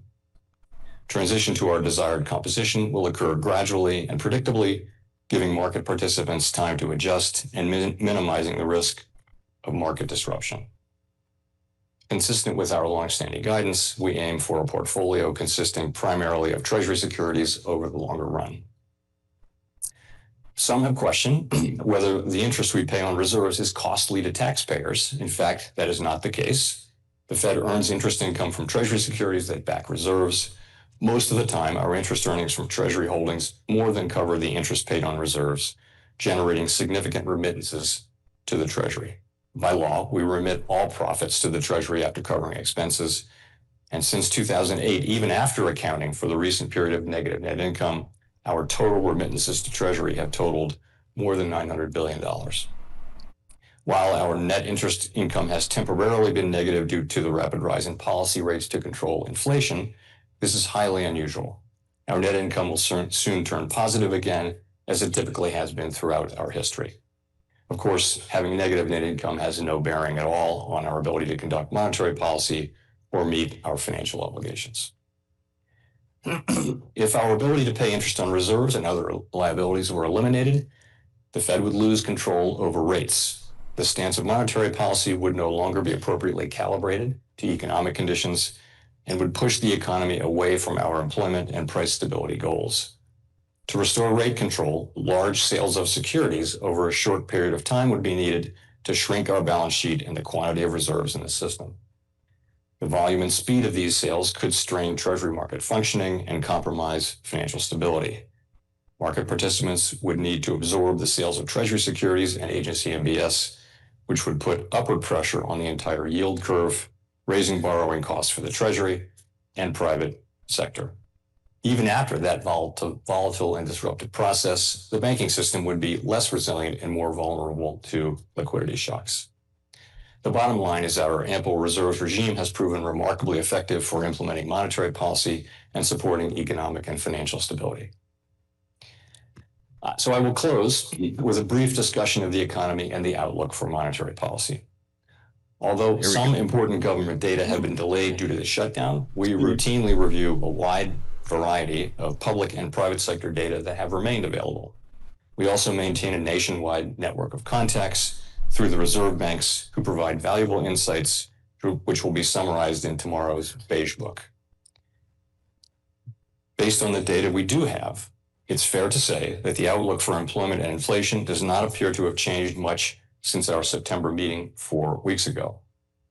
Data available prior to the shutdown, however, show that growth in economic activity may be on a somewhat firmer trajectory than expected. While the unemployment rate remained low through August, payroll gains have slowed sharply, likely in part due to a decline in labor force growth due to lower immigration and lower labor force participation. In this less dynamic and somewhat softer labor market, the downside risks to employment appear to have risen. While official employment data for September are delayed, available evidence suggests that both layoffs and hiring remain low, and that both households' perceptions of job availability and firms' perceptions of hiring difficulty continue their downward trajectories. Seeing some signs up here in the NASDAQ. 12-month core PCE inflation was 2.9% in August, up slightly from earlier this year, as rising core goods inflation has outpaced continued disinflation in housing services. Available data and surveys continue to show that goods price increases primarily reflect tariffs rather than broader inflationary pressures. Consistent with these effects, near-term inflation expectations have generally increased this year, while most longer-term expectation measures remain aligned with our 2% goal.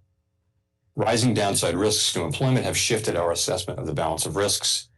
As a result, we judged it appropriate to take another step toward a more neutral policy stance at our September meeting.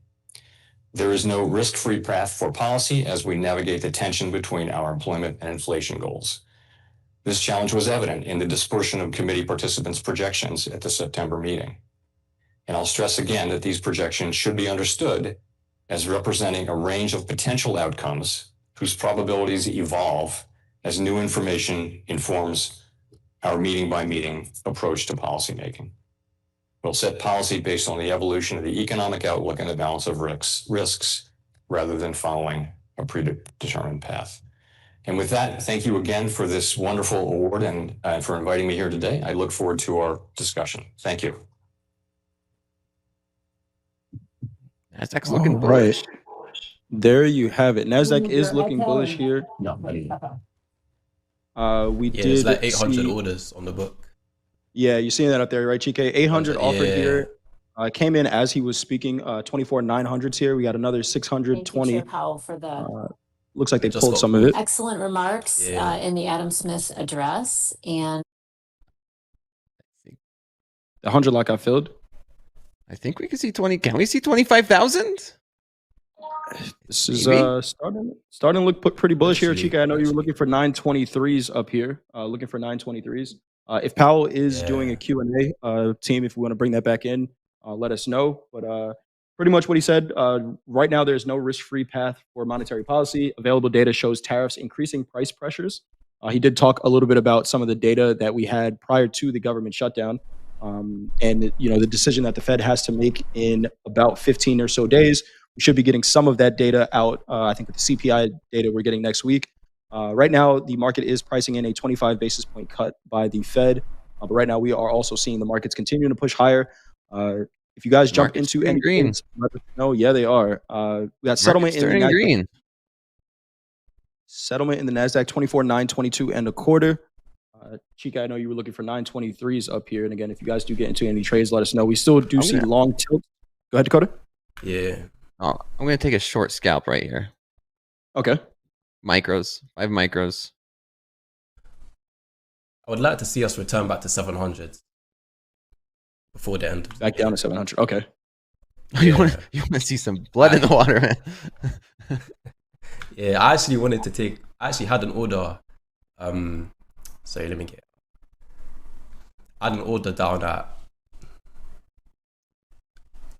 387s. It just didn't quite get there. Ooh, there we go. There we go. I'm short from 901. A little short scalp right there. Nice trade here, Dakota. On that one. Take some Very profits. nice trade here.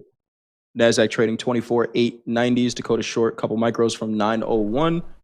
Chica, yeah, those 300s down there, that would have been a hell of a trade, my man. Hell of a trade. Yeah. But I had the level at 387. Just didn't quite get there.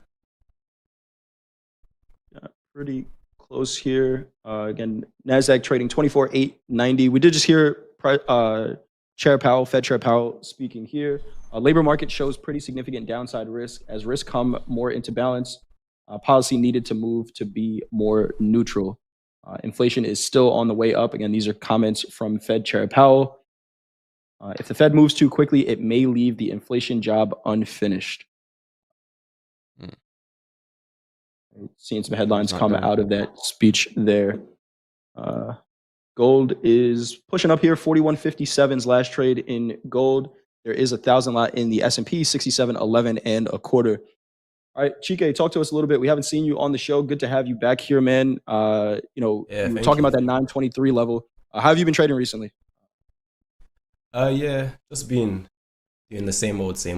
Like my usual 245 trade.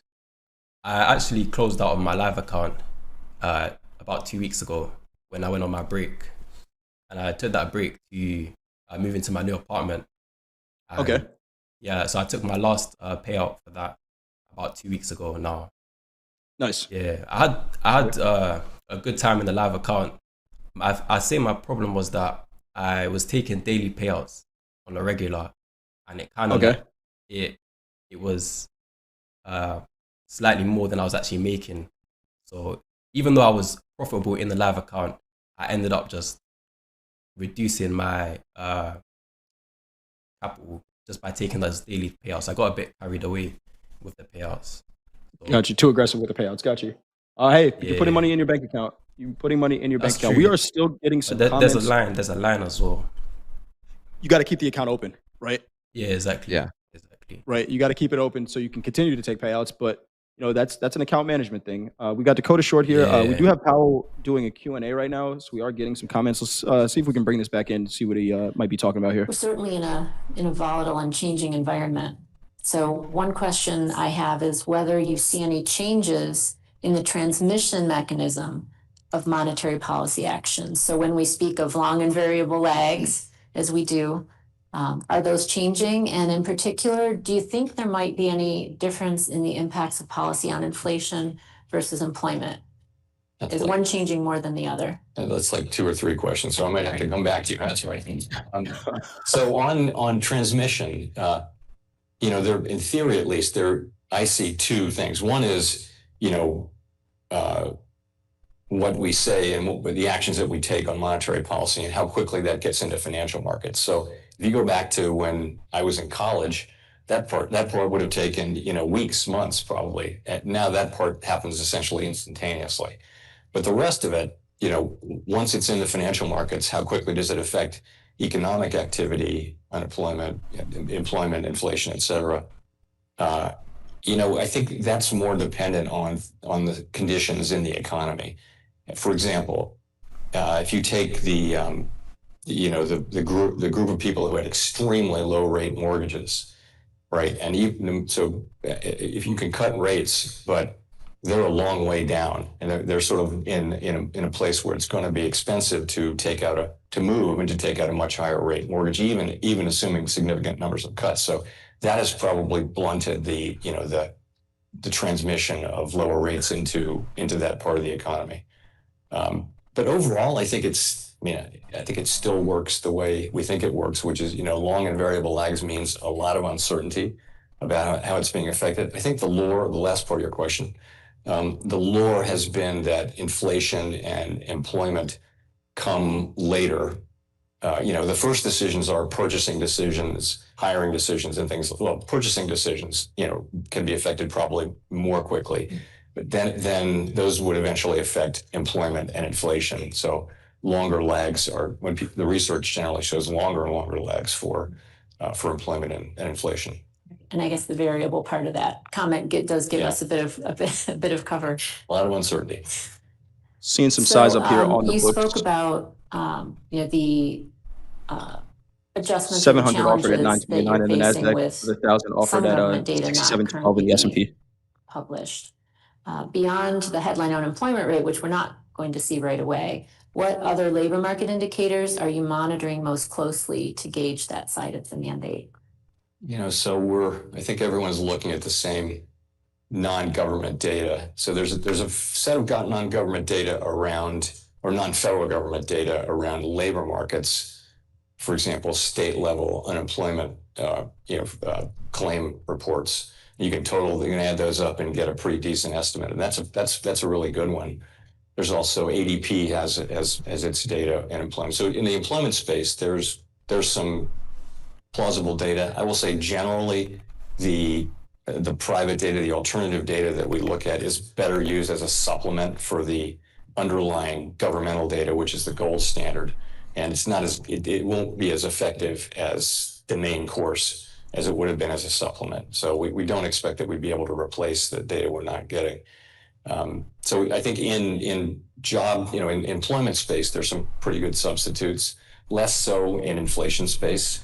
And in economic activity space, and also they're just they're different private data providers use different universes and different levels of rigor in their data analysis. So Yes, filled some of that over we're looking at lots of things, and we're going to make our decisions according to the. I'm in short, but I think. It will be a lot better once we start getting, for example, the September employment report is going to be a very important report, and we're not on track to have that. There would still be time for us to get that. We will get, of course, the September inflation, the CPI and PPI reports. So that's a positive. But we don't comment on fiscal matters, but from our standpoint, we'll start to miss that data, and particularly the October data. If this goes on for a while, they won't be collecting it, and it could become more challenging. You used the term gold standard, and you didn't mean it in this context, but I'm going to pivot here because there's a question from the audience that's getting a lot of upvotes. So one of your predecessors, Alan Greenspan, used to view the price of gold as an indicator of inflation risk. So in that context, how do you view the rally that we've seen in gold? And if you want to throw in Bitcoin, you can comment on that too. I'm not going to comment on any particular asset price, including that one. And I think we think What's the question? Inflation is driven by fundamental supply and demand factors, and it's not something we look at actively. Fair.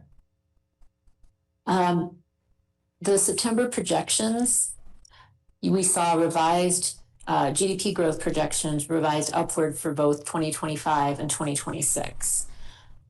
Now, sometimes Market's it's just continuing to push here. NASDAQ has some size up here, how do you 929, reconcile that projection of stronger 949. growth We got both of these guys with short what we're seeing in micros right terms now. of a likely weakening? No, I'm flat. I took profit.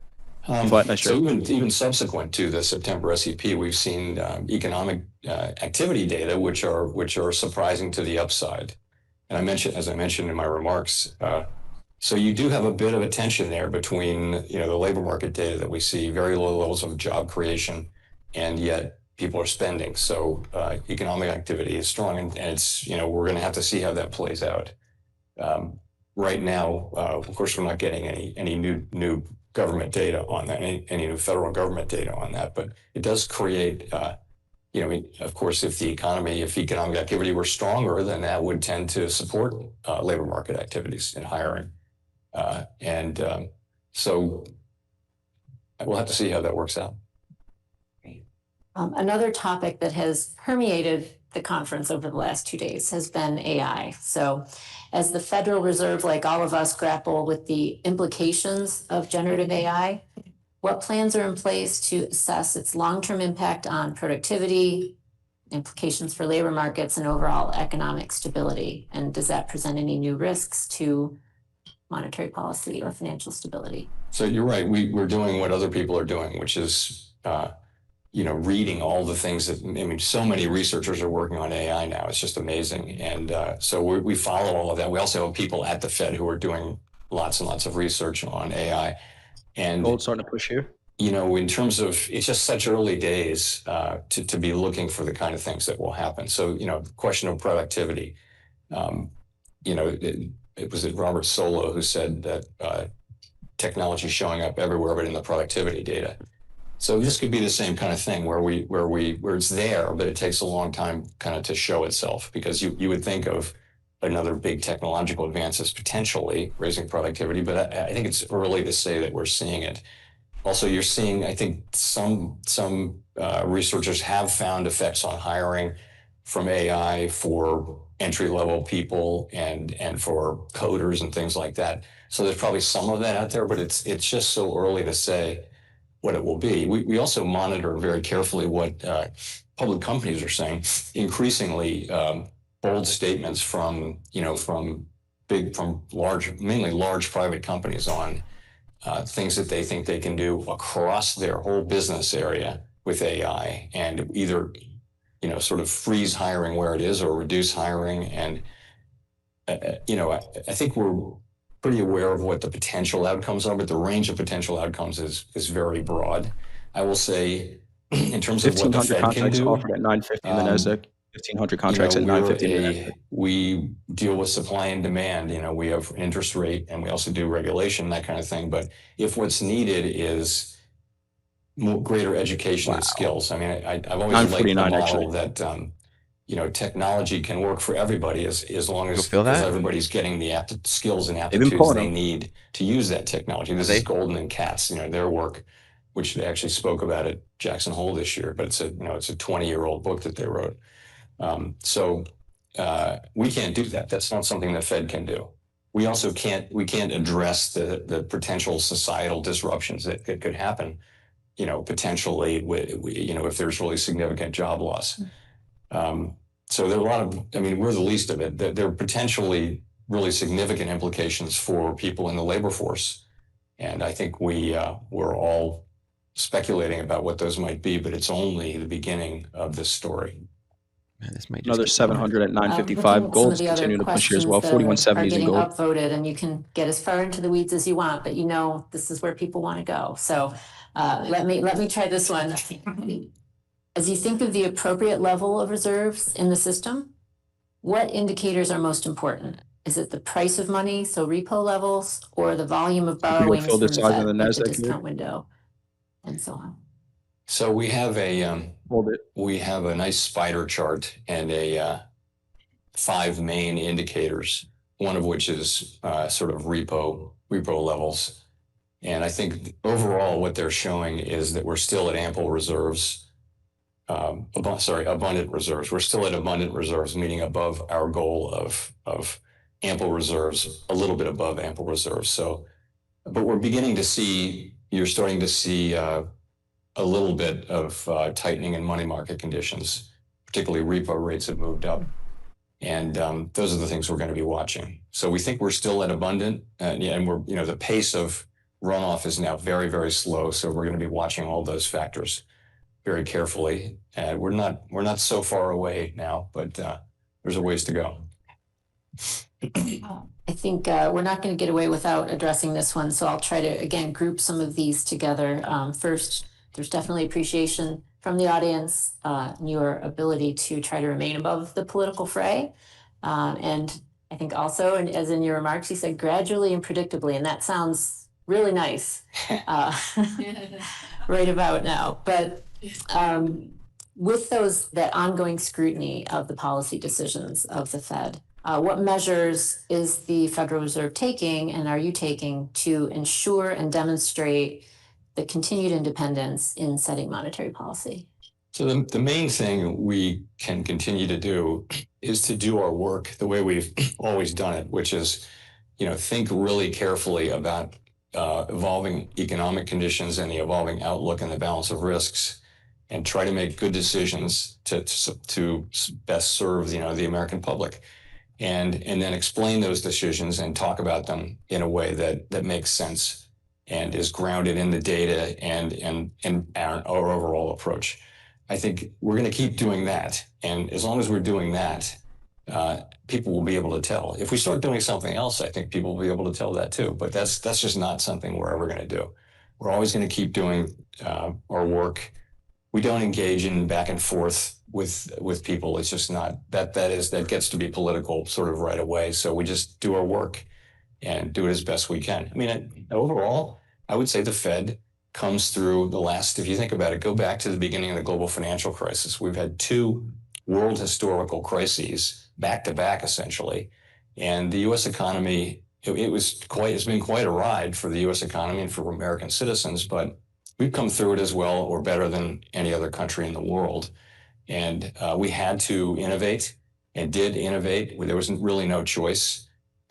We can look back now and as I did today and second guess ourselves, which is only appropriate. That we've been doing it for 10 years. Since I got to the Fed 12 years ago, we were already doing a lot of that. So that's an ongoing process. But I think if you take a step back, the Fed is a government agency that does a good job for the public that it serves. And that is our only goal. Equities. And I think we do it pretty well. Don't look for perfection. These are close calls that have to be made in real time.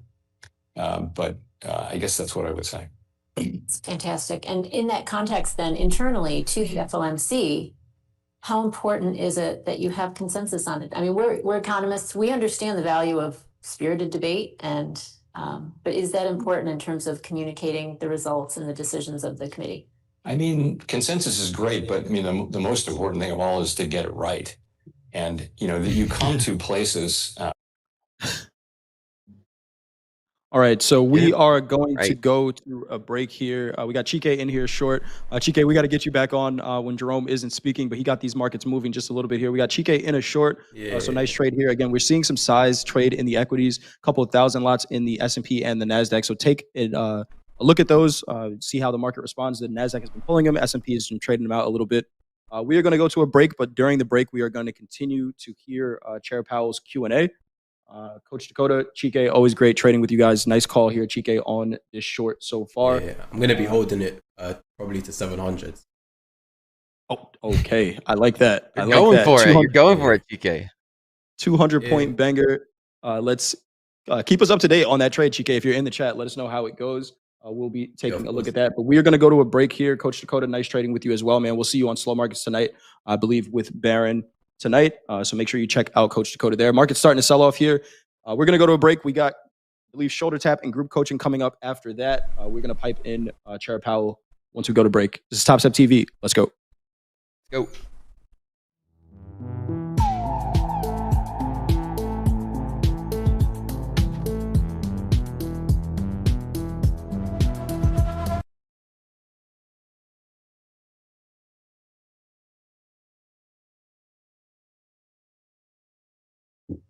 Find an answer that will attract as much support as possible.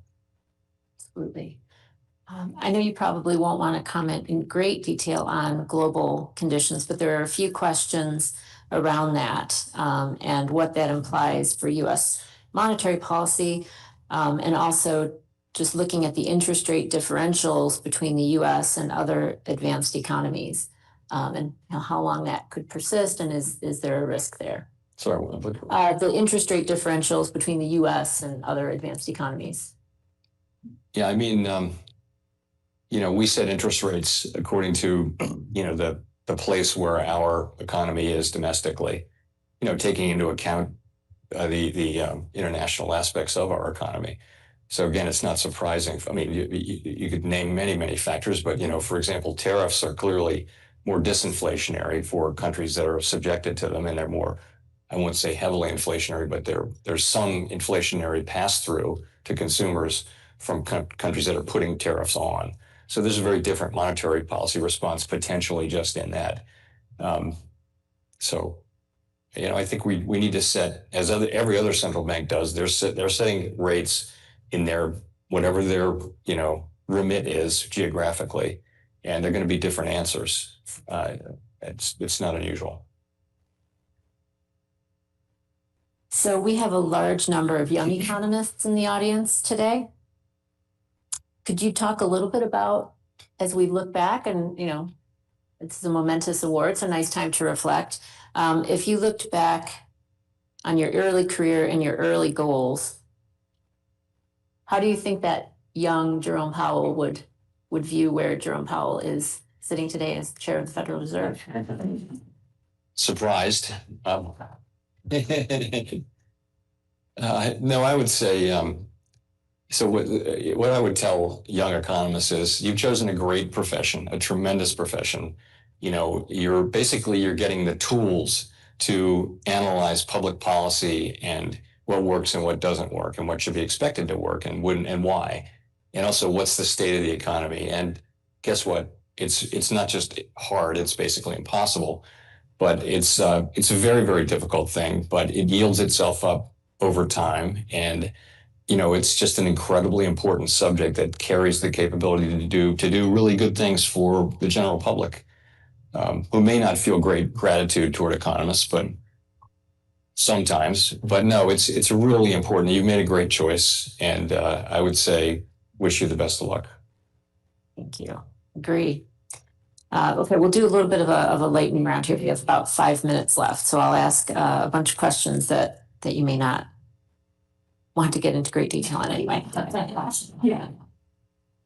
Some of these are pretty straightforward, but so we talked quite a bit about labor markets, but we have not specifically asked the question about the effect of immigration policies on labor supply. How restrictive do you think that current policy is, and is that something that will just current immigration policy? Yeah. Yeah. Let me start by saying that we don't have a view on immigration. It's not our job to have a view. So we take that as completely, you know, it is what it is. We take it as it arrives. More, I'd say, stronger policy than most people had expected. You know, we've seen you know, very sharp decline in growth of the labor force and in people entering the country, and yeah, I think you're only beginning to see the strength of that policy too. You know, there's more expulsions; those are rising, and that kind of thing. So yeah, that's a big economic factor. So that will mean, you know, fewer people to work. You have anecdotal evidence of industries that are just having a hard time finding people. You don't see it in wages or anything like that at this point. You don't see, at least in the aggregate, you don't. But yeah, it's going to be a really important economic fact because that, you know, that's new people who come into the workforce. They create their supply, but they also create demand. They create their own demand, and you know, again, from our standpoint, we're just, you know, our job is to achieve maximum employment or maximum sustainable employment. And that will depend both on the supply of workers and the demand for workers.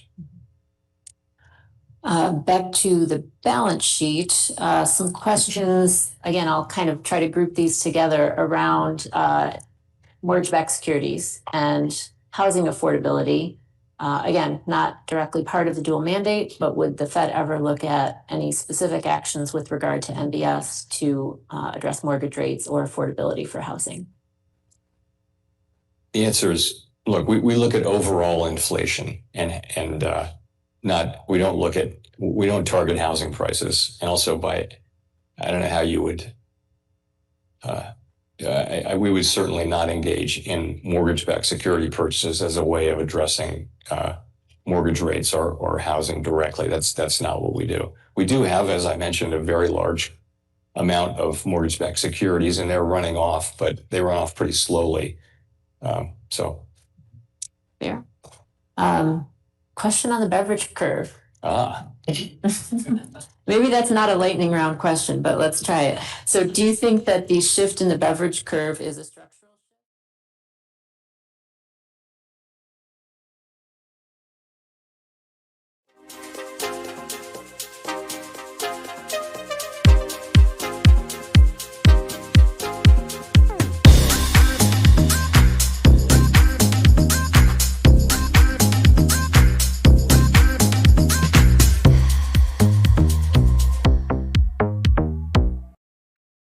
Good afternoon, everybody. We have JD diligently watching Powell in the background. We'll get to that as quickly as possible. But more importantly, we have Ben from Risk with us to talk about our live funded traders today. Ben, what is up? Howdy. It is quite the day in the live markets. Lots of activity, massive range overnight, and then a full retracement of that overnight move in the equities, and it's really played out in a fascinating way for our live traders. One of the best days that we've had from our live traders in a while. We've got a ton of traders who were up 5 figures, about a dozen traders up 5 figures, and many more that are up decent 4-figure numbers. So, and that came just before we came on, Jack. We were talking about where that those trades and that trading took place. The answer is both. Like the overnight session, people that caught the shorts.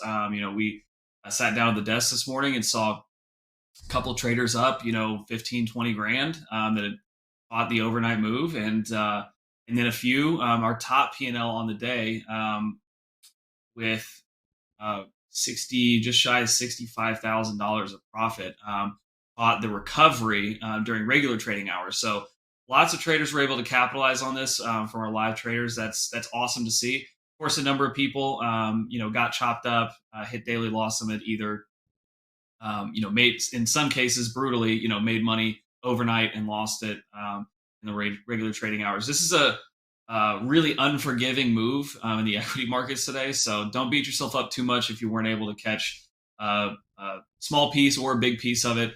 There will be more opportunities, but really awesome to see such production from the live funded traders today. So great day for a number of people in the live markets, and we've got a trading card we can jump into whenever you're ready, Jack. Yeah, I was just going to comment first that Powell seems to have finished off for now. Also, I have to announce someone's at my door because my dog's going nuts. We'll see who that is soon. Hopefully not an intruder. But markets seem to like it for the most part, what Powell was saying. And with that, let's see if we'll like this card. Who do you got? Cool. Yeah, let's pull up the trading card for Jun Yu.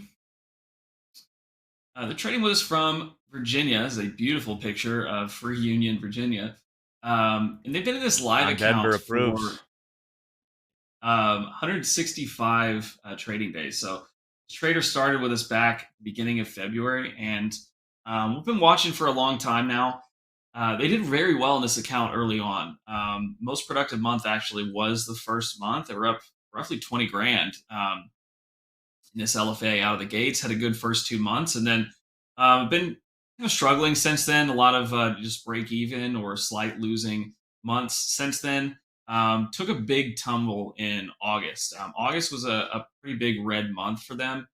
Just not seeing the markets that well. Maybe too much size. There's a whole host of things, even personal stuff that is behind the scenes the risk team doesn't see. There's a number of reasons why that may have occurred, but August was a pretty deep red month. October has been on the upswing, so we do like to see that recent trend from Junyu recovering. But this is someone who's taking, call it maybe an intraday swing, possibly. They've taken trades for hours at a time. Average hold time on the winners being an hour and a half, but a number of those days are several hours, 5-6 hours long that they're holding those trades. Usually, and we like to see lighter trade volume recently as they have been making more profits net for the last month or so.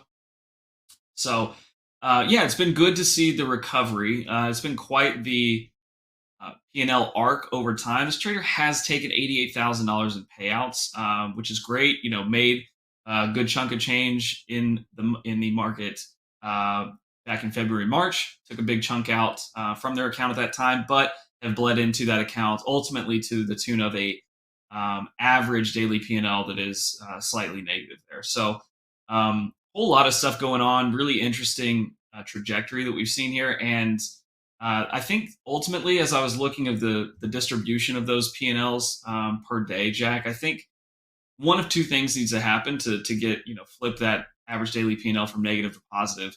Either letting those winners run a little bit more, giving them some more room to work out in their favor, or you can tighten up the personal daily loss limit. You can set that for yourself. I think even cutting it in half, because it seems like this trader sweet spot is right around $1,000 to $1,500 on the winning days, and they can put that up with some regularity. But if you start leaning into that daily loss limit, enough times like they have, then you end up with an average losing day that's slightly larger than the average winning day, and very close to 50% winning days. That's a recipe for losses over time. So that's how the math works out. I've spoken plenty about this card, Jack. What do you pull out of it when you look at it?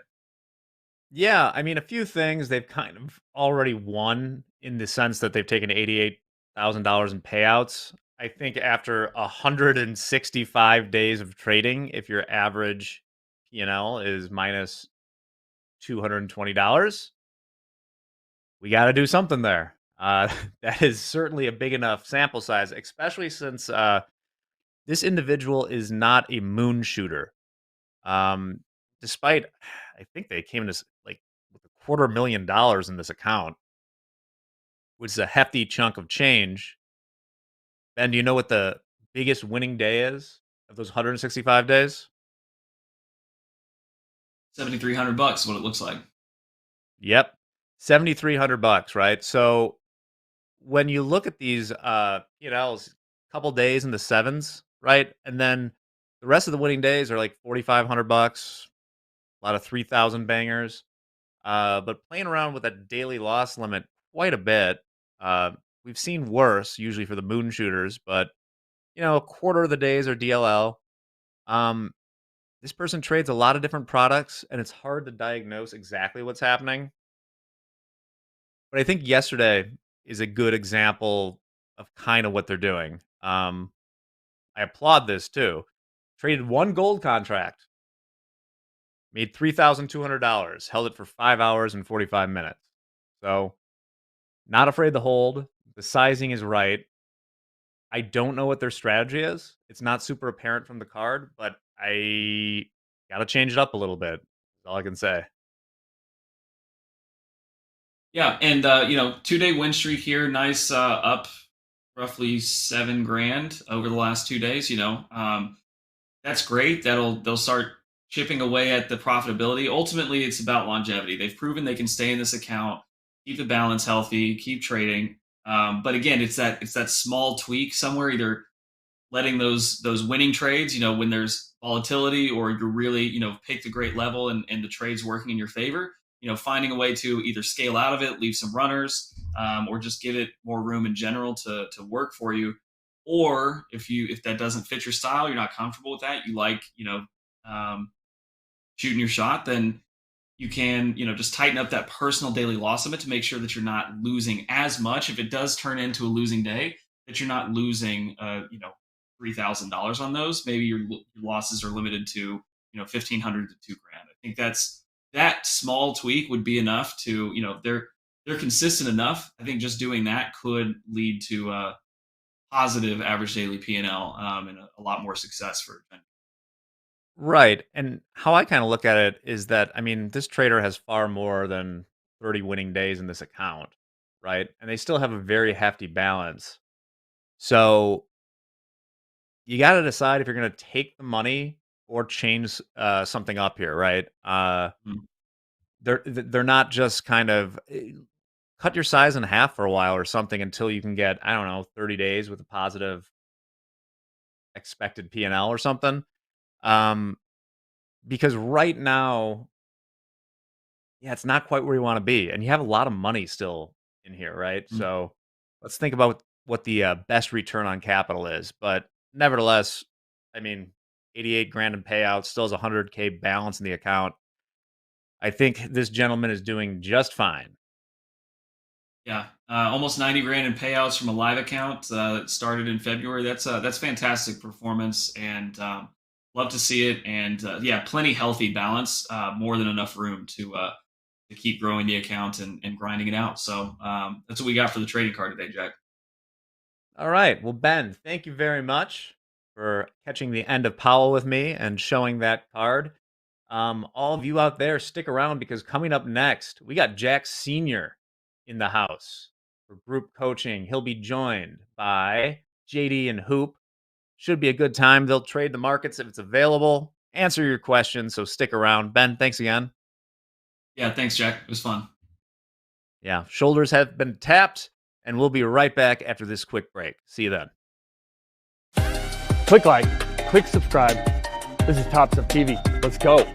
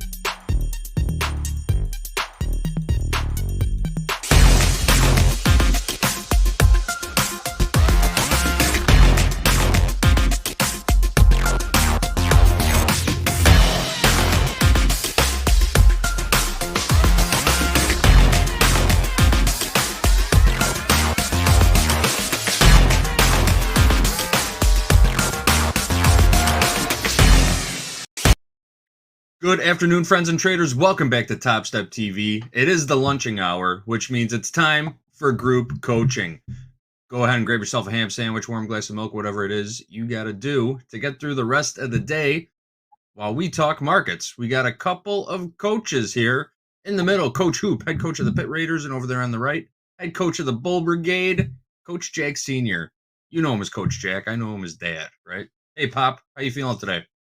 Hi, John. Good. Feeling good. Beautiful day Excellent. out here in the country. Sun is Wonderful, shining. wonderful. Is the water still warm? Can you still take a dip in the lake if you really wanted to? Yeah, the water's warmer than the air. So Perfect. Still excellent. Still perfect. Glad to hear it. And it What's snows going in the on in your winter. world? Just watched that amazing rally. What market are you looking at? Which one, right? Gold, cattle, the equities, all of them. I mean, it's been buy the frickin' dip is probably put on steroids today. But once again, you know, you got to trade what's in front of you. You can't. I see a couple people saying when Powell was talking, well, this means that and that means that, and I'm like, man, I've spent too many days trading, listening to what my bias of what I thought he was saying meant. I just got to trade what's in front of me, you know. So yep, because I'll get smoked if I don't. Yeah. Yeah, you I'm know, just the taking a look older at you it. get, the older you get, the less you want to do anything but what you just said. Look at what's in front of you. Yeah. You don't have Makes to perfect listen to sense. every story in the world.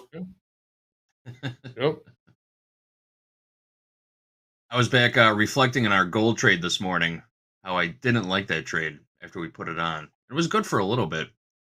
I'm glad we peeled half of it off because it ended up coming and running our stop, ran right through our stop, and just kept bolting higher. So we took a with little that market, you're going to have to. I mean, I think with as wide as the ranges are right now, and I know it's mechanical, but your 1R, your 2R, they're so fast right now, JD. I mean, that market went to what, 41.12 in a blink of an eye, and you know you were at a point where almost 2R, right? I mean, close, real close and to then 2R. literally 30 seconds later, it was back to even. So back to a scratch, yeah. Yeah, that market's So you gotta be cognizant of that when you're playing the short side on some of these markets. The shorts are Unlike short-lived. Unlike Crude. We've been in this Crude trade since 8 o'clock a.m. Central Time. We're still in it right now. Yeah, it's in the money Long, now, a pretty pair good, from though, right? 58.24. Yeah. I mean, after our stop in gold, this Crude trade is put us back at a scratch. We lost $100 on gold. We're up about $120 in Crude right now. So we covered our commissions. We could get out right now, wash the day, pretend like it never even happened, right? Or we could just hold for the auto liquidator. And there's How you guys no feeling about stopping that? cattle. Hey, GD, Yeah. you want to see a great flag? Let me pull this up. Yeah, did you look at crude oil at all today? How are you feeling about it? John, I was in it twice. I was in Crude and I was in grains, and I got stopped out of everything, so I knew this was a good day to stay out for me. But I just couldn't. No matter what I did, I was going to get stopped out. So there wasn't. You know, I'll take a $300 loss, but I don't feel like taking a 6 or 7. You know, trying to catch up, it don't work. Catching up is the worst answer. Digging out of a hole is no fun. Yep. No. Digging out of the hole, yeah. But just Not trading start to off win. tomorrow with a clean slate. Yeah. Yeah. I like Not that. trading the to beauty win, of it. trading not to lose. That's it. Yeah, that's a hard way to go. But this day trading that we do, in a sense, gives you such a wonderful education and do's and don'ts in this business. In the pit, you tried to come in flat, you tried to go home flat, and it sounds so simple, but all the things that went on between the coming in flat and going home flat is what being a day trader is about. And in this electronic business, although it's narrower, and what you can and can't do, the market simply goes up and down for us. That's all. And you have to realize you're just a dot on that line. And that's as far as you can go. That's as far as you can look. That's your moment. And that's the space you're in, and that's where you got to live for the day. Tomorrow doesn't mean anything. So being a day trader is very important, even if you're going to move on to be a swing trader later. You have some great basic fundamentals, and you don't take things for granted. In other words, when you hear a guy like Powell today, you don't say, well, Powell said this, so I guess that's the way it's going to be. Nothing is ever the way anybody says it's going to be. That's why what you said this morning, Hoops, you trade what's in front of you. Trade what's in front of you. The old masters used to say, you don't even have to put a title on the chart, what it is. If you don't know what it is, the chart's going to tell you the same thing no matter what it says.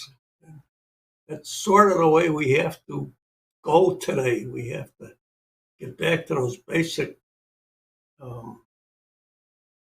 mechanical things that give us the market generated information, the volume and open interest. And well, you look at Jack, too, the thing is, when reports used to come out, like on a cattle report or a hog report would come out on a Friday, and everybody say, oh, it was a little friendly, right?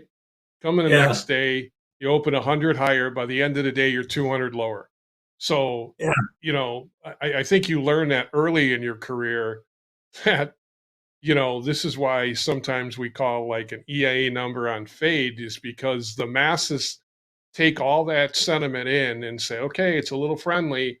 And then everybody comes in and shorts the market to squeeze them all out. So that's why I say trade what's in front of you, because what you think it is at first isn't always.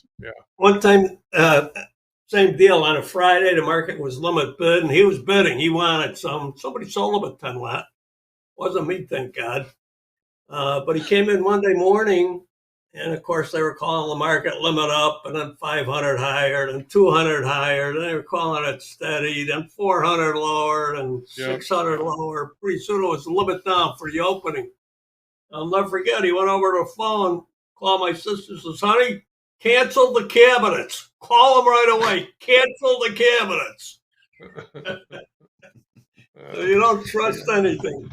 But cancel all changes in the blink of an eye. Famous in the lumber pit. Speaking of which, guys, I handpicked this story.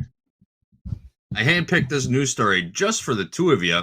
We do have a bunch of questions. We had a form in the chat for our foreign traders to ask questions of us. But before we do that, we're going to hit some news. All right, you ready for this?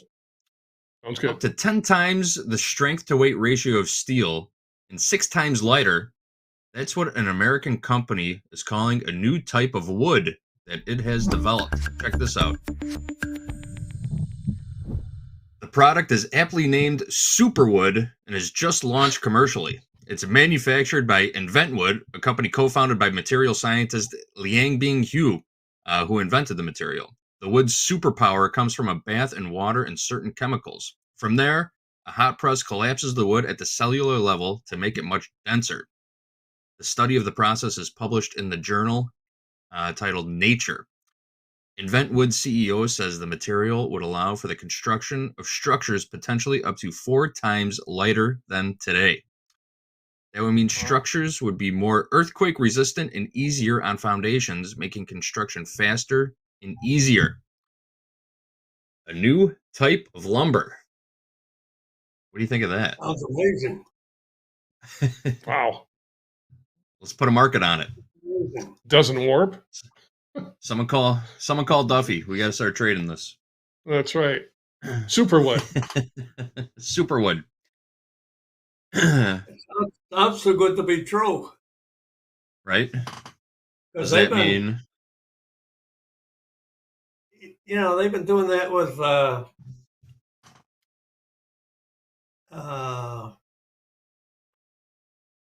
wood they used to make the.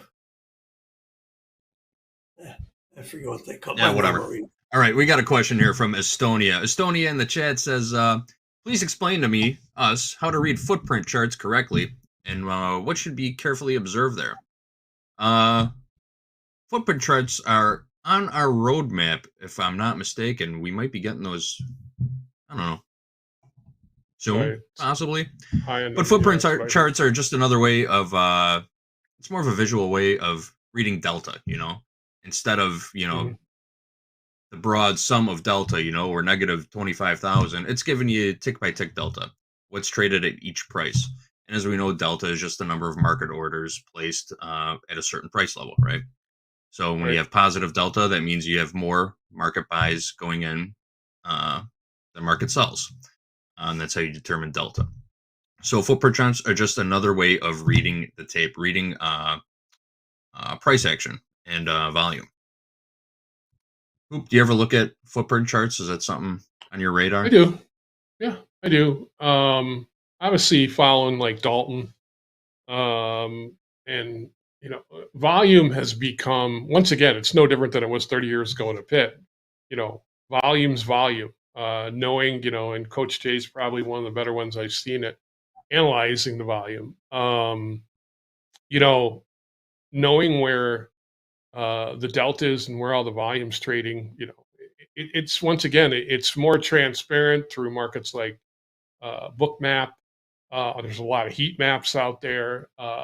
Footprints, you know, is kind of what they say. It kind of gives you a guide of what's been going on. Now, does that mean it has to happen again? No, not necessarily. But it's kind of gives you that type of roadmap to maybe see what kind of structure is going on inside the market. A lot of us just, you know, looked at line charts or, you know, candlesticks. And, you know, once again, everybody thinks candlesticks are really old. I mean, Japanese candlesticks have really been around since like the early 90s. I mean, you know, so it's, you know, there's a lot of different ways to look at the market, but delta, volume, and, you know, footprint charts do give probably a little more clarity of what's going on inside the structure of the market. Mm-hmm. Dad, I know you look at volume. Is delta something you put any stock in? What's the question, John? Delta, volume. Are you tracking volume when you're trading? Oh, yeah. Yeah, and the delta. It's, yeah, you know, if I'm going to put on a long or a short, I want to see that the volume line is red or green, you know? It's, I may be splitting hairs there, but I won't get long if the volume line is red. I ain't going to do it. And I watch the VWAP closely. And there's just a few things I watch. I don't make it complicated. It gets too hard the more things you add. I look at the 200-day moving average. I don't look at the other moving averages very closely. True markets, answer there. All I trade is the, you know, the four major markets, and then I trade corn and beans. And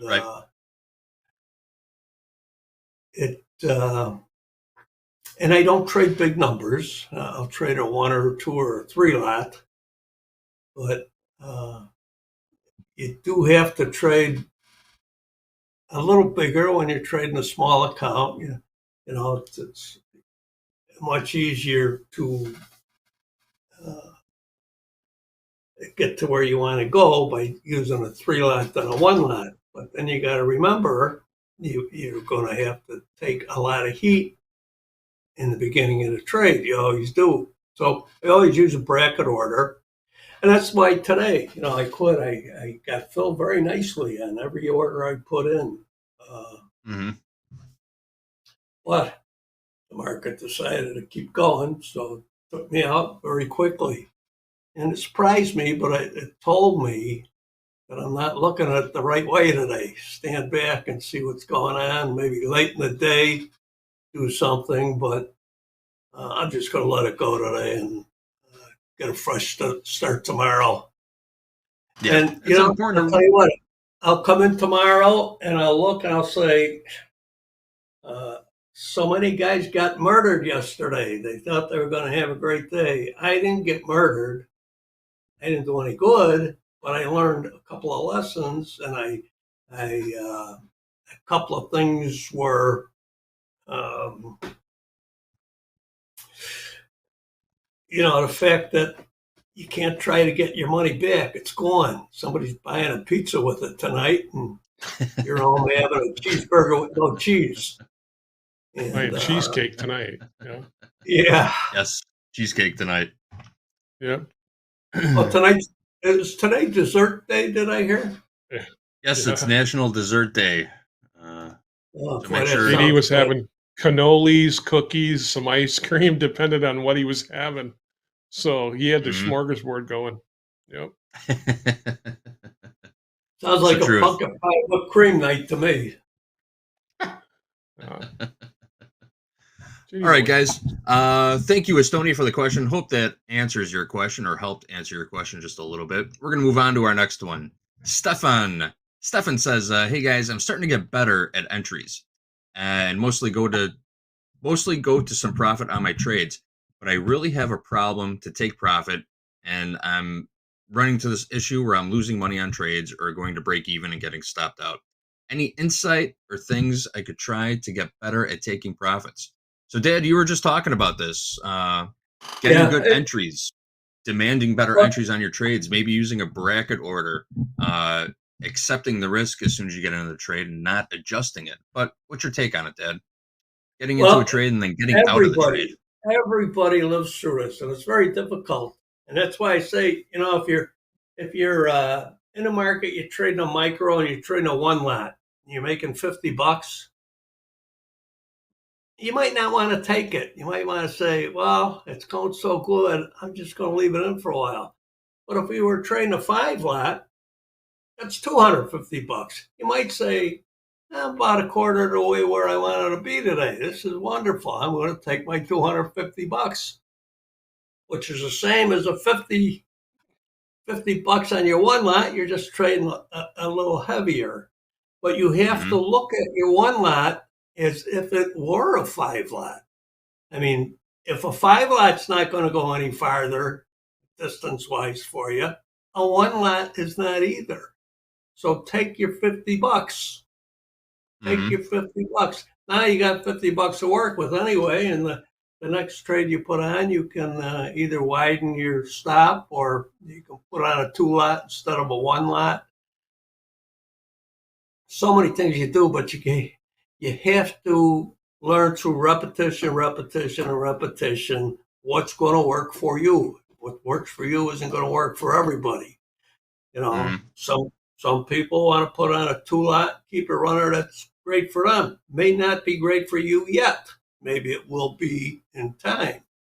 But if you're new, every nickel you make in this market, you got to protect. You got to protect your capital. That's what this is all about. This isn't about going out making $1,000 every day. You're not going to do it.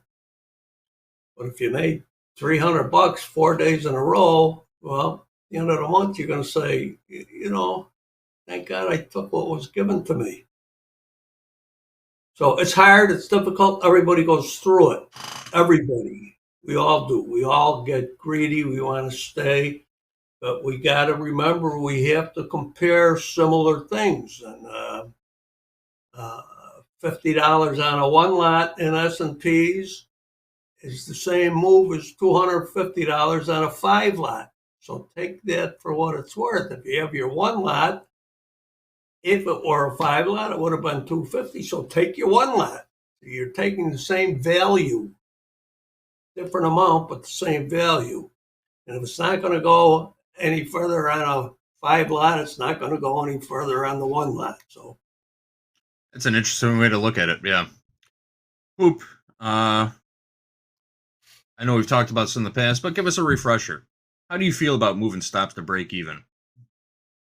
Well, I think if you feel like it's kind of a double-edged sword, I guess. If you're finding good trade location but you're not making money, that there's something else going on there. So average true range, which is an indicator on your TopstepX platform, is a really good one to use.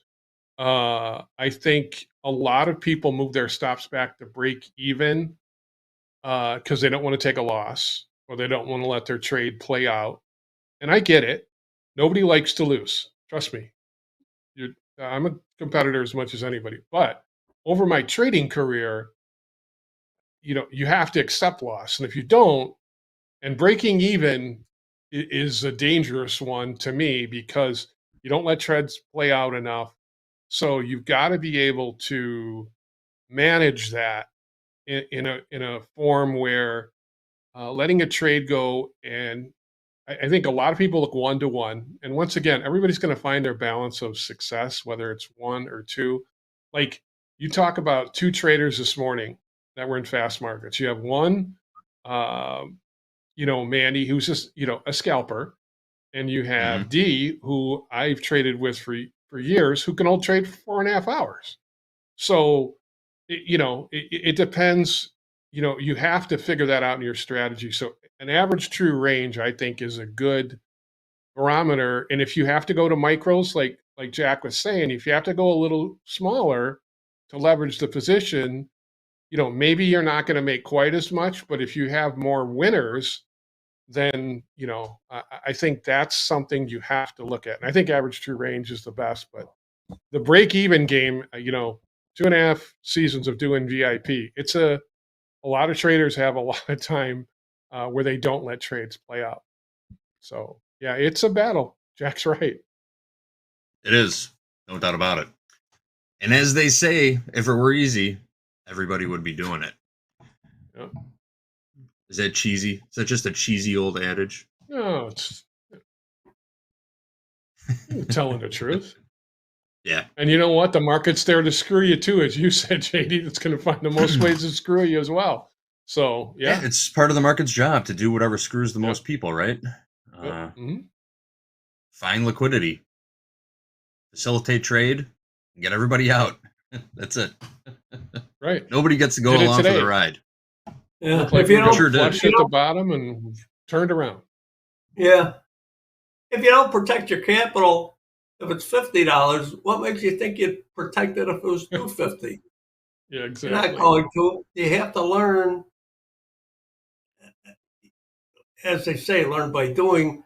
You have to repeat till you're so good at taking a $50 bill on a trade that maybe take a $100 bill with a 2-lot and just do that and do that and do that. But they also say going from a 1-lot to a 2-lot is the biggest adjustment you'll ever make in this business. So you got to grow up fast business-wise here, because it's a different world than stocks, and it's a different world than any for sure. other. Yeah. And it's a more fun and more gratifying, and it keeps your mind working faster. And it's like we say, this is the only business in the world where you can't wait for Monday morning so you can go back to work. I mean, where else do you get that? That don't exist. It's pretty true. Yeah. And ultimately, the rules of this game are fairly simple. It all just comes down to staying out of your own way in a lot of respects, right? Yep. That's the truth. Sure is the truth. You overmanage Get out of the things way. and take yourself out of a good trade, and no reason for it. That's why you got to reflect on your trades. That's what tells you, if I would have just left it alone, I could have had a nice trade, but I had to stick my 2 cents in. That's the end of it. You Lenny'd it. You touched it. Lenny did. Yeah.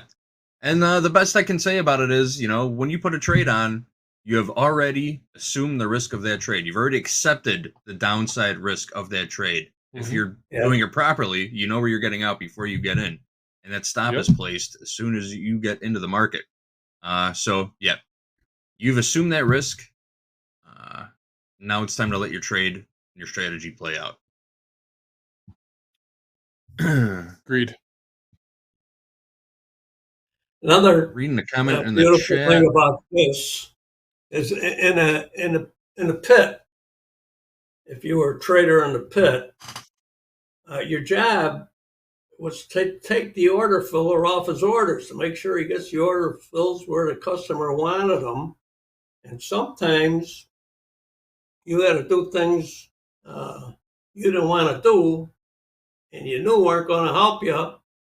But in the short run, we're going to help you in the long run, because if you needed to do certain numbers at certain prices, you'd be able to get them because the broker would know that you are a person capable of taking numbers from him. So in this business that we're in now, and this is a good thing, you don't have to do stuff like that. You can make your plan, enter your order, give yourself an edge, and let it play out. You don't have to take an order filler off of a 50 lot so that the market will move. You know, and that the customer will get his fill. We always used to forget sometimes that without the customer, the pit was nothing. Now there's no pit. We're the customers. Yep. So we have to act accordingly. We have to react. We don't act. We're not proactive. And I think, Jack, it was reading traders. It's, I think you kind of go back to TPO charts, and, when you're in the pits, and Hogan and I've talked about this, you could read the face, and in Discord, I've shown pictures of, like, you can see when guys are holding cards to their face, or you can see when they're uncomfortable. You could see it. And like Hogan said it before, you could just feel the whole pit being the wrong direction. And you're like, this is about to unwind and it's not going to be pretty.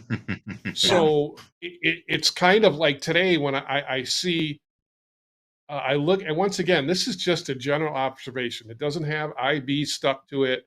It's just, I look at the dome this morning and it's super thin. And I'm like, this market is going to get pushed around today because nobody wants to play. And it was the same way in the pit, except you could read a little bit of like, hey, everybody's the wrong freaking way here. And you could see when everybody's the wrong way and the market starts to go, everybody tries to hit the same guy.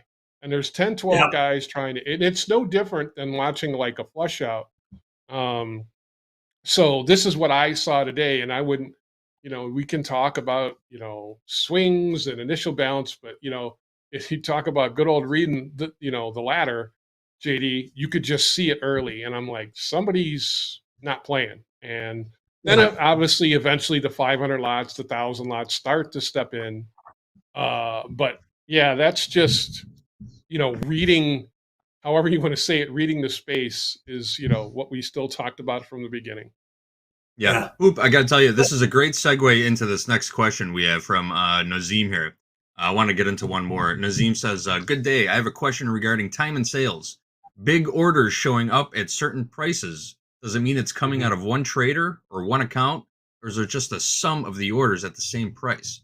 So while we're talking about order flow and big orders coming in and out, we could talk about this and pointed towards Nazim. What do you say? So these big orders that you're talking about, Hoop, you see them flash and you see the 100 lot, you see the 500 lot coming in and out of the market. You see them getting filled, you see them getting pulled. Who are putting these orders in? It's very subjective. It's not like the old days where you knew who was on the other side of your trade all the time. Actually, in the early days of electronic trading, Hoop, if I'm not mistaken, when you got your trade report at the end of the day, they used to slide the envelope under your door, right? At your office. They did it for me. And I could go through all the trades that I made electronically, and I could see who was on the other side of them. I don't believe they do that anymore. It was like an early function of TT, one of the first trading platforms. But when someone comes in with 100 lot, they're flashed 100 lot, 500 lot. It could be anybody. It could be a huge individual retail trader. It could be a broker putting in orders for a customer. It could be an institutional investor managing a fund. It could be anything. But Hoop, let's continue the conversation. When you see these big orders, what do you think's going on? Well, I think, and I'll reference both Jacks right here. I mean, Jack has said it before. We don't know what somebody's doing. We don't know if they're hedging it off in an options position, or, like somebody was long at the bottom and sold 1,000 lot at the top. We don't know that. But I sure as hell know I am going to, that's where, like, working with Andre, we used to have times where we used to call it the caveman trade. It sees 1,000 lot and the market just would run right towards it. Now it kind of gets it and sees it and kind of backs off of it. There's the spoofers, trust me, there were spoofers in the pit, offering size that you didn't want to take. So I just think right now, in what I look at, and this is why I like, level 2 data, is that I'm going to notice that. I'm going to remember that. I'm going to make a note in my journal, 60.17 and a quarter, there was 1,000 lot. And it's a reference point. And once again, I don't know, and I'm going to date my freaking self here, if it was Merrill Lynch or if it was Smith Barney. And yes, none of them are in business anymore. But, it was a big deal in the pit, who was doing the business, because when they would exit, you'd be looking for them, Jack. I mean, you'd sit there and say, hey, Merrill sold 1,000 in there. And then, maybe a month and a half later, here they come again to get. And if you knew they were trying to get out, that was an edge to squeeze them, because you knew they had to get out. So that's where I think those big orders, kind of using them as reference points, become a big deal. Yep, for sure. Yeah. And there were also, there was just the convenience of a big order. In other words, let's say a cattle trader wanted to unload 1,000 lots, split up between his whole customer base.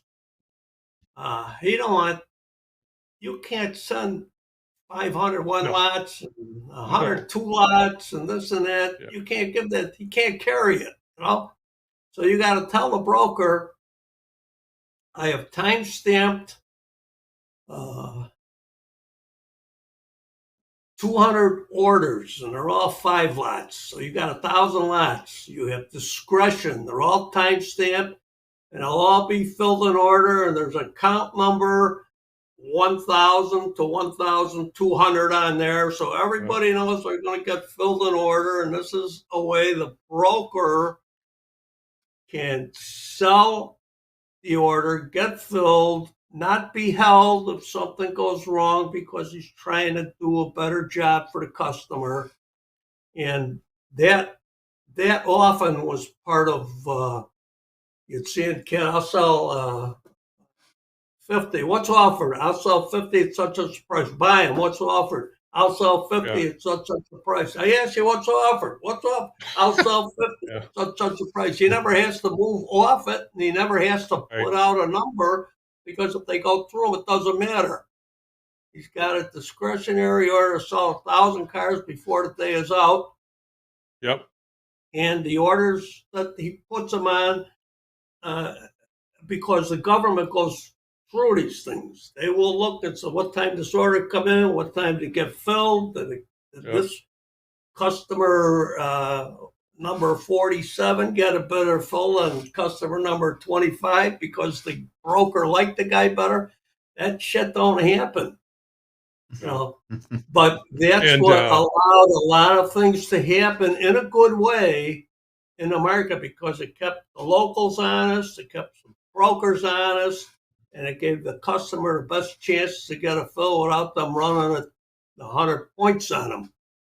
That's when the order used to say DRT on it, right, Jack? DRT. Come on, JD. What does that mean, man? Tell them what it means. Oh, I forgot it's a discretionary. Disregard has tape. discretion. Order, Yeah, DRT. exactly. Disregard Yeah. tape is what it means. Yep. Disregard tape, yes. So I stood in the hog pit when I traded there. The guy who's the current CME of the CEO of the CME, Terry Duffy. I used to stand right next to him in the hog pit, and he was a large order filler.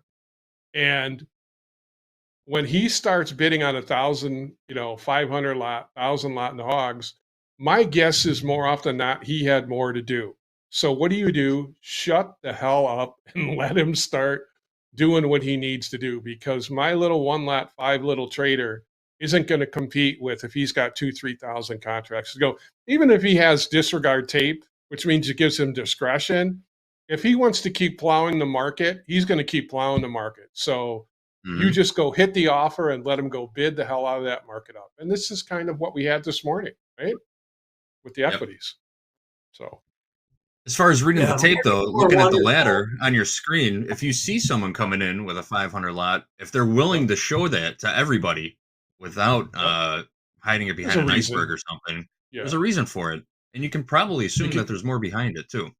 Speaking of that, there's a 600 lot right at 67.21 right now in ES.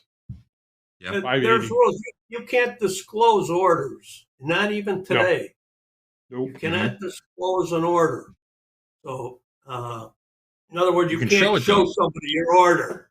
You have to. Yeah, that's always been a rule.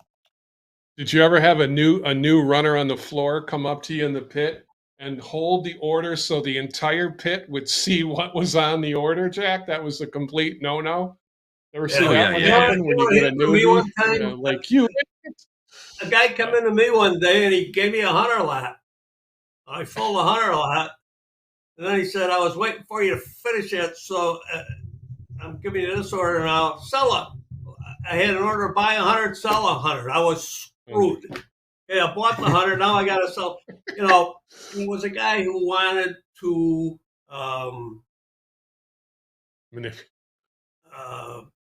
just get out quiet, Yeah. But anyway, I bought the order.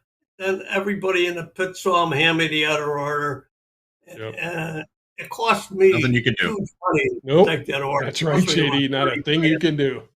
Nothing you can do about it. Yep. Well, that wasn't your fault. That was somebody else's fault. But yeah, they didn't train this kid, or maybe they did it on purpose to get me. But they did it. They got me. Well, fellas, unfortunately, that's all the time we have for group coaching today. Always a pleasure hanging out. We'll be back again tomorrow for more group coaching at 12:15 Central Time. Again, we're going to post that link, the question form in the chat tomorrow, so you can ask your questions for your coaches at group coaching time tomorrow. All right, we're going to step aside. We've got a VIP lounge coming up. VIP trader Joe A is coming in. Me and Jagger are going to have a nice talk with him, and we're going to continue to trade this up going into the end of the day. Power Hour coming up at 2 o'clock after that. Andre Ashard is back, and Dolby Time will be closing out the day. So stick around, folks. We got 2 more hours of tradertainment coming your way before these markets close up for this Turnaround Tuesday, which isn't really a Turnaround Tuesday anymore. All right, guys, I will catch you all later. We're going to take a short break. VIP Lounge with Joe A coming up next. Topstep TV. Let's get it. Thank you.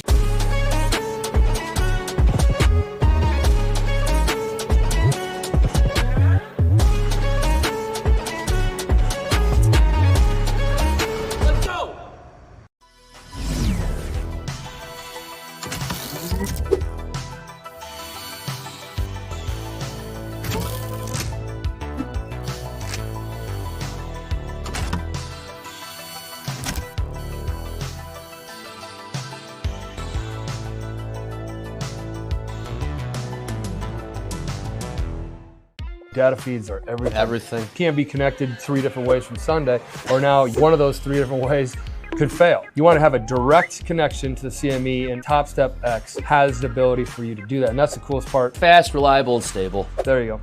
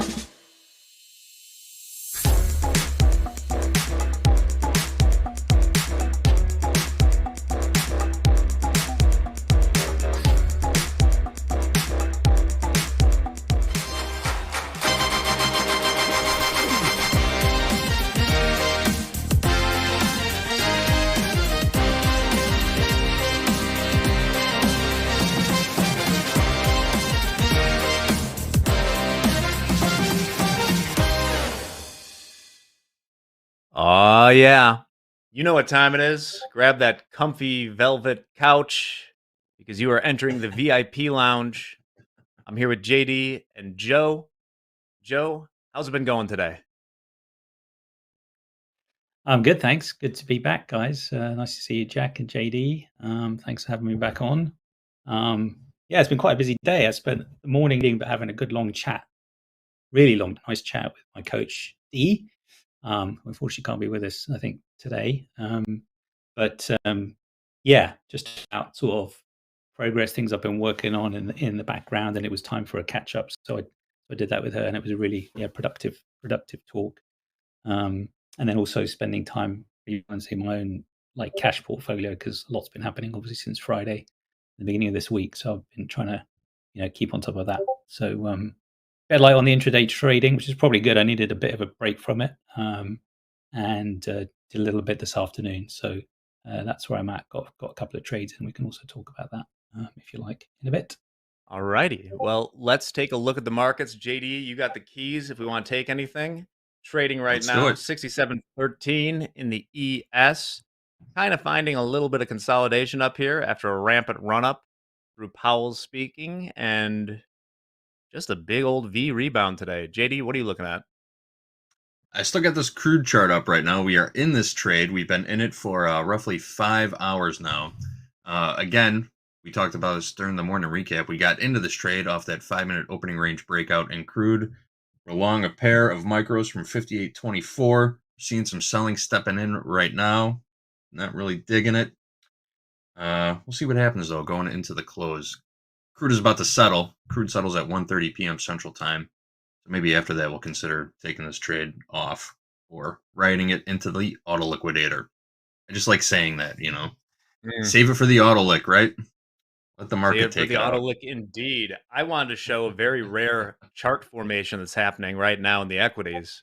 If we go to Ooh, let's my see it. charts real quick, we got the YMCA, we got the field goal going right now. We have completed the second arm, just like the Bears with the winner last night. Had to plug that in there. Mm-hmm. Did they? So, Joe, yes, Nice chart. they did. Nice chart. Finally, we're winning some 1-point games. Joe, you mentioned you had taken a couple trades intraday today. Can you tell us about those? Yeah, sure. I don't know. Can you see my charts at all? I'm on the Topstep platform here. There Let's you are. mark them up in readiness. Let's just get rid of my, because I'm monitoring oil as well, as I was just chatting to JD in the green room. But that's not probably going to materialize. So I focused on NASDAQ this afternoon after the US Open. So I missed London trading this morning. As I say, I was on a long call with Dee, so I didn't trade anything this morning. So let's zoom in on the two trades I took, and let me bring this down to the 1 minute chart. Okay, can you see that? Is that nice and clear for everyone? Yes. Yeah, for sure. Yeah. So part of what I was talking to with Dee was like, I've got some models that I've been sort of learning, and it's happened to coincide with the VIP program. So been over trading too many of like the models. So I decided I was going to like make a concerted effort in the last sort of section of the VIP to just pick out a few of them and only trade those for the next 4 or 5 weeks. So just as it happens, it was one here, but I was trading into the model. So I've talked about this one on Topstep TV before, but in terms of waiting for price to come down to it before trading long, in this case, I traded from this resistance area, which was the daily wick going back to October the 1st. If you take the lower wick from that daily wick on October the 1st and you split it into quads, this is the mean threshold level of it. And there was a reaction on it. That's where the red line was. And I knew that this was the continuing area for the model that I wanted down here where these quads are. So that's on an M5, even though, even though I'm on an M1 chart here. So basically the trade idea was to go short after this rejection down the upper quad of that continuation model level. I didn't go long from there, even though that's what I would have normally, because the number of points in this gap gap was large due to the recent volatility move up here. So I decided not to take that trade, but instead, so that was the first trade. And then the second trade, I waited. I was going to get some other entry leading up to, before Powell was speaking this afternoon. But then when this price action happened here, where this high was swept, what happened was it left behind this single print here on the M1. But if you dial down on the 15-second, there was a bit more inefficiency and imbalance and price just a little bit below, which coincided with this red line, which going back to the October the 1st, was talking about, was the lower quad of that particular candle wick. So aligned with this entry here. So basically what I wanted was price to come back into that single print, the fair value gap, a little bit lower to go into the lower quad wick, which improved more ratio because the low had been based on this low down here. And then the target was this small fair value gap up here. So this little M1 gap here. So I traded from that red line up to that. I didn't leave a runner. I didn't have a runner. But if I did, I would have actually held it to here, which is my high time frame sort of fair value. I use dealing ranges. I think I've spoken about how I use dealing ranges slightly different to the ICT way of doing it. So that was where I was anticipating price to be for the Powell speech. In the absence of any other news right now, Powell speaking was considered quote unquote news. So that was so I stopped there. Pity, because obviously I missed, if I had a runner. A lot more, yeah. Here, to the high time frame premium level. But that's fine, because this is also part of what I've been talking with Dia. I'm trying to train myself to have a more intraday mindset as opposed to my usual big picture swing trading mindset, which as you guys know is something I've been working on. But there was a kind of a deliberate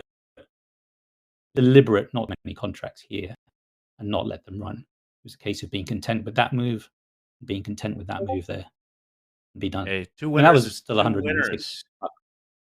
Yeah, that was 160 bucks. Joe, if you do us a favor, if you want to quit your Discord from the doc, Dolby is telling me. The notifications are going out to our users, and they get that's like their pet peeve. But we'll get that fixed up. But two trades, two winners, very good. So that's where I'm at, and I got distracted like with my other stuff, macro rebalancing and preparing for this show. So I didn't really what happened with anybody. Listen to him. Did he have anything important to say? Was it pre-recorded comments? Like it didn't on it the was price not. session, except They had a Q&A and the whole deal, but I wasn't watching at the time. I was eating lunch, but it seems the market liked it. Just kind of kept on going. Yep. JD, did you pick up anything from their importance? He had a few quotes about the labor market, but nothing out of the ordinary. Nothing he hasn't said 20 times already in the last couple of months. But you're right about it being news. In this shutdown era, this government shutdown era here in the United States, we are not releasing any economic reports. So we're sort of data dependent on somebody running into a camera and a microphone throughout the day. We're totally news dependent for a catalyst to move these markets right now. And that's just the way of the world. They were going to release it, but they're now delaying it until later, next week or the week after. Yeah, last rumor I heard was October 24th for CPI. That has not been confirmed yet, though, so we'll see. They are going to release it. We just don't know when. Apple LOL. Which is backward looking anyway. Yeah. Yeah. You pooched my next story. Yeah. Our crypto friend has completely closed out that position, that huge short. Ooh. How do you do? Did it in. I heard about that. He made a lot of money. I mean, I was watching during fast markets. This individual had a $10 million P&L swing while we were on with D this morning, and then started. Dakota and I were talking behind the scenes. Started closing it in a very unusual way, just like in fractions of Bitcoin, like every second. But now they are completely flat. I think they made 10 million on that leg, and I think that brings the total to maybe 130 million since Friday. That's a pretty good job. week. Good job indeed. Good job, I would Howard take that Lutnick. win. All right. Howard Lutnick. I ever really tell you how much I hope love someday we I find love that out. name. What's up? Yeah. It's so fitting of him, right? He looks like a Howard Lutnick. Mr. Lutnick. Face fits. All right, yeah. As the saying goes. 130 million Well- in 3 trading days. God bless him. Yeah, there's some rules you could learn from there, even if you don't have insider info, is that he wasn't going to let a big green day or two turn into a loser, you know? Sometimes you just got Fair to enough. dump those 3,500 Bitcoin you're short. Wild stuff happening in the markets. We are It's a lot of approaching what leverage. I got my eye on in the ES, JD, is we're about 10 points away from where the call walls start. So somewhere between 67.25 and 67.30 is where I'd be looking for something interesting to happen. Okay. I gotcha. Last trade got in the close to there. 67.15 half. Did I get was close. gonna say, it What's got our close high? and then it kind of ran away from it. So we'll see if they try and do an assault on there again. All right. I've got it up. Ready to go. We're loaded. Also have Let me pull up the 67, micro, 66, I actually. think, Jack, from the other day, like one of your trend resistance lines. Which level? 67, 66, I seem to remember mentioning. Yeah. The 7, 6. Oh, sloping yeah. horizontal one, like the, but you also mentioned a sloping one that was, support turn to resistance, 67, 66, I think, what you said. Yeah. Joe, we just to smooth out the stream a little bit, had to kill your charts for now to see if that helps out. But anything you want to pull up, I can do that for you. Mm-hmm. We're still looking okay. at my ES here. We are below still the great white line of support going back to May. We'd have to reclaim up to 67. Oh, there it is, 67, 65 or so to get back on trend there. So anything can happen. ACH, as Hogue would say. Yeah.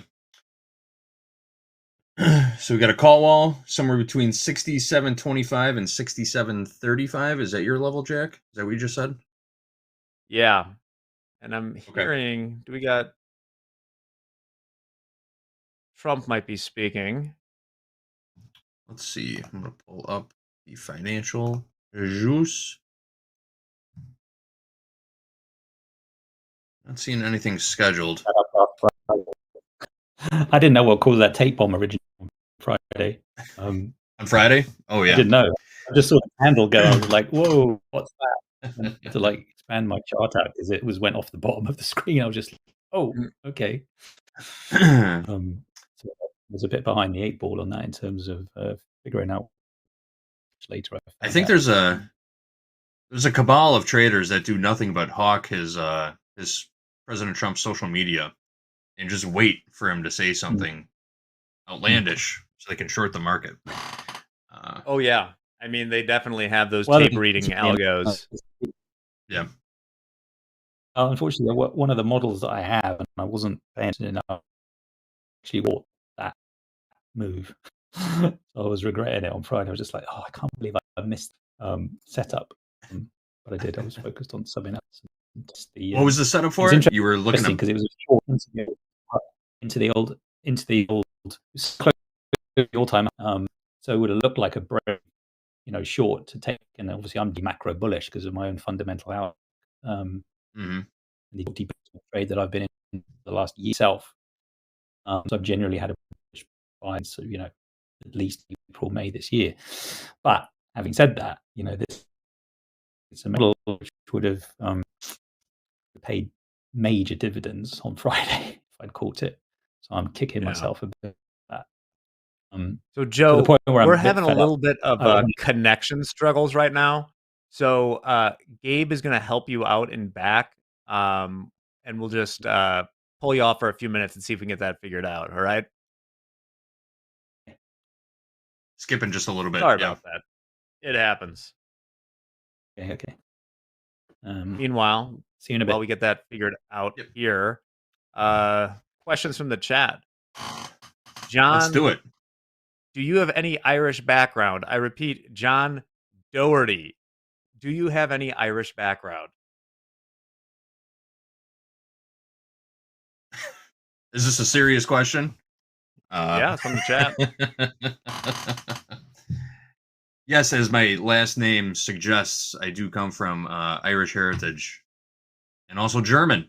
I'm German-Irish, just like many other people here in Chicago. Pretty popular combo. Jack, I believe you're in the same boat. I am. I have the German last name, but yeah. Yes, Jack McCarthy Pelzer is my full name. My mother carries the German last name. Yeah. I told What's that the story story? before. Is my middle name is McCarthy because both of my grandmothers' last name is McCarthy. So we don't look too far into that, but the truth. All right. We've What else kind of we found got? a little range here in the ES. Ask any questions you want about anything. This can be, we could Dear Abby this too. We got questions about romance, life, kids, but mostly the markets. Throw them in the chat. We're here, yeah. Actually, I got a bunch of leftover group coaching questions. Let's see if anything good came in.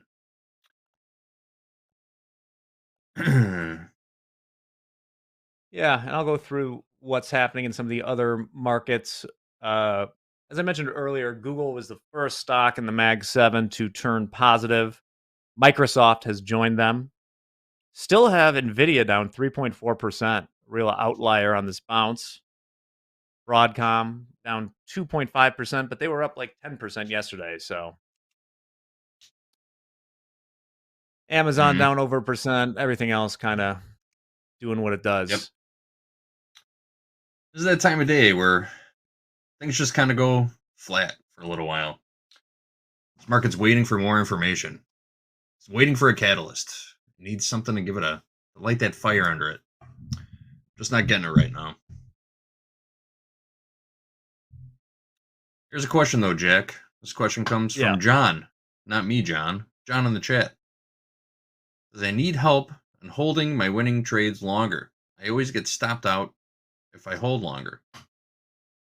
Wait, does this make sense? Help on holding a winner trade longer. I always get stopped out if I hold for too long. All right.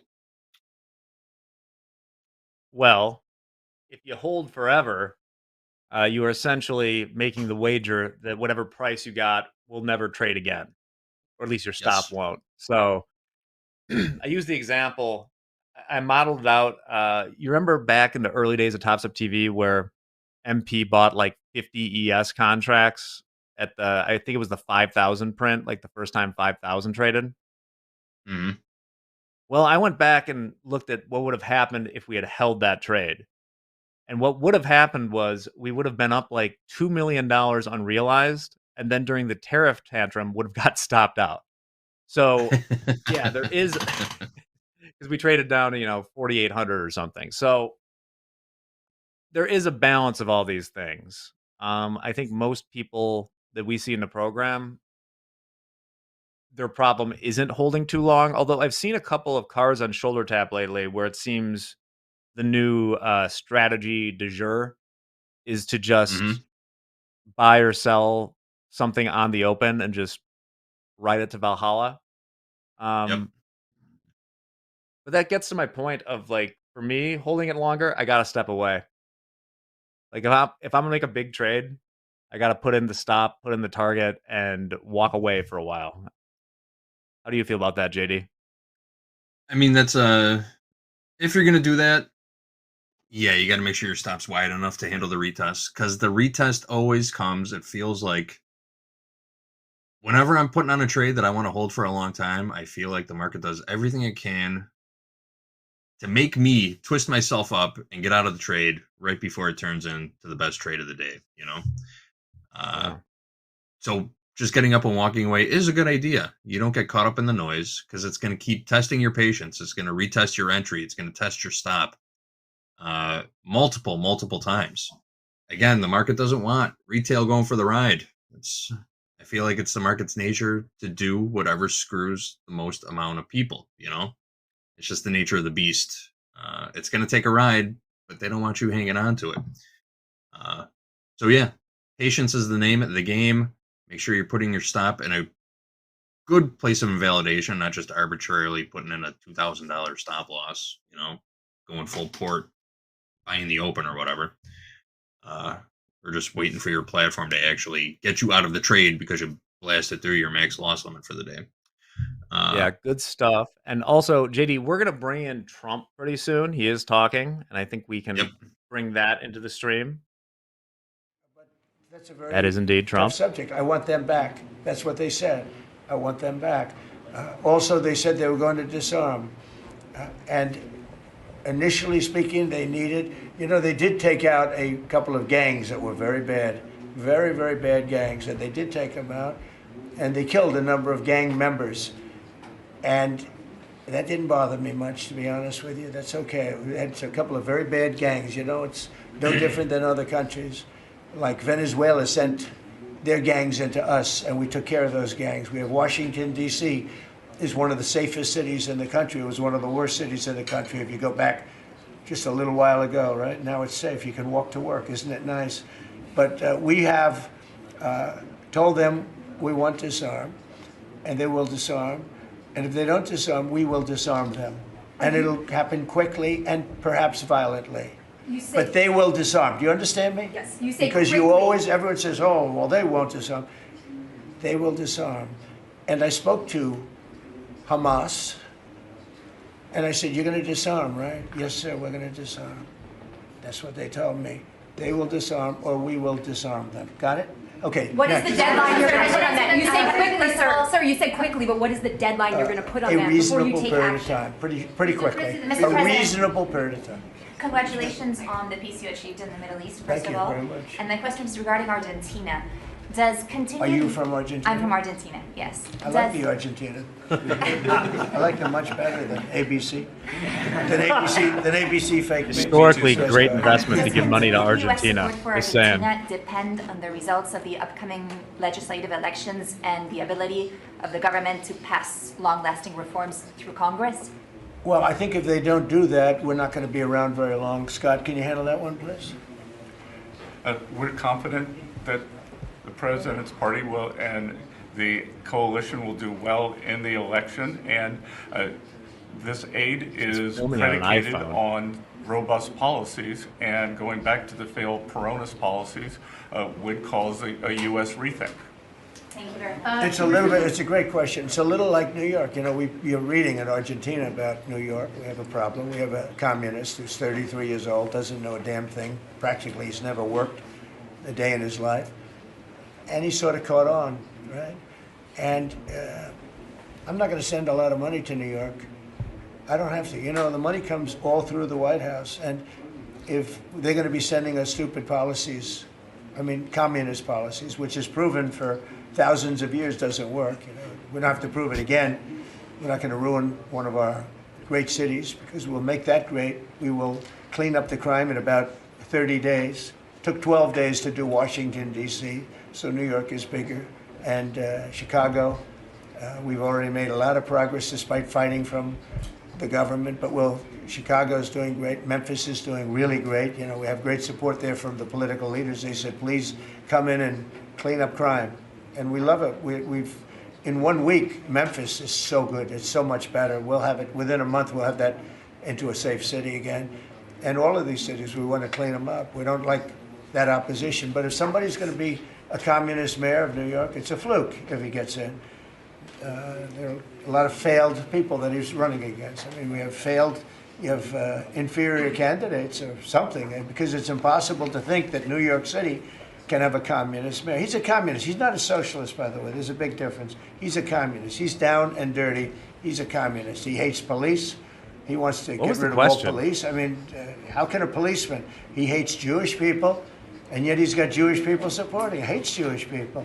So there we go. It comes through the White House. The funding for New York and for every place comes through the White House. And I'm very generous, and I was always very generous with New York, even when you had opposition there, but I was always very generous. But I wouldn't be generous to a communist, a guy that's going to take the money and throw it out the window, because you're talking about hundreds of billions of dollars. And we're not going to let somebody get into office and squander the taxpayer money from this country. We're not going to let it happen.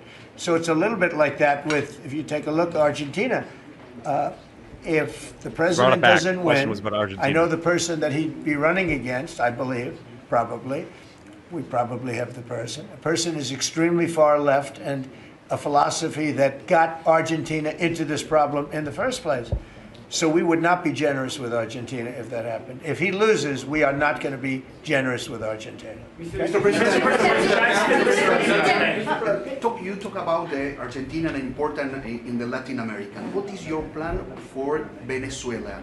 But is the terrorism, the narco-terrorism in the President Maduro? What is your plan about it? Venezuela's done a couple of things very badly. Number one, we get drugs and all of that. But we get something in a way worse, because they're a big purveyor of drugs, but we have worse. What they do very well is they send their criminals into the United States, and they send Tren de Aragua, that you know very well. You're from Venezuela, I assume. And they send them in by the thousands, literally. And these are the worst of all. And they empty their prisons into the United States. They empty their mental institutions into the United States. And because we had a president who's low IQ, he didn't realize what was going on. And the people that are high IQ that surround him, but they happen to be lunatics, radical left, they're highly intelligent, radical left lunatics, okay? So in a way, that's worse than having a guy like Biden. But they ran the show. You heard about the AutoPen. The person that really operated the AutoPen, but it was really the people that told the person that operated the AutoPen what to do. Those are the people that really were president, okay? So we're not going to stand for it in this country. And by the way, that AutoPen thing is under serious investigation. Just this, I don't think you care, because you're from Argentina, you couldn't care less about that. But I just want to say, because I do the weave, you know, the weave, cover a lot of different subjects. We know. But the people that are involved in that AutoPen scam, because he barely signed anything. I mean, this guy, I don't know how you can be president. He barely signed it. But the only thing we can find for sure is that he signed Hunter's pardon, his pardon. Hunter's pardon, I like that. That's a good combination. So we're going to work very much with the president. We think he's going to win. He should win. And if he does win, we're going to be very helpful. And if he doesn't win, we're not going to waste our time, because you have somebody whose philosophy has no chance of making Argentina great again. What's your advice for Milei? Steve, go ahead, Steve. What's your advice for Just to check something, you said Hamas assured you that they would disarm. Was that a direct conversation or through Mr. Witkoff? Or? Through my people. Okay. At the highest level. What's your advice? And it was meant for you. What's your advice for President Milei and Argentina? As a political leader? My advice is to hold strong to his principles, because he's right, and he's proving that he was right. He's got one problem. He's got people that are giving him tremendously bad press, even though they know it's wrong. He's got to hold true to his principles, because he's going to win. He's going to win. He's doing the right thing. Everybody knows he's doing the right thing, but you have a radical left sick culture that's a very dangerous group of people, and they're trying to make him look bad. I believe he's going to win out. And we're going the right way with China in this house. China? Well, you have to be careful with China. Look, everybody deals with China. I know. They have to deal with us too. You have to be careful with China. Look, I have a great relationship with President Xi, but sometimes it gets testy, because China likes to take advantage of people, and they can't take advantage of us. but we have a fair relationship with China, and I think it'll be fine. And if it's not, that's okay too. You have to do and go where the punches are thrown. You got to put up the blocks. We have a lot of punches being thrown, and we've been very successful. Look, we have the most success. I think we're the most successful we've ever been as a country. We have now close. I've been saying 17. We have, I think, close to or maybe even exceeding $18 trillion going to be invested in the United States. That's more money than ever invested in any country before. Even countries with much bigger populations like India or like China, nobody's ever had $18 trillion invested in the country. We have, and that's because of November 5th election, because I won. Oh, if she won, you'd be negative. You'd have people getting out of the country. This country would have been in a major depression. If she won, we would have been 1929. They'd like to see that anyway. That's why they keep the government closed. They have a shutdown based on nonsense. They want to give away 1.5, think of it, they want to give away $1.5 trillion to people that come into the country illegally. And as you know, the borders now are closed. But when they hear that they get the greatest health care package in the world and they have no money, but they're living okay in another country, they head up and they start forming caravans and they try and come into our country. But so I hope the big problem is they want to give health care to people that should not get health care. They want to give health care to illegal immigrants by the millions. Look at Gavin Newsom, what he's done. He's ruined California. He gives health care to anybody. And I guess they do it for votes. I actually think it's bad politics, but I guess they do it for votes. So I'm with this man because his philosophy is correct. And he may win and he may not win, but I think he's going to win. And if he wins, we're staying with him. And if he doesn't win, we're gone. How can Argentina can help to the peace process, to the Middle East peace process? They can help by doing well. If Argentina does well, that's helpful because they know we help Argentina. So if Argentina is successful, that's great because they view us as somebody that helped Argentina and they did well, and the United States maybe will help them and they're going to do well. So the success of Argentina would be a great feather in the cap of the USA because we're helping them. Right? You understand? Yeah. Yeah, please, behind you. Behind you. Thank you, Mr. President. Last week you said that NATO should consider expelling Spain. What? You said that NATO should consider expelling Spain. Would you support that? What? NATO consider expelling Spain. Oh. I'm very unhappy with Spain. They're the only country that didn't raise up their number to 5%. Every other country in NATO raised up to 5%. And Spain is doing very well off our backs. Spain gets protection, and they know, look, they're sort of in the semi-middle of it, so they're going to get protected automatically. Even if you don't want to protect them, you're protecting them because of the way they're located. And I think what Spain did is a very bad thing for NATO. I think it's very unfair to NATO. It wouldn't matter if you said you're not going to protect them because they're pretty much protected. What are you going to do? Go through the other countries and let's go attack Spain, right? So I think what they did is not nice. I think it's very disrespectful to NATO. In fact, I was thinking about giving them trade punishment through tariffs because of what they did. Ooh. And I may do that. I think unbelievably disrespectful. Spain, the only one out of all the countries in NATO, the only one that said that is Spain. And I think that's, I think they should be punished for that. Yes.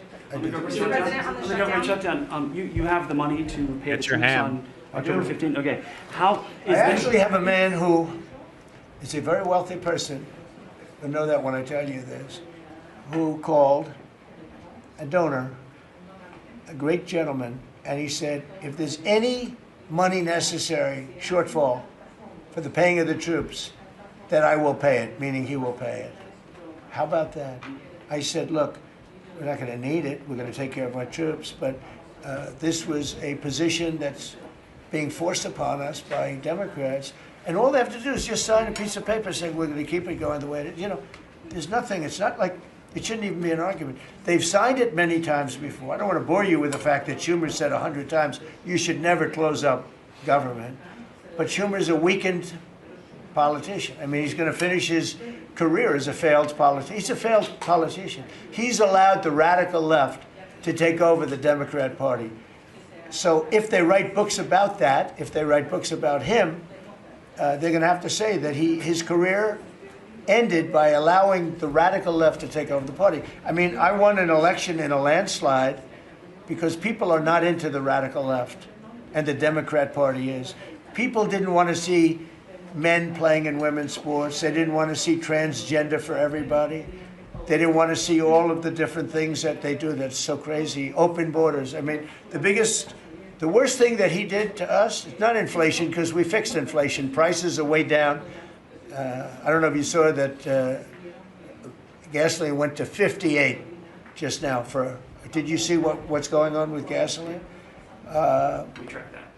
No, $58 a barrel. Yeah, we track that. Nobody can believe it. I'm very proud of that. You know why? Because we're pumping like we've never pumped before. Because if you get the gas price down, everything else comes down. It's very simple. Selling off a little bit. He went away from my policies, and you had the greatest inflation. The last administration had the greatest inflation in the history of our country. And now, as you know, groceries are down. It's all down. But on the shutdown, are you settling in for is this going to be a long term? Are we looking months? It's up to them. All they have to do is just vote to extend. We don't need it. We're not saying we want money. We don't. All we need is a right to extend. They want a right to extend, but they want $1.5 trillion so they can give it away to illegal immigrants, the people that are invading your cities. And many of these people, for whatever reason, I mean, I understood this. I called it a long time ago. These countries are run by people I know. Friends of mine, like I know this gentleman. I hope you haven't sent, he probably did too, why not? They send up their worst people. They send up people that are criminals. They send up people from jails. And at best, the best ones they send up are people that don't work very hard and that are on a social form of welfare.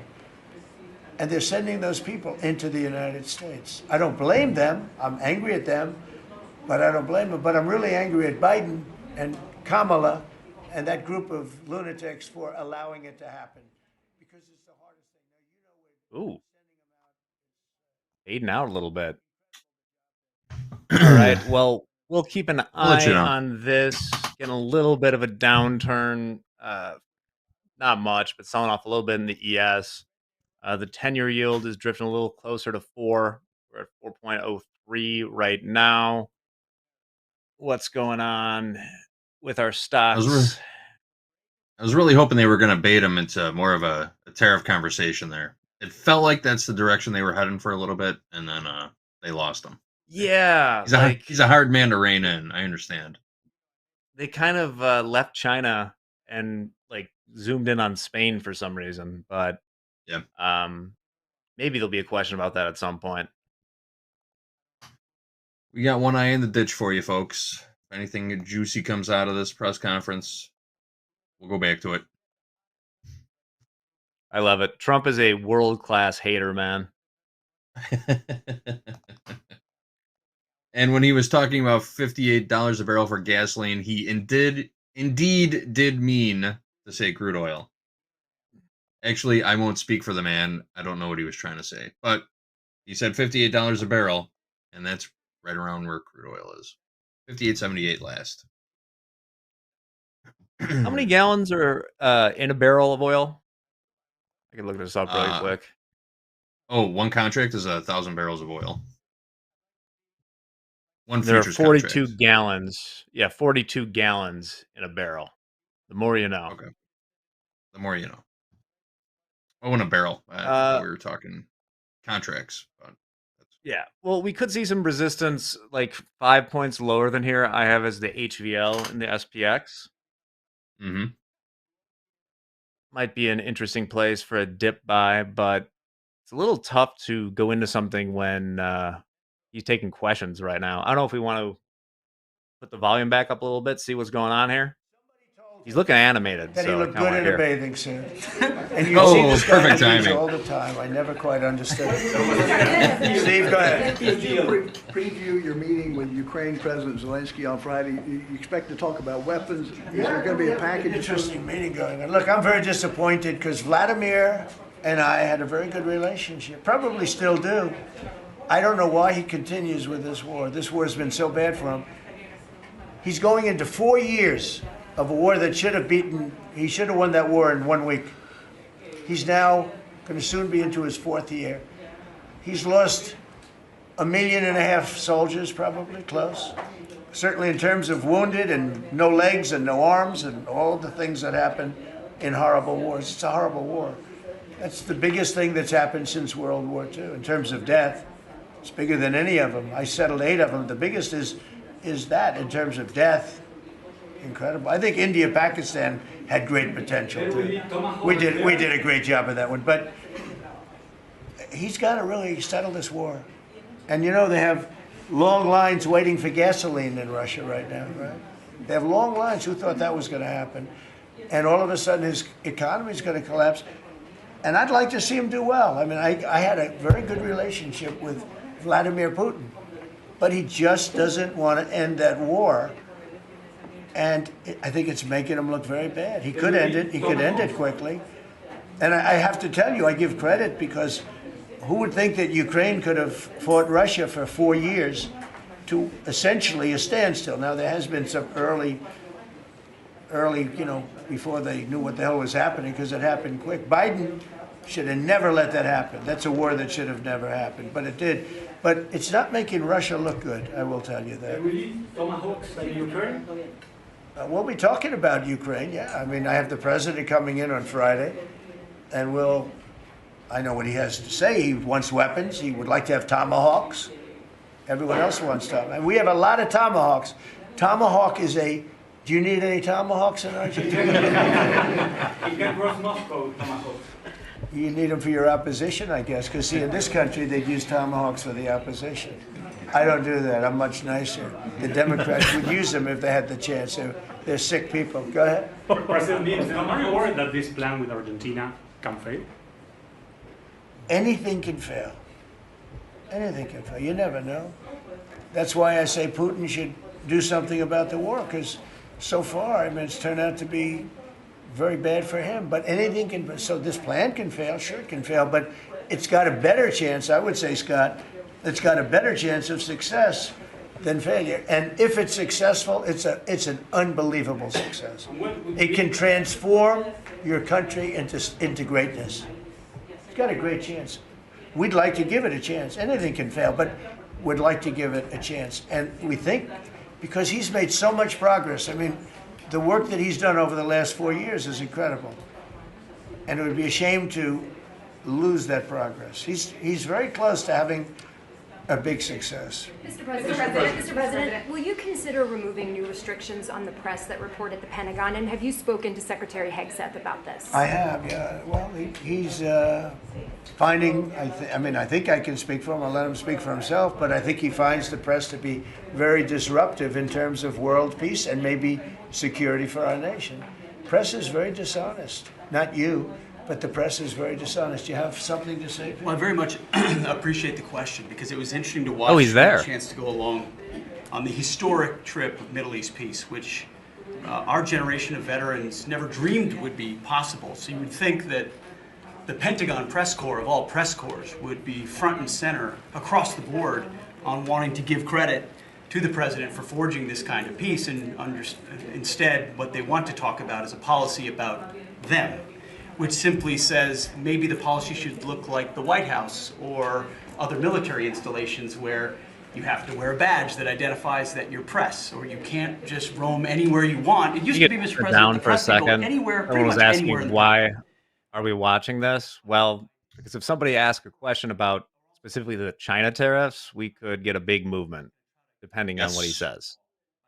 Exactly. So we'll kind of go in and out. Maybe why, the Pentagon press stuff probably won't move the market, but when we get back to Trump, we might pump it back in. You seen anything interesting here, JD? No, it's pretty flat right now. I'm still looking at this crude chart. We're still in the money. but really hasn't moved in the better part of 3 hours in crude oil. We will save this for the auto liquidator, though. Maybe we'll get out on a high tick. That's about it. When it comes to war, and now our great Department of War, we have some great people over there. I think it bothers me to have soldiers and even, high-ranking generals walking around with you guys on their sleeve, asking them, because they can make a mistake, and a mistake can be tragic. They can do it innocently too. They can, and they're not press people. They don't really deal with the press, so they're not really necessarily good at it. Although I think it's mostly instinctual one way or the other. You're either good at things or you're not. But I could see you being bothered by that. So you have them in an area and you treat them fairly, but they're not allowed to go into Much like the somebody's office and sit with them for 10 hours. Yes, sir. Yeah, I can understand. Mr. President, Boston Sorry? had some street takeovers that we saw. Are you going to work with or try and work with the mayor of Boston? And then they have a World Cup. They have several World Cup games. I know Argentina knows about World Cups. They have several World Cup games. Could those games move to cities that do work with you? We could take them away. I love the people of Boston. I know the games are sold out. But your mayor is not good. They're worse than her. At least she's intelligent. Some are extremely low IQ. Those bother me more. She's intelligent, but she's radical left. And they're taking over parts of Boston. That's a pretty big statement, right? We could get them back in about 2 seconds. All she has to do is call us. We'll go in and take them back. But she's afraid to because she thinks it's bad politically. She could take them back, too. The Boston police are great. I know them. They love me. She'll never tell them to go after Trump because they love me and I love them. And I got a tremendous police vote and military vote, and fireman vote, all of them. No, I think she is hurting Boston.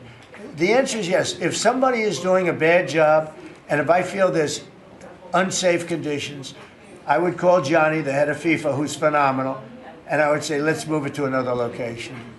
And he would do that. He wouldn't love to do it, but he'd do it. Very easily he'd do it. And this is the right time to do it. If I thought Boston was doing something that was going to cause safety conditions for the World Cup, I could say the same thing for the Olympics, because we have events that are in different locations for the Olympics. It's based in LA. If I thought LA was not going to be prepared properly, I would move it to another location if I had to. On that one, I'd probably have to get a different kind of a permission, but we would do that. Gavin Newsom, he's got to get his act together, because had we not gone in at the beginning of my term, had we not gone in with a very strong, the Olympics powerful to Jacksonville looks like JD. they would have lost L.A. Heard it You here already first. lost 25,000 houses to fires. You got a big scar right in the middle of the city. And that should have never happened, because they should have had the water flowing in from the Pacific Northwest. All they had to do is open up the valves. He didn't want to do it. And he didn't want to do it. He says for environmental reasons. I don't believe that. But, for some reason, he didn't want to do it. And lost 25,000. You had no water in the fire pumps. You had no water in the sprinkler systems in the ceilings. There were no houses. Normally, the things would go in. You might not have lost 2 houses. So if he doesn't play ball, we're going to have to be very tough with him. He's done a bad job. Just to finish off on that, so when we went in, we did a phenomenal job. We went in with great force, and that was the end of it. We put it out. We extinguished that fire, which was agitation, and it was a very dangerous position to be in. And we went and did a great job. But the chief, said we could have never done this without President Trump and without the federal government coming in. Okay, that was it. He said that. Now, 2 or 3 weeks later, he said, oh, we could have done it. But he knows he couldn't. The city was going to be taken over if I didn't go in. And you have to remember that. Los Angeles was going to be taken over. And we have it where the chief said it, I believe, numerous times. Well, we're cooking there. Nothing super market moving yet. Nope. We're kind of in this range right now in the ES. We're staying below that call wall I mentioned, a little bit above where we are now. Maybe the low end of it would be that HVL I mentioned, which would be at doing math on the fly here, like 67.05. Still in the oil, I presume. Still in the crude trade. It hasn't moved more than 3 ticks in the last, I don't know, half hour. But we're still in it. I got a feeling we're going to get the soundbite we're looking for out of this press conference before the end of the day. It's got to be something. Which is? I don't know. They'll start, someone will bait him on tariffs, and he'll go into a tirade. And that's all we need, right? Yes, that's what I would like to see. So we'll see if that happens. And we I've did got get a lot eyes of on possibly Slack. big news. We got National Guard going to Worcester. Yep. We'll see. Jake, before we get out of here, let's cue up this clip. We got a little breakdown of what Paul was talking about a little while ago. It is clear, though, that if we move too quickly, then we may leave the inflation job unfinished and have to come back later and finish it. And if we move too slowly, there may be unnecessary losses, painful losses in the employment market. So we're in the difficult situation of balancing those two things. I think for the last few months, we've been able to maintain a restrictive stance because the labor market was still pretty solid. I think that the data we got right after the July meeting showed that, which adjusted back all the way through May, showed that the labor market has actually softened pretty considerably and puts us in a situation where the two risks are closer to being in balance.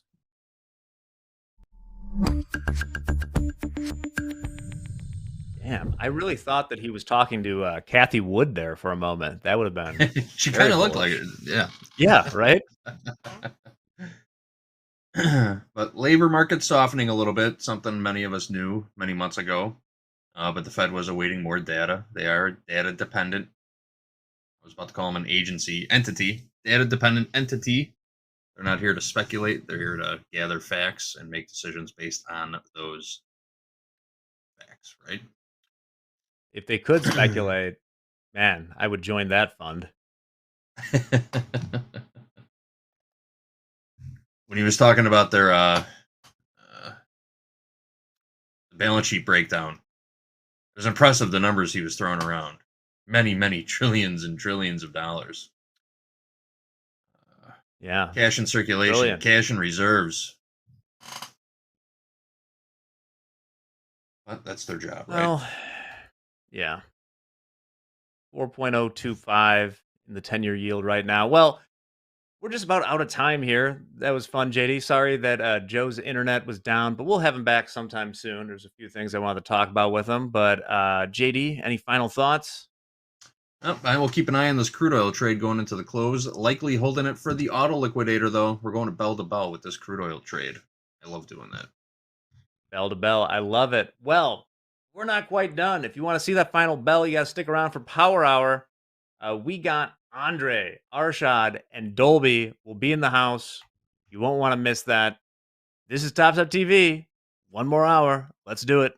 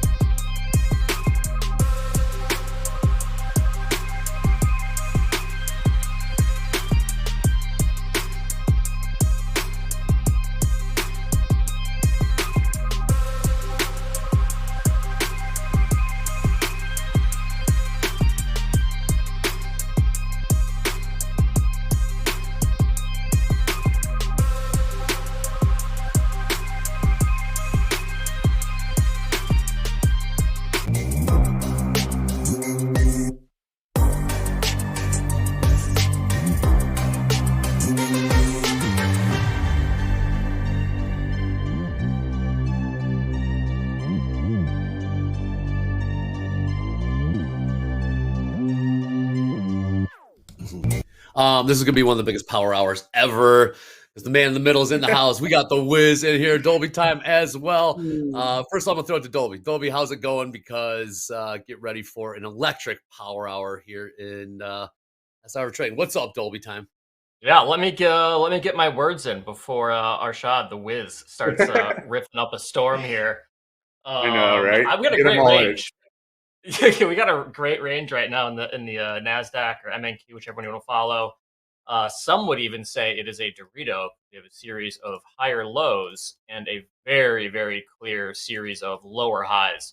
So I think the name of the game is going to be, do we break out of this Dorito pattern for power hour? I don't know. We'll see. But what's a great range right now? The Wiz. What do you got? Yeah, in this, let's do it. NASDAQ right Here now? we go. Dolby, get those range prices in real quick. Go ahead, Wiz. Oh, the range prices? Yeah, I got you. 24,880 is the lower end of the range. The Okay. upper end of the range is going to be 24,940s. 940. Very good. Last trade, 24,911. ES trading 67.15. Gold on the move to the upside, 41.67, about 23 bucks from those all-time highs. The crude pulling back a little bit, looking $58.76. Let's get right into it. We got, hey, Wiz, above, below, name the price in the NASDAQ. What will the closing price in the NASDAQ be? And then we'll throw it up to a poll. Above All or right. below. What price do you got? Let's go with above 24,953. 953, 24,953. All right. Wiz, take it away. Thoughts on these markets. Let's We'll get that do poll it. up here. Let's do it. Up, Yeah, I and away, mean, right? so for everyone to kind of understand what account we'll be trading, it's a brand new Express account. If you guys do see my screen, I did hit a stop loss on one of my Express accounts earlier today and then closed in the green on another one. So we're kind of balanced for today, kind of break even, but I wanted to wait out on this Express account for everyone to kind of trade and break into this one because I think the hardest part about starting an Express account is just that first trade, you know? Whether you just take it, you just need to get into it. And I thought, like, why not just do it on air with everyone? So I know everyone's kind of looking at my screen, so I know I did this last time, but I wanted to erase my levels so everyone kind of sees, again, how I set up my trade for this next power hour, and then we'll take some trades together. I hope that we can at least get a good green or a red trade in, but at least get a live trade in. So let's zoom in. Let's get started. So again, if most of you guys have already probably seen me trade the way I am right now, but some of you guys might be new. What I trade is the 1 minute with the 1 hour, right? So on the right-hand side is the 1 minute, and then the left-hand side of the chart, it's the 1 hour. All I do is trade level to level. So I will go ahead and set up my levels. The way I do it is just setting up the levels from the previous 3-hour candles and wicks, right? So now that we got the levels from the past 3 hours, we're going to be able to now wait for our upcoming trade. So I got a question, Wiz. Yeah, let's do it. All right. Do you update on the hour every hour? Yeah, because what happens is that last hour that we just saw for that 1 o'clock hour, when Trump was speaking, it set up new levels, right? So what we saw right here on the left-hand side, it has set up a level at 24,928 from the previous 1 hour. So that's a new level that came into mix. And then another new level that came into mix is the bottom of this candle from the previous 1 hour, which is 24,899.25, right? So those 2 hours didn't exist, or those 2 levels didn't exist, right? So I always have to go back, erase the previous levels, and make sure that I have the most recent levels in place. So what do we do now, right? Like, all right, cool. I have my levels in place. What do we do? Where's your trade, boy? Like, let's get something on the road. Right now, I'm going to wait and see what happens at these 2 levels, 24,928 and 24,900, right? Or 24,900. Sorry about that. So let's kind of like, it's coming down to a level, right? I will get in at this level. Right now, it's coming down pretty hard, right? So I'm kind of almost getting in front of a moving train, or I mean like a speeding train towards the downside. But it's still coming down to a level that I actually like because it's kind of held in certain areas, right? So let me set up my... What's the level that you're trying to get a price in so I can get some orders in with you? 24,900. Is it long or short? It's a long. 24,900. So I just got tapped in. If it breaks through this level right now, I'm in right now. If it breaks through this level at 24,900, I'm going to be out, right? But I got tapped in right now, right? So it landed on this level, and now I got tapped in. I'm just trying to go for a base hit. My base hit, if I wanted to get the full move of this base hit, it can go up to 24,926, right? But if it continues to move towards the downside, I need to get out. So I'm not going to hold on to it for too long. I'm more of a guy that gets in and out if I need to, just looking at what's happening. But right now, what is happening right before us? It's holding on to this level, right? But the bulls are really weak right now because you can see the bears are still trying really hard to push through, and they're successfully pushing right through, right? So I'm going to take a little heat off. I don't like taking too much heat if it's going against me, right? So I took off. Oh, no, I didn't take off heat. I actually added more heat. Whoops. Oh, no, you turned it up. Turn it back down. No, I turned up the heat. Okay. But right there, it's still holding on to the level, right? You see that? It's literally, that is where it's going back and forth. The only reason I bought at this level is because it's a retest from the top side, right? So if it came from the bottom, I would actually shorted it. So right now, I'm holding on to this. It'd be nice to get some Chipotle money in for today. My man. All right, you're speaking my language, Wiz. Are Okay, you so long two? Wait, what? I believe he's long two. I'm actually long 4 MNQs right now. 4, very good. Long 4. Okay. Yeah, because I accidentally added heat. I should only have been in 2, right? Because I was supposed to take off some heat. Because once it breaks this level, right? Let me zoom in a little. If it broke through this 24,900 level, I would have been out, which I should have been taking some heat off because it was showing that it couldn't hold on to that level. Right now, I'm still holding on to this. It's holding on to that level. I want to take a base hit. The next base hit is this next wick, right? That's the next area that is kind of having issues. But why is it stopped? Sorry? Wait, so your first sorry, because I'm trying to trade along with you here. So your first target for your base hit is which hourly candle high? The first one, second one, or third one? It came down. Adobe, if you look towards the left-hand side, this 1 hour candle on the left-hand side, I just took that base hit because what is this trying to do? It's trying to stay above this candle right here on the left-hand side. So I literally just took a base hit when it came down to retest these previous 2 areas.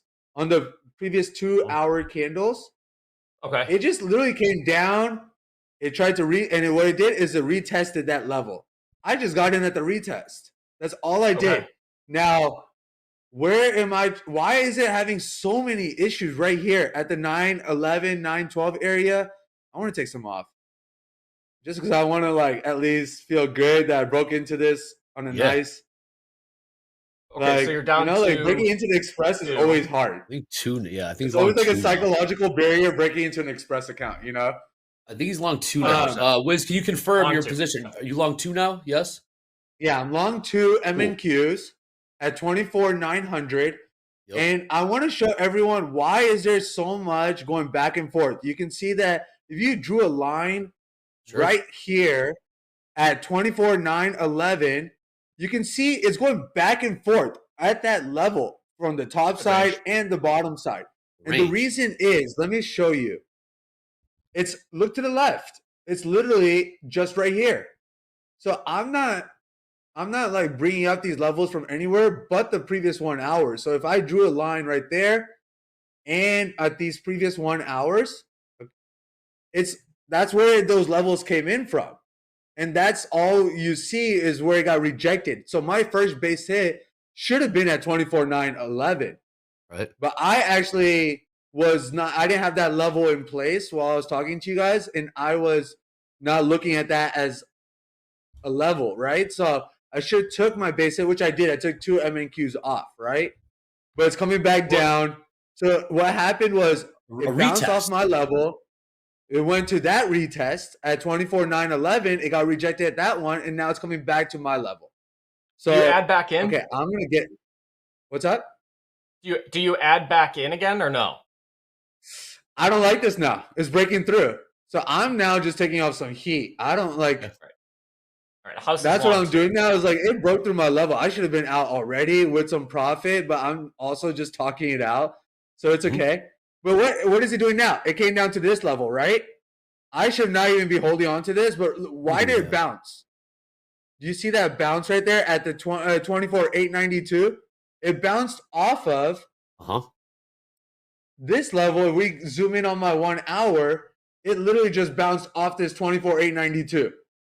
Right? That's where this wick came all the way down, bounced right off of it, and that's why there's so many buyers that picked up right at that 24,892 level. Right now, will it get rejected where I got in? Let's hope that it actually can rip right through, so I can actually The house get in. I think the house is in also. House is long, 2 MNQ, 24,897. So we have 3 more bids at 90s, 85s, and 80s. Okay. Okay, so it needs to go back above 24,900, or otherwise it's not looking so great for us to stay in this long. If it breaks through 24,892 from the downside, then it's failed. It's invalidated for us, right? But that was a good level for us to. We should have been a little bit more patient and actually got in at 24,892. Okay. That would have put us in a better trade location. But again, I just wanted to get into a trade so people can understand what's happening in real time rather than just me talking it out. So again, go for it, Dobie. Yeah, so you're into still, or are you flat now? You're flat. I'm in one. I took off some heat after it broke through 24,900. I took off some heat. I took off one. Got it. Okay. And now see, like the good thing is that it's ripping through these 900s. If it has any conviction, if it can even show some signs of going through, I like it. That means that there weren't enough people or sellers to actually hold that level. So I actually liked whenever it kind of rips right through. So let's just hold on to this. Again, next base hit, you should actually take some at 24,912 because that's where it got rejected last time. 912. Right? That's a good base hit. Got it. Okay. Let us get one off at 12s. If it goes through, right? But look at what's going on. At this 24,900, it's just going back and forth. The Bulls are saying, no, we actually believe it should be above. And then the Bears are like, no. So we're kind of going back and forth right now on this level, which I don't like. If it was any strong conviction, it would have held that level. Like, do you see this at 1:31 p.m.? It came up and it like wicked at this level. I don't know if it was there before. So I sorry about that. But like, if it was a level from before 24,928, that's a strong level. Do you see how many sellers came in and just pushed it down all the way? But for us, if it's going back and forth on our levels, then there's not really a conviction either way, right? So let's just we're kind of going back and forth right here. Let's watch it. It's going back and forth. The good thing is it's actually going in our favor right now. So that's a good sign because if it was really weak, we would have got rejected right away. Got that, Dolby. We're working 12. So far, so good. Working 12. Last trade, 24,904. Then let's take a look at it. We got ES trading 67.13.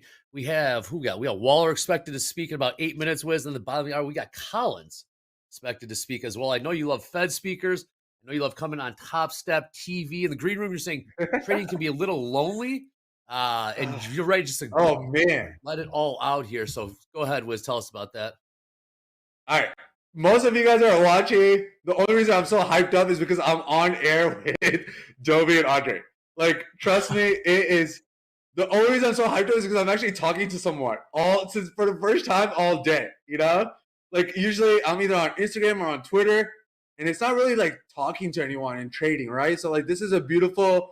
The only reason I'm so hyped up right now is because I'm actually trading with people live. So it's fun. And I'm like, that's why I just needed to. I was telling them in the green room, I was like, this is why I'm always so hyped up to come on here. And look, we got our tap. That was nice. I hope you guys got a nice little base hit off that one. We get it. You guys should have got tapped in around there, right? 912? The trade at least a nice base hit. Yes. We got $18. We're looking for. Hey, see, the good thing is it's not even about size. It's about the trade, right? Size comes at any time, right? So that's why I'm only trading MNQs, because it's all about like mastering the trade itself than adding size. Size, you can always add down the line. But we can master the trade, master the levels, master the base hits. I mean, like, that's why I'm not too worried about like adding 1 MNQs right now, 2, 3. I just want to learn on how to master the trade perfectly, and then taking 10 NQ trades, 15 NQ trades. Those times will come. But if you know how to beautifully master the skill, then like, yeah. So $18 is a win because that was a beautiful trade, Jovi. That's what matters the most. We'll take it. Is the Good type entry. of trade you took. We're gonna look at exactly. 90s, 85s, 80s, and 75s. Wiz, when you first started out trading, did you have, what were some of like your like pain points growing as a trader? Was it like over leveraging? Was it risk management? What was a struggle for you? Great question. I think all the struggles come in cycles, right? Like, I think you learn a new skill and then you learn a new struggle along the way, right? So I think in the beginning, it was more of me trying to learn on what I'm actually trading. What am I even doing? So I think that was the first thing. And then the second thing is, once you learn how to trade, then you're so confident that you forget about your downside risk management, right? So that's what I'm actually learning right now. That's why you see this P&L of 340, because I'm actually, all my accounts have let me kind of go back into the back end. All my accounts are at PDLs of 240, 240, 180, those are and small. 340. Those are really because the thing is I'm trying to learn on. What's that? Name of the game, survival. Hanging in there, always covering your downside. Those small losses, when you do hit the big one, covers all of that. We'll continue to push higher here, Dolby. Last trade 24,915, 914s. Like it. Yeah. Let's see if we can get up to those 52s. I really want to see if we can break this 30-minute range, though. That would be the dream. Wiz, okay, so you're risking day to day, let's say approximately 250. What are you looking to profit in a given day? How do you manage and assess that? So I think my biggest challenge right now is so there's a new hurdle, right? So in the first is like getting payouts.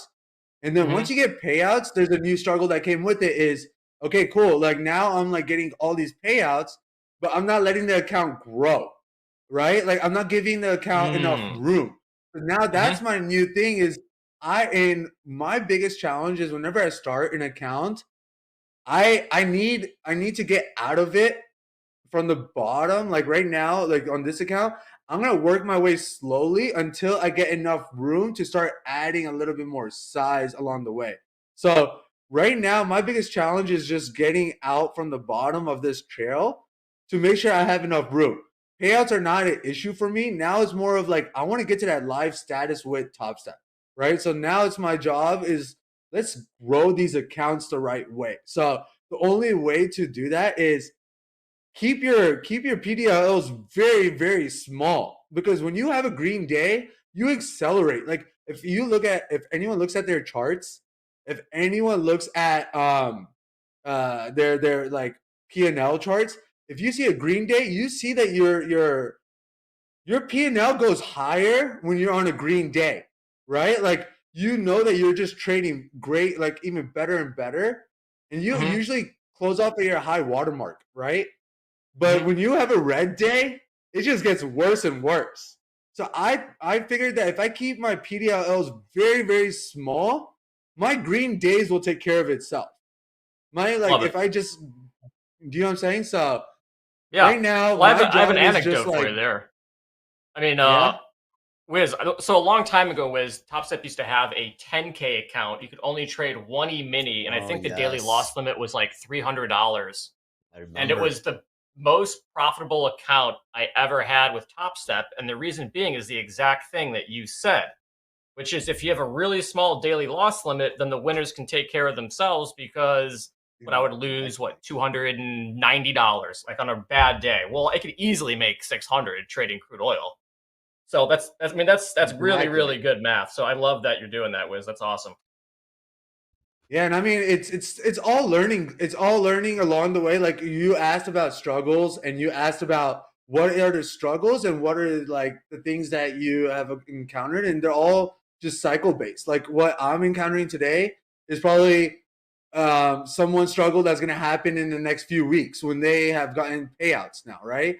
Because I think like everyone just goes the platform space. It teaches you so much in so many different levels. There's like once you get to payouts, okay, now you have another challenge ahead of you on how to like go from good to great from there, right? I'm not even paying attention to my trade, but Oh, I'm good, looking man. at the. I am. It's going great. Let it go. We got it. Last trade, Yeah. 24,920. Last 920. Nothing really moving in the ES. Gold about $6 off the highs. Dow not doing much. Neither is crude. House account still is long. We got a bell trade long 2 micro crude from 58.24. Sorry for getting in the way. Go ahead, Wiz. Bottom of the hour in 4 minutes. Go ahead, Wiz. And so, like, the reason why it's also getting stopped right here, right? Why is there rejection at this point right now?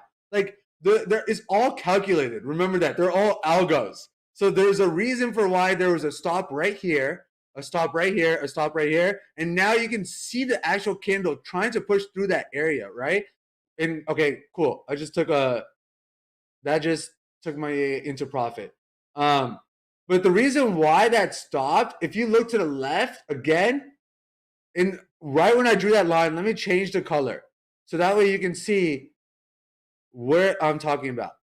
And now change it to purple, right?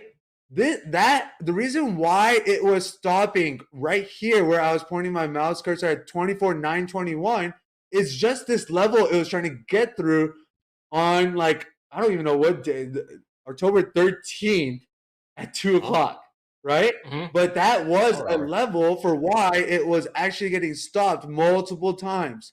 You see it happening at 1:30, you see it happening at 1:50, and then you see it happening again at 2:05. And then finally it ripped right through it. And again, it reattempted to go to that 24,928, but it couldn't even make a high. It couldn't even make a high off the wick that it had previously created at 131. That high was 24,928, and this recent wick right now that came through 24,927. Again, everything is very calculated. So that is why it ripped through at this level. I didn't create this level. I didn't bring up this 24,921 from like an indicator. It's literally all right before us, and that's looking to the left. And that's where I got that level. Flat. House is flat. Flat? Plus Yeah, I'm pretty $60. flat right now too. Okay. We're All right. waiting for Wiz. Thank you for Waiting for giving me Wiz's some. next move. Oh, that was Yeah, absolutely Wiz. let's look for the next move. All right, next move. Waller scheduled to speak any moment. We got Colin scheduled to speak at the bottom of the hour. Wiz is going to ready for his next move. Let us know what that looks like, Wiz. Take us into your next move trade. Buckle up, Dolby. Let's do this. Yeah, so now it's coming from the top side, right? So let's see how this level reacts. We can maybe buy in right here again at 910 if it can hold this level. And the level I got it from is the 910, 24,910. And if we look to the left, it's because it's really trying to make sure it's not going below towards the left. And right here, it's ripping through. I don't like that, but you see how there's so many people just trying really hard to hold on to that level. And they're trying, and so we could get in here. Wait, I just don't like it when it just goes. How did you generate that level? If we're looking 3-hour candlesticks Let me delete back, all these lines. It can get really confusing. So I'll delete the Oh, lines, okay. and then we'll go. Yeah. Just the ones that we need 24.912. so I can see. Because I was going to ask, right? So I'm looking at the 3-hour chart here, and there are a lot of wicks. Let's say above 900. Do you care about any of the space in between, or do you only care about the tops or the candle opens and closes? Ooh, nice sell off. Just candles, opens, closes, and the bodies and the wicks. Not only the bodies, but I also all of them. taking account of the wicks. Do you So color code the levels based off of what hour they are? Like, are older No. levels less relevant than newer ones or anything? No? Okay. All of it's yellow. It's all It's all one yellow. standard color. Got Yeah, it. and I only look at 1 hour. I don't even look at any other. I only trade the 1 hour. So if there might be some like hiccup, like there might be some like stops along the way for like a VWAP test. There might be stops along the way for like a 15-minute level test. But I only pay attention to the 1 hour because it's almost like a derivative of like 15 minutes. It's a derivative of the 30 minutes, 4 hour. The 1 hour plays a role in all of those levels. You know what I'm saying? Okay, yeah, that makes sense. I haven't heard it described that way, but that does make I sense. love it. That you get a little bit of everything in the 1 hour. Yeah, I've been looking at the 5-minute. I think that's exactly what we did with that trade. Look at the NASDAQ lower end, right around 24,900. Range trade. The range trade, indeed. Reversal challenge style. All right. Well, the hour is come and gone. We got 29 minutes till the close. That means we got 19 minutes till MOC. Wiz, did you know? I got back in at 24,900. Let's go. Right where we kind of got in before. It bounced off that level. Again, it's a very risky one because look at this downward move. I got this level just because we can see it right here. If we zoom in, it's really trying to fight this level, right? So I'm going to take a little heat off. I don't want to have like I keep adding too much heat. All right, we got bids in at 895 down to 75. Did you add again? I added at this level. I added at 24,900. But again, really risky because look at this downward move. It is. Yeah. I am in front of. Okay, I don't like what that ripped down. So what I'll do is kind of see how this reacts. Because what's going on now, right? What's going on now? Great question. Okay, well that's nice. I don't know. Right now it's holding. Ranging. It's holding, Liz. Yes, ranging. I know, but I don't like ranging. it. This is just bad trading right here for me to be why in don't this you like it? position Well, you got to because it's breaking through this level and it's looking very weak, right? Long. So I'm gonna take some risk off because this is really moving heavy towards the downside, and I'm just asking for it. You see that? Long too. I am just asking for it. What? And what did you see? Is it just like momentum? Was that what was? Yeah, I mean, look at this. It's literally it ripped through this level and it just shot right down. I am just the best stop loss. If I wanted to put a stop loss again, I use my PDLs to just kind of stop me out. But if it goes below this previous lows right here, 24,881, dude, I am in for a really bad reckoning because then it's really going straight to the downside. On the next level would be actually I would put my stop loss underneath. Yeah, we got in front of a moving train on that one for sure. Let's see. We get full 5s, 10s, 15s. Let's see if it holds. Let's see. Yeah, I mean, right now I don't like this trade. I'm in one MNQ, so I'm just trying to talk it out. Don't you like as it? well. What did you see? Well, what did you see that all of a sudden? Right here. So at 1431 or 1430, it came down to the level, and you see how this small candle at 1430, it ripped right through 900s, right? So if there was a lot of buyers, they would have at least pushed that candle much higher, right? But there was no one to even push it even remotely close to the previous candles even high. And so you can see how weak that move was. So, and then the next candle right after that, it didn't even make it, again, it couldn't even make it higher than the wick of the previous candle. It was just looking completely weak, right? So that is why I didn't like it as soon as it would like switch through. But again, I'm not too stressed. I like talking about it. I'm only on one MNQ. And it's just nice to break into this extra bit. Long 4, how many? From what price? 87.5. Thank you. So I wouldn't add into this trade. For me, if I wanted to add more into this like losing trade right now, because it is losing for me, if I wanted to add more into this losing trade, I would add if it can come back above 893. Okay, hey, it's making a move back above 893. But if it can't even make a move back up until 890, like above 893, then it's going against me completely. And that 893 comes from the bottom of this candle of the 12 o'clock hour. Man, this is just nope. I'm not seeing anything from Waller. Waller's scheduled to speak. Also, Collins as well. I'm not seeing anything yet. We are selling off a little bit here. We got 15 minutes. Nice 15 minutes till MOC. Go ahead, Wiz. You like this trade anymore? So where I'm having my stop right now, and the reason why I have my stop, I should do it right underneath this one. So the reason why I have it underneath this stop is there's a lot of people that there is order blocks that I've actually seen that a lot of people do talk about, and that does make sense in terms of having order blocks. And this big candle always represents like a type of order block. So I wanted to have my stop underneath this big green candle.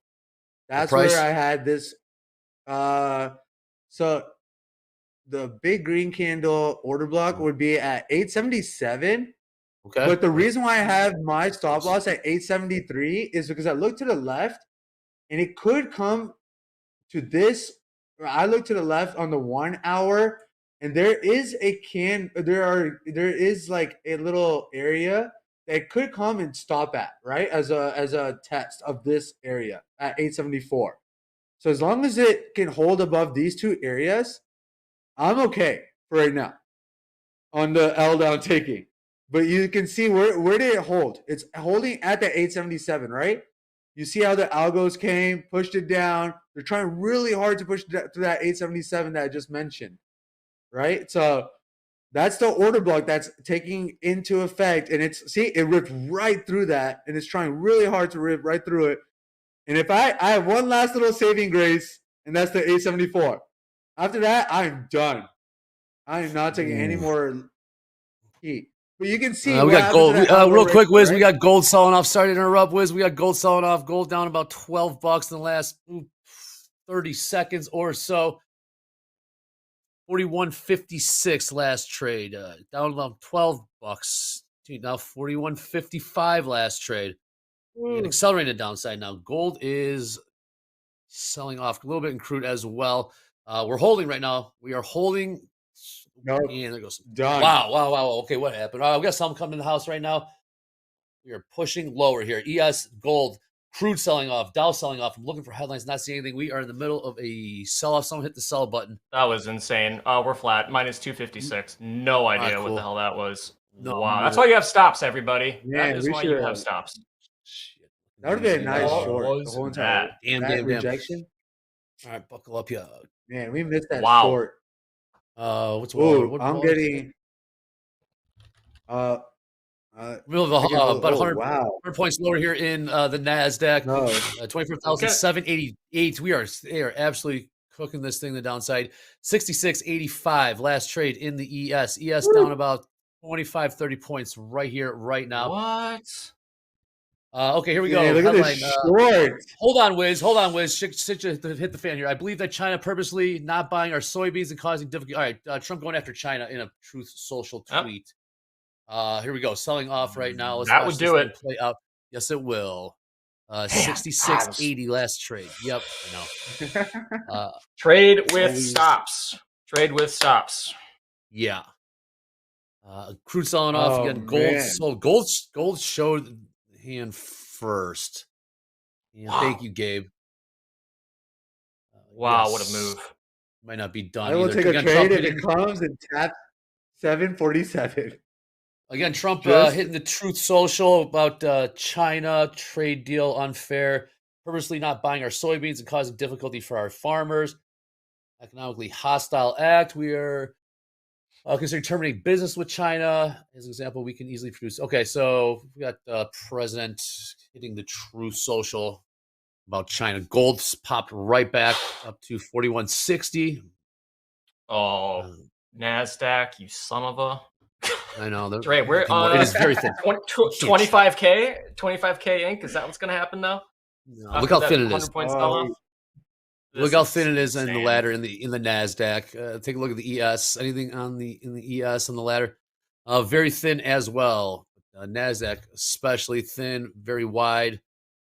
Not seeing much size on the ladder either. Again, the president has gone to Truth Social, talking about China and just unfair trade practices, and talking about perhaps the retaliation. But China in the crosshairs right now. Truth Social. That's the new T word. China. Yeah. This is we can try. It's gonna get back up there, isn't it? Okay, so the reason why there was a stop at 1438 on the It is pretty funny. There Wiz. actually was No an way. hourly candle right at No way. 24,763.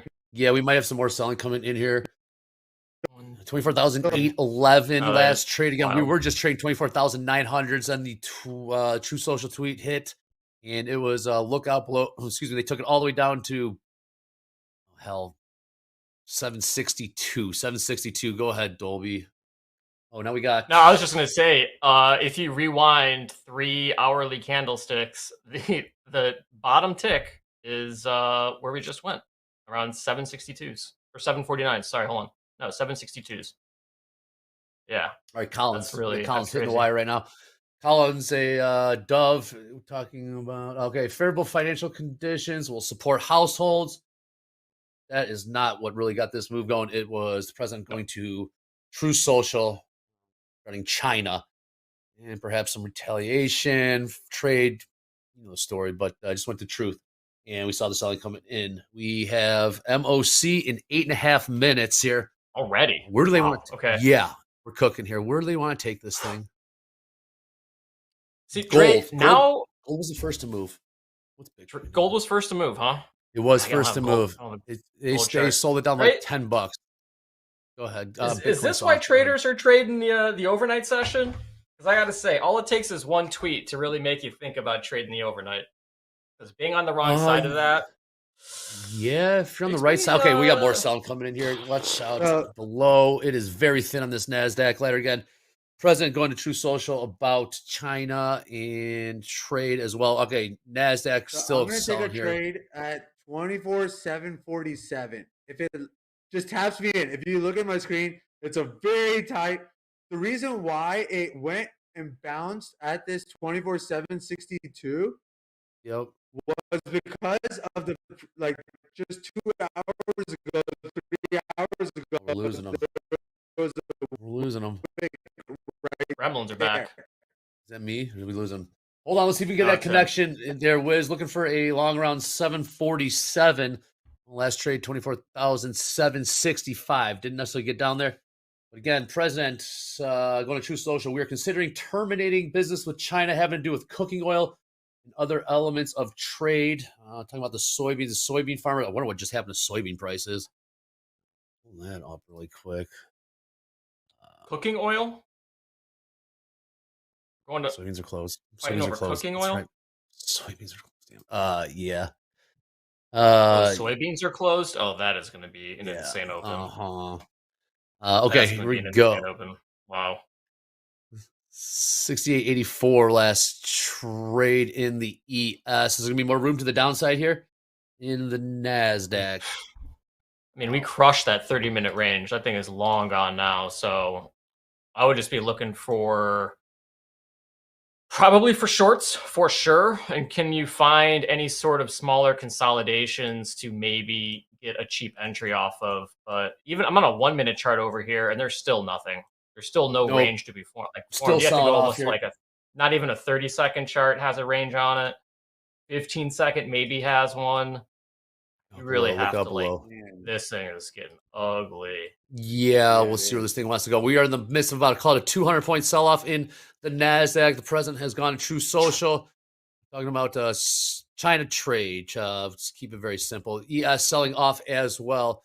ES in the midst of a 40-point sell-off right now. We were trading 67.15. We're trading 66.77 now. Overnight VWAP here in the NASDAQ. Dolby time 24/7. Look out below. Trump has Broken down gone completely. Yep. Yeah, it is ripping. I'm out. Coach Paul said, we are not done. This is not finished. We got MOC in 5 minutes. 5 minutes. More selling coming in here. I'm very thin on the ladder again. The president. Almost a 200-point sell-off, 250. Yep. We're not Yeah, done. 225 from highs, I guess. There's no ranges. There's nothing here. What's Bitcoin getting smoked too? Is everything? Oh yeah, just getting micro crushed Bitcoin. right now? Everything. Red everywhere. I'm seeing here. Red and now into the 24,600s. Low of day. The session 24,421. About 280 points to go. We want to get there. We're looking at a 500-point range today in the New York session. We are Just in the another middle. log on the fire. Solve one thing, brings up another. Do you think he's like slow walking these issues out, Dre? Just one at a time, so the market doesn't he get tends too, to do this too spooked. when the market's on up days. I've noticed he'll tend to do this at the close on up days. Little breathing room. That's what we did on Friday. We were up right around all-time highs. Not necessarily the case this time, but the timing is. I don't think it's a coincidence. Right? Yeah. That was a fun reversal challenge. Yes, on Friday. Yeah. Hey, Wiz, did you get long from 747? Well, I'm just I don't know why I'm playing the long side. You know what I'm saying? Well, I'm you just gotta like ask I know it's coming down to my levels, but I am like literally taking like these longs on every level, and it's just foolish. But I'm still doing it, as foolish as it may Well, seem. Yeah, But I mean, Make sure you it's a set your headline daily trade. loss limit. We tried. That's right. This is what do we So, got here? I 4 minutes took till another long at MOC. 690. Okay, careful, And the Wiz. reason why is because it came down to this area where there was a lot of like, if you look at this candle at 3 o'clock on October 14th, 4 o'clock October 14th, then there was another candle at 9 o'clock, and then at 10 o'clock. There was a lot of traffic right here that gave me a little confidence that at least I can recruit some of this that I had. And you can see why it bounced right there. And so again, you have to be very tight on these like on these like levels if you're playing the long side if it's coming at you. So I'm gonna just take some off right there. Yeah, and you got a nice entry there. Yeah. I just But see, again, found the midpoint. Yeah, I mean, Go ahead, it was just nice that it came down to that level and it worked out in my favor. But again, you have to put a very tight stop loss because this is what can happen. It can come down to a level and just rip you right down. It doesn't even give I'm you not a sure levels chance. matter that much right now, Wiz. When the president comes out, they're just gonna, all these algos are gonna hit the sell. They're just gonna smoke through these bids. But also keep in mind, the president, we may walk it back with another tweet. LOL, JK. I love China. Just kidding. Yeah. What do we got here? We got about 2.5 minutes. 2.5 minutes till MOC. We got gold on the move back to the upside, 41.60. Wiz, did you take profits? Did you take profits on that long? Yeah, I might take a short down to 656.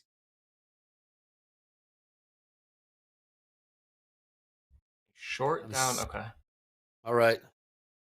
Again, down to President Trump going to True Social regarding China trade war. Same story. Talking about we can not do business with them anymore. It's a little negotiating. Again, we saw about 220 point sell off in the The NASDAQ in the blink of an eye. ES sold off about 40 points or so. Gold sold off 25 points. It's markets are alive and well. 90 seconds till MOC. Buckle up, Dolby. This is going to be an absolute doozy. Let's go. Market on close. 2,700 people watch us all across the globe. While you're at it, we know that you come here. You come to the right place when bleep hits the fan. You don't come Topstep TV. That being said, click subscribe, click like, click notify. We got the whiz. We got Dolby time as well. Yeah, when markets start cooking, you come to the right place. So, might finally be getting some sort of range formation here on the 1 minute. Okay. So could be setting up a trade opportunity just because it's starting to slow down a little bit, so you can start defining risk. And so for a range trade, you're just trying to get your stops on either side of the range, depending on what your direction you're in. Waiting for another tweet here. 45 seconds. Market on close. What is market on close? Basically, there's going to be some orders. Stock market to execute it in the last 10 minutes of the session. Bigger the number, either buy side or sell side. Typically, buy side mean go higher. Just let's put it this way: we're going to get some volatility if the numbers are big. Yeah. Those are already baked in. Like, Trey, when do they have to submit the MOC buy for it to be an MOC order? Like Well, at any point in time up until? They continue to Yeah, I change guess- I into the guess, close. yeah. So yeah, this is the imbalance, buys versus sells. And those numbers can and will change. Here we go. 10 or 5 seconds. MOC, buckle up more. Volatility. Here we go. Still kind of want to get you long, can though. see it's Very light. Everyone pulled their order. Very light. It's essentially right around 0 for everything. Wow, really? Yeah, we're talking like 100 mil sell side, 400 mil sell side, 100 mil sell side. Oh, that's those numbers nothing. can and will change. Yeah, everyone pulls. Absolutely nothing. Yes, Noah, we are at the 50%. So if you go low to high for today's session, the midpoint 24,685. Which is right where we went down to. Also went down to the 700s. Big round number. It's 108. All right, those numbers can and will change. You saw a bit of a pop there in the equities off those MOC. Those numbers can and will change. In about 5 minutes, we'll get another injection of liquidity, maybe some more volatility. Again, President going to Truth Social, stirring up the old trade negotiations with China. Look up below. More selling coming So in. now here, we're very range thin. under range. It might So just get I stuck took here, though. another. I shouldn't have taken that short, but You're I'm back taking in. another short. Yeah. Yeah, but it's holding on to this level pretty well. You see where I should have actually bought it at this level. You see how clear it's just holding on. That was kind of This is really good scalping. You can scalp yeah. I for was really 25 trying point. to. Yeah. Let's keep in mind the slippage. Slippage and the NQ is real. Very thin on the ladder. What is that? Very light numbers on the bid size and the ask size, and it's very thin. It's the spread is getting wider. Slippage will happen. Let's put it that way. I mean, we got slipped on that one, Dre. We were up 100%. 50, 60 bucks, and then our stop was at negative 200, so we slipped $56, which is almost like 20% of the stop there. NASDAQ. So pretty big. Mm-hmm. Hey, those stops Wiz, in. you got a position on? Yeah, I have an average of 24,727 to the downside, but it's not looking very weak anymore. So I'm not liking this position. So I'm just taking off heat as we go. But yeah, I should have if I was looking at this the right way, at 24,713, it literally came up here, got bought up, came back, got bought up, came back, got bought up every time. And I'm the one that's trying to say, no, it's going to break right through it. Right? So, like, that is where I was trying to outsmart the market a little. And Heads up, gold might be selling off here again. What the price was. Again, gold was the first to move there. We saw gold sell off about 10, 12 bucks before the headline actually hit. And then What was the delta between those of like the timeline of gold selling off and question. NASDAQ selling off? Like a minute? Good. 50 seconds? Whoa, Like, I'll have to go back. Yeah, I'll have to go back and check it out again. MOC is essentially not. It's a non-existent right now. Everyone's just pulled everything. So right around Flabbergasted. we are. Yeah, jaw on the floor. For 757 last trade in the NASDAQ. We bottomed out at what, 730s? Market did not see this one coming. No, it did not. Trade with stops. Keep on saying it. I mean, listen, what was that? If that was like 5 NASDAQ, 100 points, I mean, that's an account ruiner right there. You're losing your whole thing. And then maybe some on top of that too. And these yeah. be careful. On the flip side, if you're short, though, I mean, you're thinking your God's gift to trading. You think your God's gift to trading. It's the whole thing. It's the... And then, Dre, every time you see a top, you short it. Because that one time on October 14th, 2025 at 250, you nailed the short. And now it's permanently imprinted in your mind to always go short. Yep. Shout out to Pamela in the chat, if this is right. Gold moved 2 minutes, a whole 2 minutes before NQ did. Thank you, chat. Thank you. Good stuff. Chat coming through. Absolutely. We're all in this together, Wiz. Wiz, how about this? You brought the volatility, Wiz, man, as always. What was the headline you asked? Trump saying we no longer need to do business with China. No longer need to do business with China. Not liking how they're playing right now, a little negotiating. So keep on going. Here we go. 9 seconds. I mean, right now it's just more volatility coming in here. MOC essentially flat. I mean, I kind of like. It's really not giving me the. I'm trying to have this wick test come through. That's where I'm trying to have my take profit. It's the 24,660 area. That's where my take.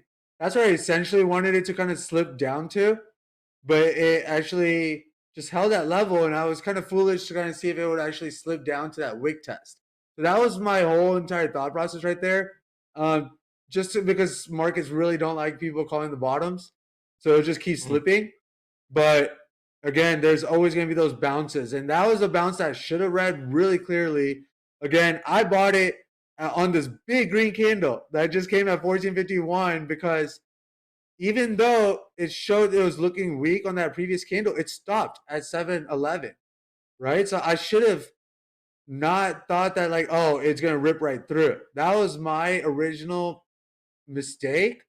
And not waiting for an actual rejection, right? Like up here at 762, that's a clear rejection. That's where I should have actually had my short, not down here. Yeah, but Wiz, you gotta, it's as if you did if you knew when the tweet was going to come, sure, but you get blindsided by something like that. You don't know where they want to stop. I know what you're saying, though. I totally get it. Yeah, I mean, in normal trading conditions, totally. Location. Headlines, though, there's nothing. How do you account for headlines? When headlines hit, it's still calculated, right? It's still calculated regardless of the headlines. Look at these headlines didn't create this level. This level was already there and it got rejected, right? So the headlines is what accelerated all of this. But when it comes down and slows down, I should have actually been better about my trade location and actually traded at 763, knowing that, hey, there was a rejection up here. But I actually bought it where there was a clear support. It came down, supported, and I foolishly got in at that support as a short. That's a horrible trade. So now I am actually still trying to play against the market when it's clearly showing that it's holding this level, right? So I need to get out. That is, I mean, the only saving grace I have is this 762 where it's gotten rejected before. Yep. But if it breaks through that 762, I really need to get out. And that's what I'm going to do is I'm not going to keep fighting the market. And the market found its area where it had its support. I love this comment in the chat from Trades BK. Damn, bro, those bull flag traders got wrecked 100%. I saw the exact same thing. Definitely looked like a bull flag. And then the headline hits, and lo and behold, sell off 225 points lower in the NQ. But yes, saw that setup as well. We got the ES on the move back higher, about 16, 17 points when we bottomed out at 66, 69. What's we got here? Man, Jack and JD would have killed for this move during the 1 p.m. segment. Let's get all the action, Dre. Yeah, well, it All the was a action. nice little Yeah, we should range take- bound session. You know, we're buying It was a 900, cute selling trade. It was 912s. Yes, cute buy power long, hour. And then long Trump 900, starts sell you tweeting. 12s. And then gold. Nice job. Pamela, well done in the chat. Seeing that. What do we got here on the ladder? I mean, what a now we what a know power like hour it's was. holding strong, right? Like it's holding strong. It's ripping through levels. So if you want to get in, you would either get in at a retest. So if this comes back and retests at 767, it's a good area to get in. Or for a rejection, it will come and try to test the 795 because there's a bottom wick. It'll come and retest that. And if it rips through that, then it's looking bullish. But here comes that retest. So someone could have gone in at that 763 and it's not looking good. And that's the problem. But you see what's happening right here, right? It's literally just trying to fight the 762 level. And if it could, it'll come up here to 795, right? So if it goes and holds, Got 30 seconds. Got 30 seconds. 30 seconds. Can we talk? Wow. Yeah. This segment lasted like 15 minutes, Dre. This is madness. Yes, this was wild. Absolute man, we madness. should play some downside moves. Yeah, we got also, don't forget, we got more coming tomorrow. We got more Fed speakers. We got, Waller. Here goes Waller. Waller, you're late. We've been waiting for you. Collins got in there. No one really paid attention to what she had to say. We got more earnings tomorrow. I think we got United after the bell today. At the buzzer coming up. We got 5 seconds. This is going to be the end. What a power hour. My goodness. Wiz, look at all that size on the ES letter. Holy shit, that was wild, man. What a last 20 minutes there. Wiz, as always, fantastic seeing you. Dolby, great risk management. I don't think this market's going to be done. Let's run it back. We're all in this together. All the bellers. You guys are the absolute best. With that being said, throw it to James. James, take us out of here and into At the Buzzer. Absolutely. Thank you, Andre. Thank you, Dolby. And thank you to the Wiz for an incredible power hour. And thank you to the chat and everybody out there who has been watching all around the globe. We appreciate your time. We appreciate your view. We appreciate your attention. Now I'm going to ask for your attention a little bit more because coming up next, we do have At the Buzzer with Coach Jay and Coach Paul. That's right, At the Buzzer. It's everyone's favorite post-Topstep TV trading show where Coach Jay and Coach Paul break down the entire action and they get you ready for that 5 p.m. reopen, get you feeling good. Then, later tonight at 7:30 p.m., Coach Dakota is back with Slow Markets. You can catch that out right here on our Topstep TV YouTube channel. Then tomorrow morning, 1:30, Aaron Trades is back with London Open. Deanna, Euro Trade at 3:30 a.m. right after that. And then you know it, we're going to be here again for another stellar day of Topstep TV for all the bell-to-bell action you know and love. But that's tomorrow. Right now is At the Buzzer. I'm James Harden. You're the chat. And as always, this is Topstep TV. We'll see you tomorrow. Let's go.